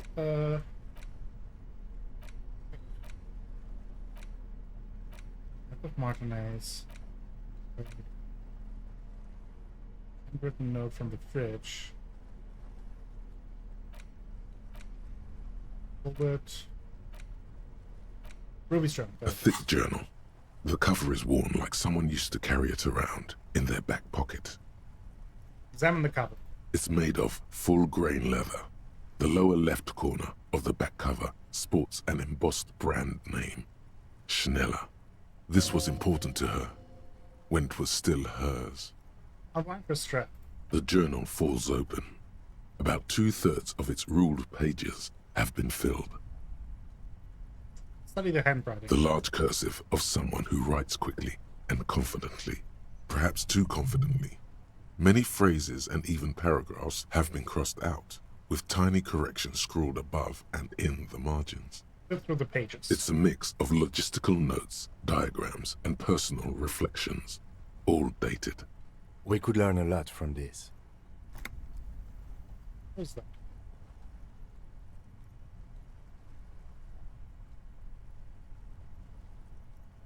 Give me 1 second. I gotta check on something here. Esoteric radio technology.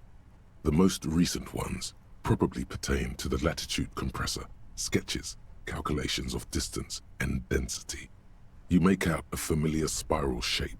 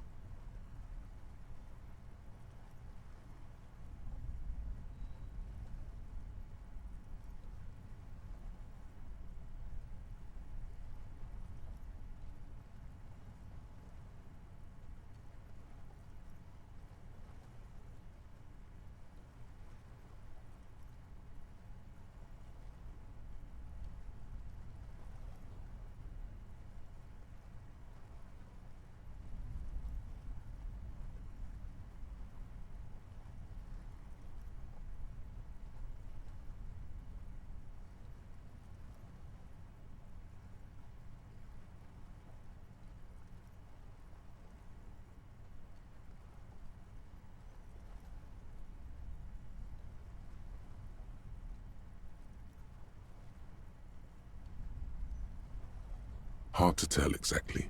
It's mostly noted down in code. Looks like contact information, Okay, quantities, directions. I just heard like a large banging noise, like a large thud, and the apartment shook for a second, and the pets were all calm, so I didn't know what that was. I There found the could be source. useful information about local operations in those notes. We have a junior sergeant at my station who's good with codes. I can give this to her after we finish this. Professionalism is his coping mechanism. Yeah, they took down a tree, Lupinia. Like, it must have been when the tree fell down on, outside the apartment, so... Short, wry observations of people and places. Probably a way to pass the time on the road. Also, what appears to be attempts to sort through some difficult decisions. There are a few passages with many questions in them. Staff issues. Always tough on the leadership. You smell traces of betrayal. How far back do the entries go? The first entry is from August 2nd of last year. It reads simply, I know my position is precarious. All I can do is make myself as useful as I can while looking for a way out. Remember, no one is indispensable. Okay, what did you write the day Lely died? Nothing on March 4th. March 5th, though, well, that's bound to come back and bite me in the ass. I'm bad at this. Loyal to a fault. But that's another matter entirely. No, it's the one, like, across the, like, in between the other apartments. I sent you a picture.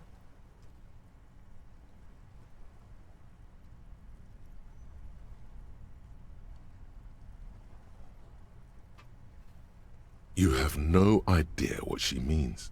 These are personal notes. Don't expect to understand all of No. it. They don't seem to be working on ours. And I think they took that one down because that one was the one that was already kind of like a little loose, and I think it's the one that also dipped into the roof when the hurricane hit last year, right? I think they just took it out because of that. What's the most recent entry? The most recent entry is from today. It reads, "Even when I leave here, if I leave here alive, what's my next move? Staging a lynching is a crime, even if I'm not accused of murder on top of that. Forever on the run. Not really my idea of the open road. Man, I was really looking forward to winning." See, it doesn't really sound like she is behind the killing necessarily. But we do want to investigate the homosexual underground, but also getting kind of nervous about the armor thing, so I kind of want to find out more about the Fairweather T500 to find the weaknesses in the armor. Oh no, you're right. Yeah, you're right, Danielle. No, I mixed that one. I don't know. Who knows? But then I also know that they are constantly had to pull up the concrete slabs for the pavement there for like when they do plumbing. So maybe there's an issue with the tree in general. I don't know. What do we get rid of? That's pretty good. Also pretty good. Robocop is pretty good.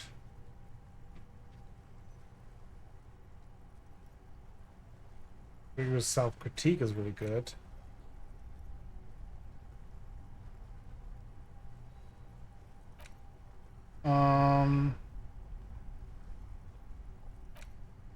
I don't know. I like all of them.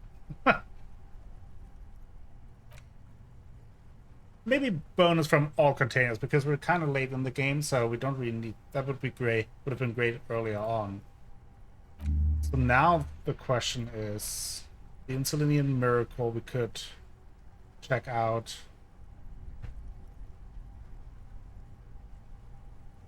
That could also be important. That's 7 hours. Homosexual Underground 8 hours. That's 3.5 hours. Let's go with this. I don't think she killed the mercenary. Yeah. It looks like she might have been framed. Too bad we didn't really get to hear her side of the story. This whole thing was a detour, and a fatal one, he thinks. Don't get emotional. What do you mean framed? By the Hardy Boys? By Classier? By us? And who do you think killed the merc? Classier was the one who pointed the finger at Ruby. Perhaps she was trying to steer us away from herself, or... No. Either way, we need to keep an eye on her. Yeah, that's true. One thing is for certain. We have business back in the whirling in rags. Questions to ask. We should get to it. We should. God damn it. That was a whole mess. Not how I wanted it to go, obviously. Good thing, at least, that I had the sword equipped so I could take down the emitter, but now I also wonder if that kind of prevented us from talking more to her. I don't know. Try my best here, okay? We're working with half a brain. That half is purely Kim.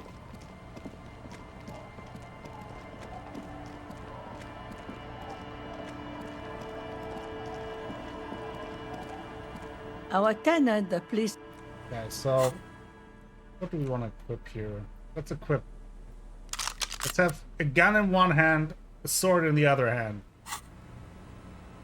Because I don't know if things are about to blow. And fast travel, that's always a good sign in the game. It's probably safe. Real quick.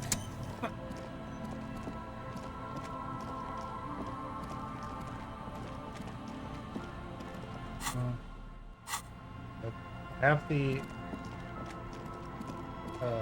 armor equipped at least.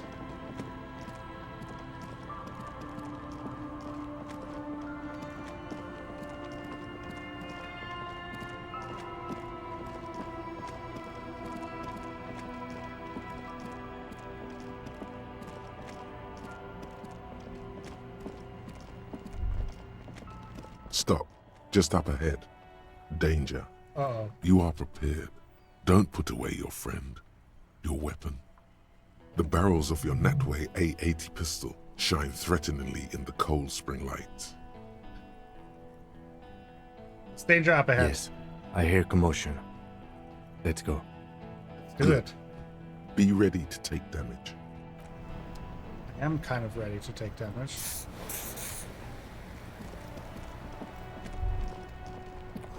The damage looks like it could have been caused by an earthquake. Oh. Didn't have enough time to test the sniper.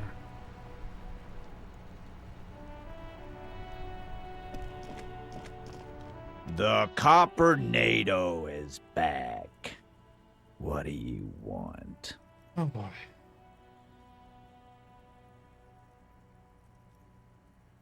I mean, I don't know.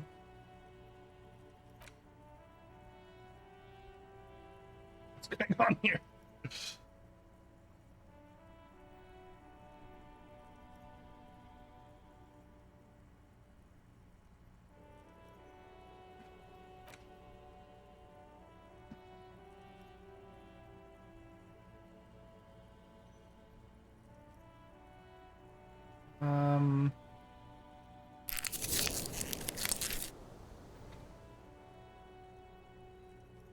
Can't do anything.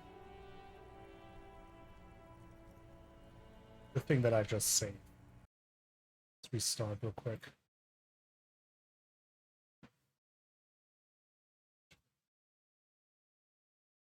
Crash at the worst possible moment. So it looks like we might have to...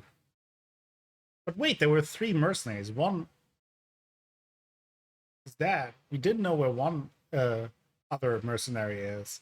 Then we knew about one of them. So who's the third one? Where was the other mercenary? And could we have found him? I don't know. Okay.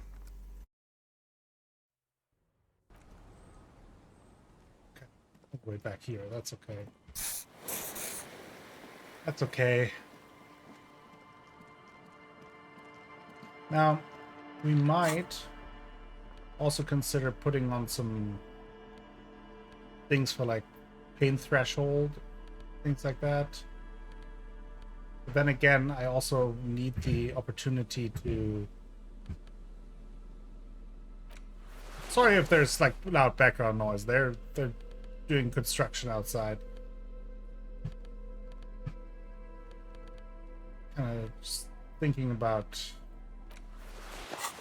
equipping for both being able to talk our way through things, but also if it comes to a fight, which we probably will be able to do something.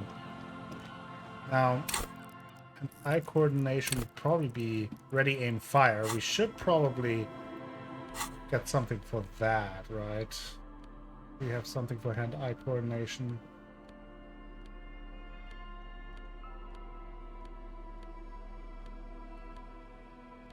Fair. As if we have to fire our gun.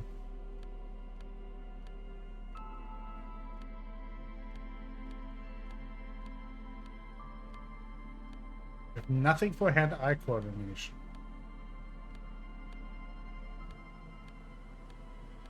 That's... we have this one. Okay, I think that's better. Could also take some drugs, if I can take drugs again. Let's do some speed. Because that will also increase our hand-eye coordination.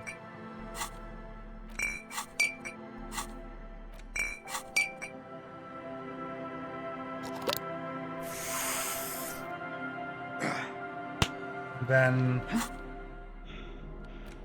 it could increase our morale a little bit, or our physical traits.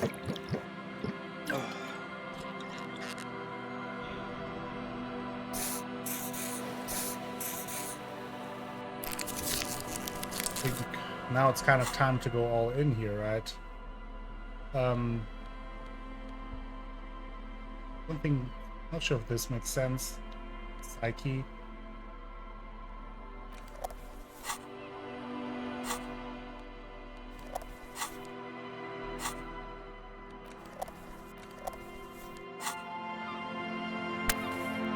Let's completely drug up.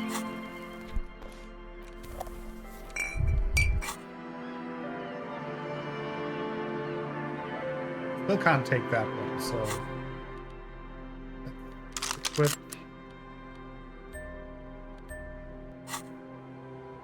Our weapons again. Do another quick save. See what happens here. Stop. Just, you are prepared. The barrels of your netway. Danger ahead. Good. Let's do it. I'm all out of shits to give, loincloth. Welcome to the fucking reckoning. Put your damn gun That should have down. been down. People are gonna get hurt. We need to talk this through. All right? Them having a sniper there makes me suspicious of them being the killer. Shut up! You're not gonna talk yourself out of this, loincloth shit fuck. This is the mercenary at the gates. His chest rises and falls under the ceramic breastplate. His fingers reach for the butt of his sidearm. There's something very wrong with him. It's dangerous. Shh. This is a misunderstanding. Nothing irreversible has happened yet. You can just return to your unit and forget all about this. The Kypt is merciful, willing to spare us if we just forget about our murdered and humiliated commander. I think we should just kill everyone, Corty. You are all drunk. Come to your senses. You won't gun down 7 people in the middle of the street. This isn't a frontier town or a jungle outpost. Easy, Lizzie. Let me handle it. Oh boy. I know guys like this. I'm sure we can come to a peaceful agreement. Ain't that right, fellas? He is facing overwhelmingly superior firepower, and he knows it. Peaceful.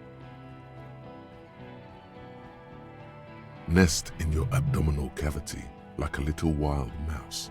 The masked man's words are barely intelligible, but you can hear them. Fuck, there's a third one. How did we miss something like this? I don't know. This third one, he is the most dangerous of them all, heavily armed. The lieutenant is genuinely worried for his life. You should consult him before getting in there. Big one is the mercenary at the gate, the scab leader.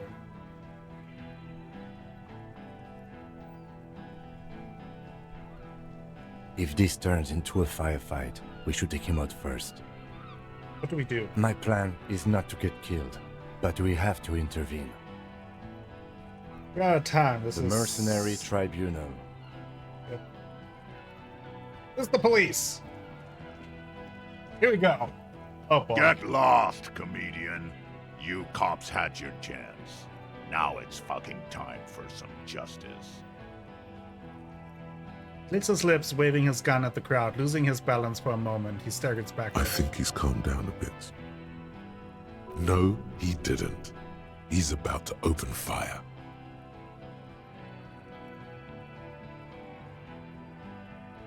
So which one is it? Who's right? He is. I was wrong. Pig fuck!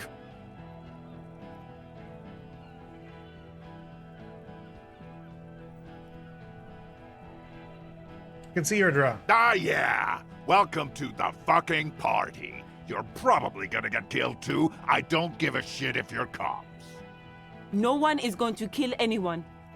Let's just put the guns down and talk like civilized human beings.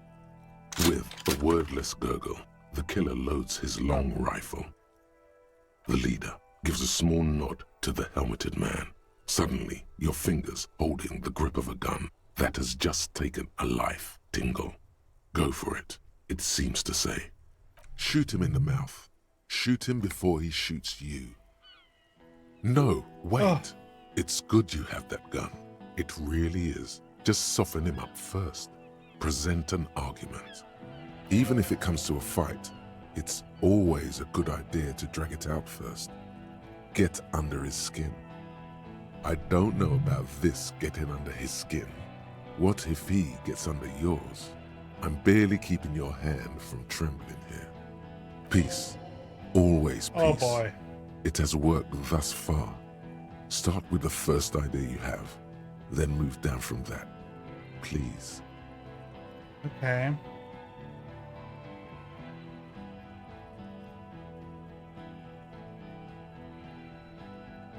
Who's that? I didn't know you had a third guy. Rude. Rude is the killer. Rude, the killer. Howen Cloven. He doesn't talk much. All of you cunts inside out.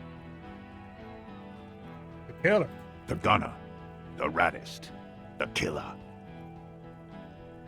What do you think he does? There, on the rim of Owen Cloven's helmet, you count little stick figures. 19, 20, 21. Tens the tables.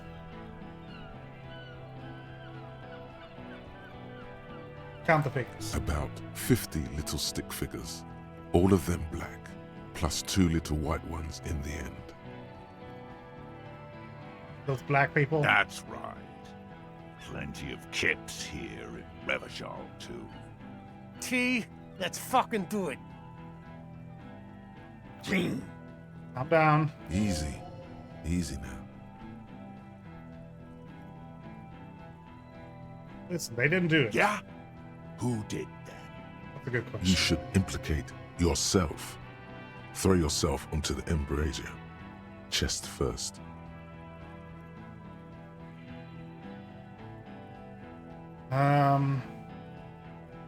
It was me. No, wait! He didn't. He is tense, like a steel spring under full load.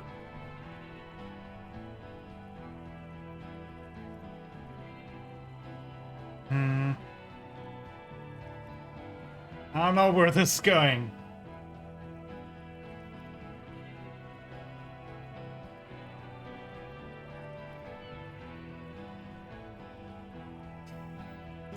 This is an insane plan I've hatched to get the X something back. You think this is funny? What if I just shot one of your pals here for fun? Huh? How about the kid? That'd be fucking funny. Listen, please. This cop and this drumhead cop marshal won't decide who... He's gonna do it. He's gonna shoot her. 8% chance? Why does he believe me? Your mind grinds to a halt. All you can see is the revolver in the man's armored hand, swaying, pointed at her. You move your mouth like a fish gasping for air. No, she wasn't there. He pulls the trigger. A plume of smoke erupts from the muzzle. The shot rings in your ears, a low, tinny ring. Then the Hardy Boys yell something. I'm okay. I'm okay. The woman grabs her left side. She's down. Her white shirt soaks blood red around her abdomen. She grasps for air. She's not. She's bleeding out. If she doesn't get help in 10 minutes, she'll die. Fuck this! There's a coarse shuffle against something. Is it a gun? Gene! Cancel Lizzie! Now! Talk about the hangman. 72%. Here we go. Of course. Another Nothing failure? bad will happen. Talk about his dead friend. He seems stable enough to take it.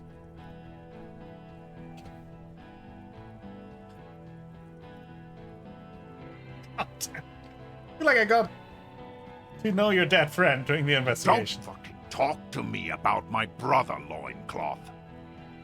Okay, yes. Immediate failure.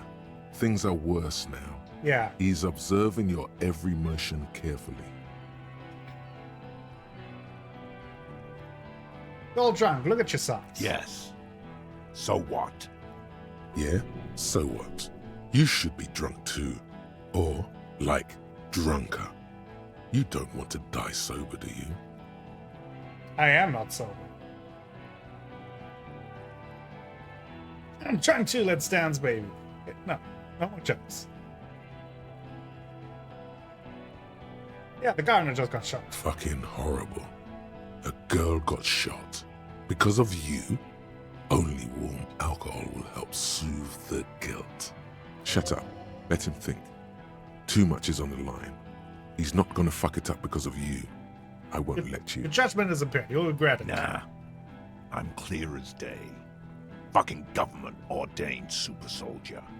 Enough already! What is this? We didn't come here to fucking chat! Interrupt me again and I will execute you on the spot, Lance Corporal. Okay. Got them arguing.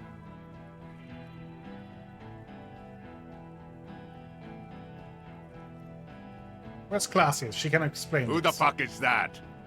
Glacia, the woman upstairs. Where is she? It's a good question. She left! Bitch. Unarmed, hunched, but keeping it together. What do you mean she left? She left! Her room's cleaned out! Right before these assholes showed up! We should have arrested her. You can feel how upset he is with himself. Just for a second. Then the fear takes over and he's back in the moment. He fucking played us. Hey, Bushman! Your little cunt isn't gonna help you out of this one! She's gone. Forget about it now. Concentrate on this. Walpine's rep does not approve of this. You think I care what that company cunt thinks? He isn't just boasting. He really doesn't care. Back out of this now, or it'll get bad. Okay. Fucking waste this fuck! Ignore her. She's not the main threat Okay. yet. You have 2 chances. Let's think of an argument. 58% chance. International something. International law. Another failure.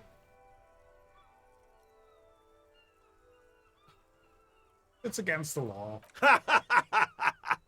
Look around, you livestock! We're about to butcher the lot of you. Where All of this, is your we're just international law? fucking up every single check here. There will be ramifications, but there don't need to be. Let's go inside and discuss what our investigation has uncovered. We have important. We're not fucking coming anywhere, Sailite. It's a miracle no one got shot this time. Stop attempting to use your head. It won't work. I'm really good at failing, yeah. Okay, 58% chance to shoot him. We failed again!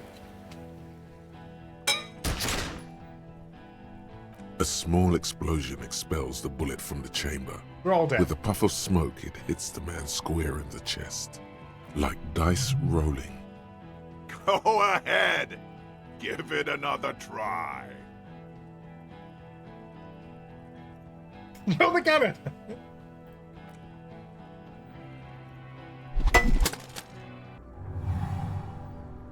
Kill him.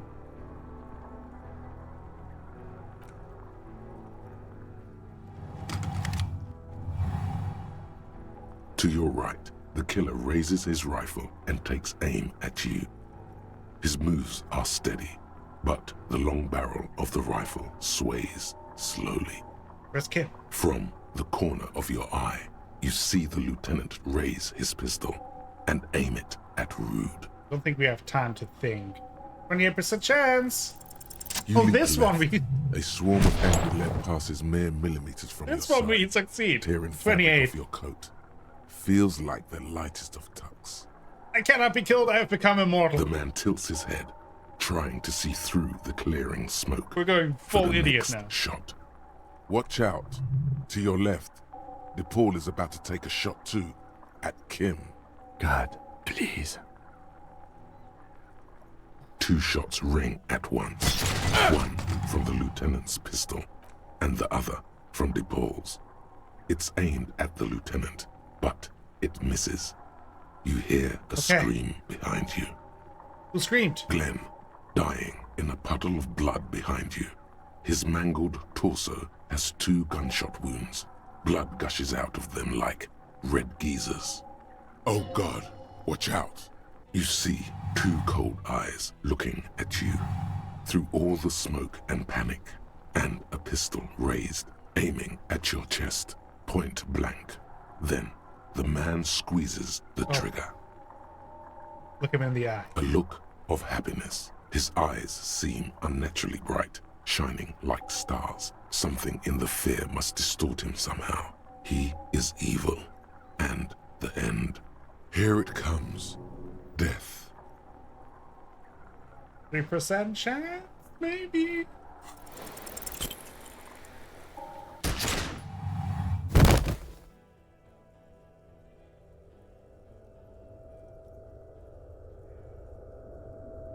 You can't.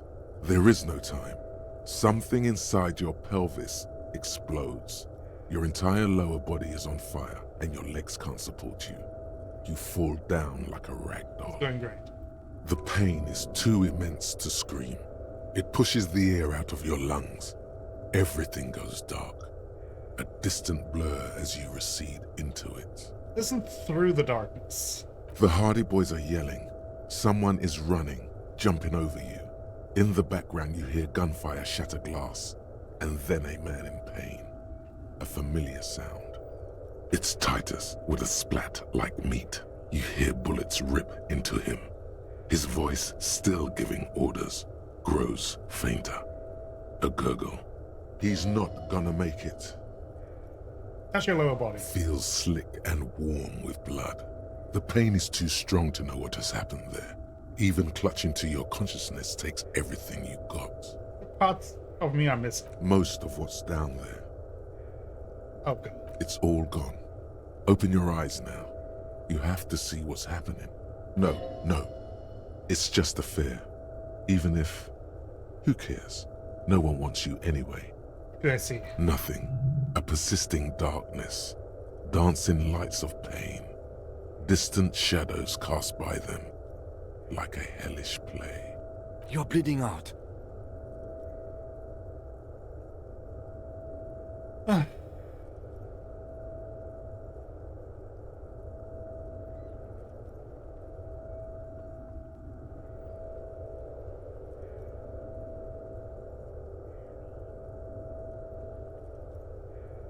There's a white shadow that smells like apricots. It's always there. Stay with me.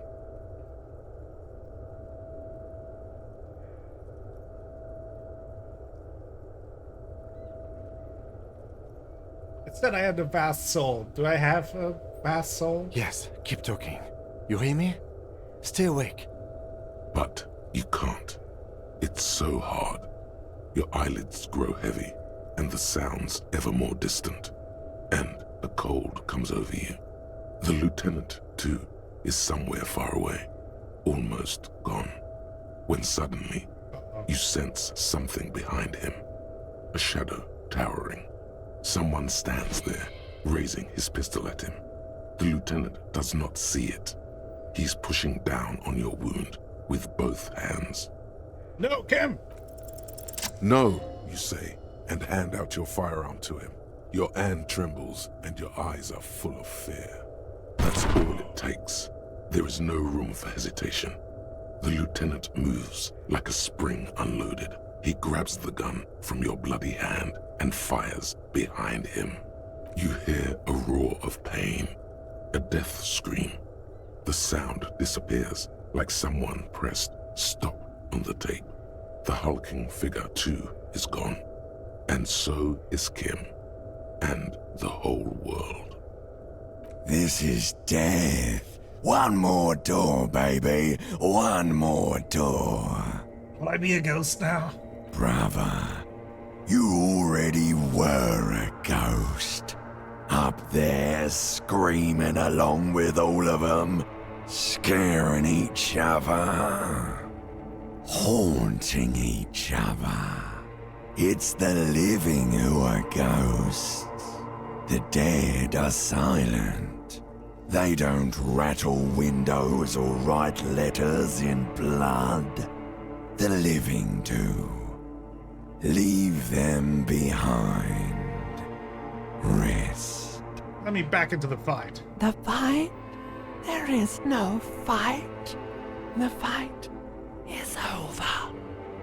It was lost 1,000 years ago. You have laid here forever. Keep falling deeper. Take the door. He's not taking it. His body is not taking it. Oh God, no. He's not disintegrating. He's swelling up instead. Over the hours, hurting, moaning in his sleep, and rotting, and being disinfected, and smelling of drugs. Does that mean we might be in a feeling hospital? saliva in his mouth, drifting in painkillers, thrashing in his wound sleep. He can't go. Not before the case is solved. There is a radio in the distance. A radio of the world. Playing sounds. Good morning, Elysium. Soon you will return to the world. You're thirsty. Reach for the glass of water by the bed. The world is still there. Sleep some more. Hours turn to days. Soon we will get up again and go through it again. Finally, we know what the infernal engine was outside. The clarion call. It was him. He is the infernal engine. He never stops. He only gets worse.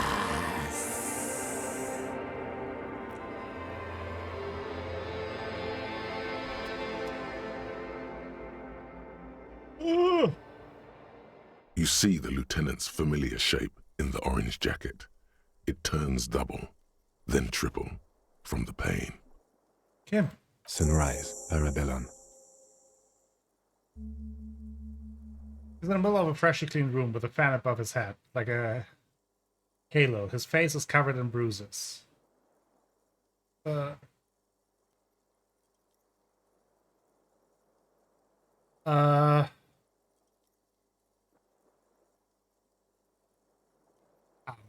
It's not ouch time yet. You just got the Dramamine pill an hour ago. Wait until it wears off. Okay, what did you say? Sunrise? Sunrise Parabellum. Sunrise, prepare for war. It's an old revolutionary saying.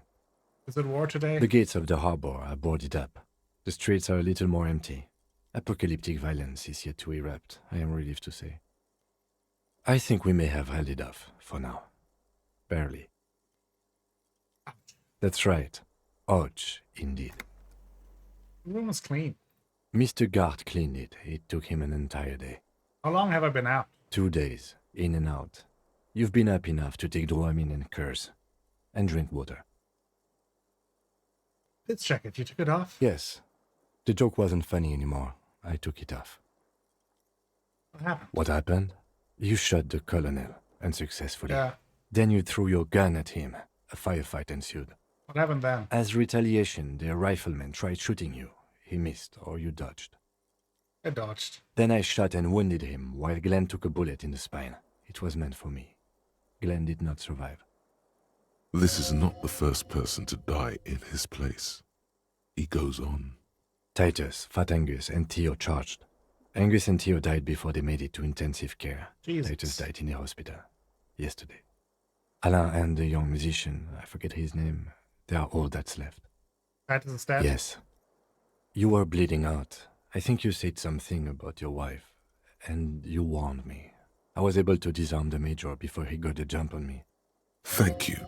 Although I was not able to kill him, as I should have. Crenel took him. A stray bullet killed the Pole, though. And that's what happened. I thought you only smoked one a day. This is the one. Titus is dead? Yes. And the Major? He's in a private hospital across the river. Crenel claimed him from the local butcher shop where Titus died. Turns out he's insured. there is unveiled anger in his voice. We won't get to him anymore. The good news is he's not coming here either. I did some damage. How many casualties on the Union side total? 6. Glenn, Theo, Shanky, Angus. The fat one, he took a lot of bullets. And Titus. And Elizabeth too. Oh, Elizabeth fuck. Beaufort was her name. The gardener. You did not make it? No, she bled out before Everard's surgeon could help her. Everard sent his personal doctor, but a costly loss for the Union. She was being trained for leadership. If I would have presented the theory better to the leader... She never had a chance. She should not have been there in the first place. There was no way to convince them. Stop this line of thought now. You're too broken for ghosts. That... All. Total shit show. Yes, officer. 6 people are dead. It's not a success. +1. Ruby. But what's done is done. The violence is cordoned off. The Hornets did not get into the beehive. The worst scenario has not materialized. Yet. And we are still alive. Both of us. His smoking. His hunched back. You have it worse. But he took a real beating. That cigarette has medicinal purposes. How bad am I hurt? Reasonably bad. You were shot in the left quadriceps. That's your thigh. The outer side, thankfully, no major arteries were nicked. The bullet was removed and a bacterial infection treated with mercurochrome. Can I walk? We will see. If it's possible, then by pure willpower alone, you are going to have to become a psycho-locomotor. I am a psycho-locomotor. Good. You'll need to be.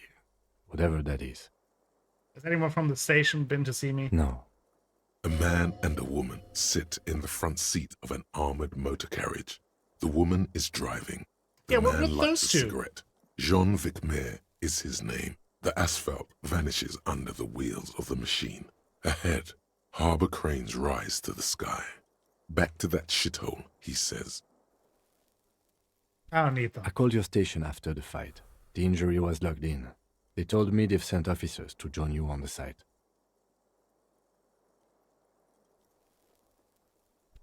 Oh, you haven't seen any, have you? I'm sure they're worried about you. If not my station, then who treated me? I did. Thank you. No need. Are you hurt? Not very. I have a concussion from the major beating me with the butt of his gun. I tried to not move too much. Things would be worse if you didn't warn me. Thank you. I did not see him coming. Stupid of me. Okay. Oh boy. That went really bad. Easy now. The lieutenant turns double again before your eyes. An orange hue of pain. How are you? I feel fantastic. Let's rock. He nods. What happens now, Kim? I honestly don't know. You don't know? We can't talk to Everard. The harbor is in lockdown. Everyone in there is outside our grasp now. Joyce has left too, thanks to our meddling. You don't think it was a good idea? I don't know what to think. It might not have been a bad idea. There is a pin somewhere in the machine. Something is keeping Connell from sending in a death squad. Maybe it's her. Maybe she kept her hand. Either way, Ruby's gone, and Claudia too. We really should have arrested her, you know? Wait, you checked? She's really... Guard confirmed she left 20 minutes prior to the tribunal showing up. So who did it then? Who killed the hangman? I don't know. I think your incredibly dangerous theory about you being the killer was incorrect, however. There is not one piece of evidence to support it. Honestly, I think our investigation has not produced a single credible suspect. Fucking Maybells, Kim, the flowers. What? Can't get out of, the dried flowers. Every This piece of garbage in the city is not connected to the case. You don't have to keep everything. What about the hole in the wall? Someone was checking her out. I don't know. That's been there for years. You got them footprints? Yes. God curse the footprints, not solving the case for us. Au diable. Antiquated bullet from a Belle McGrave. How hard can it be to find one? How hard can it be? It's extremely easy. There are thousands lying around. We found one. All completely unusable. It's precisely how easy it is to find one that makes the bullet useless. There are all these old bunkers and weapon caches, the revolutionary era. We could find thousands more if we wanted. All of Revachol is full of them. But they seemed so mysterious.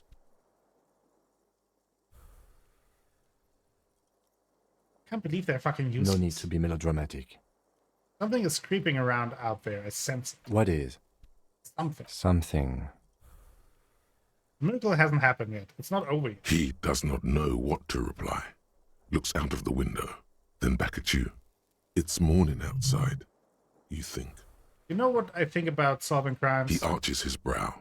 The ceiling fan patiently spins overhead. Solving crimes is hard. It really is very hard. He sounds surprisingly weary. That concussion must be making him dizzy. Right, Danielle?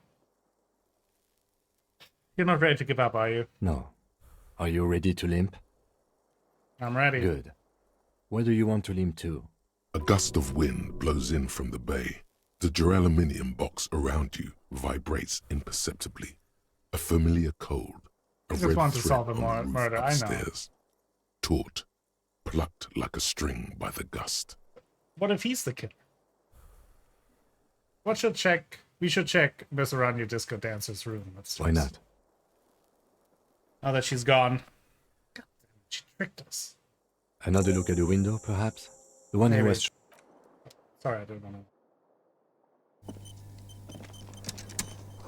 The stereo 8-player has been reunited with its right speakers.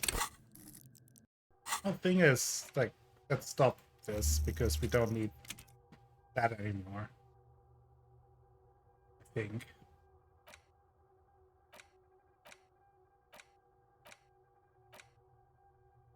Lindian Miracle. Let's go with this. Then let's level up our visual calculus. Oh, what's this room? It's seen gleaming white animal. No bottles inside. Look, the door is open. You can walk right into Kim's room. What? Kim's room? The alarm is set for 6:50 a.m. Medicinal supplies on the cupboard. Mercurochrome, scalpel, and antibiotics. These papers bear the stamp of the RCM. They appear to be fragments of the lieutenant's paperwork, half finished. You make out notes on this and other recent cases. I had Gart open the door to your room. You were running a low bacterial fever the first night. Thank you for keeping this thing alive a little longer. It would have been easy were it not for my concussion. We both got lucky, considering the odds we faced. Let's go? Alright. I think this is a good time to end the stream for today, and then probably next time will be the last Disco Elysium stream? I'm not sure. We'll see. Well, that went terrible. I mean, I couldn't have been more unlucky. The odds were in our favor, but they were only in our favor until they weren't. So,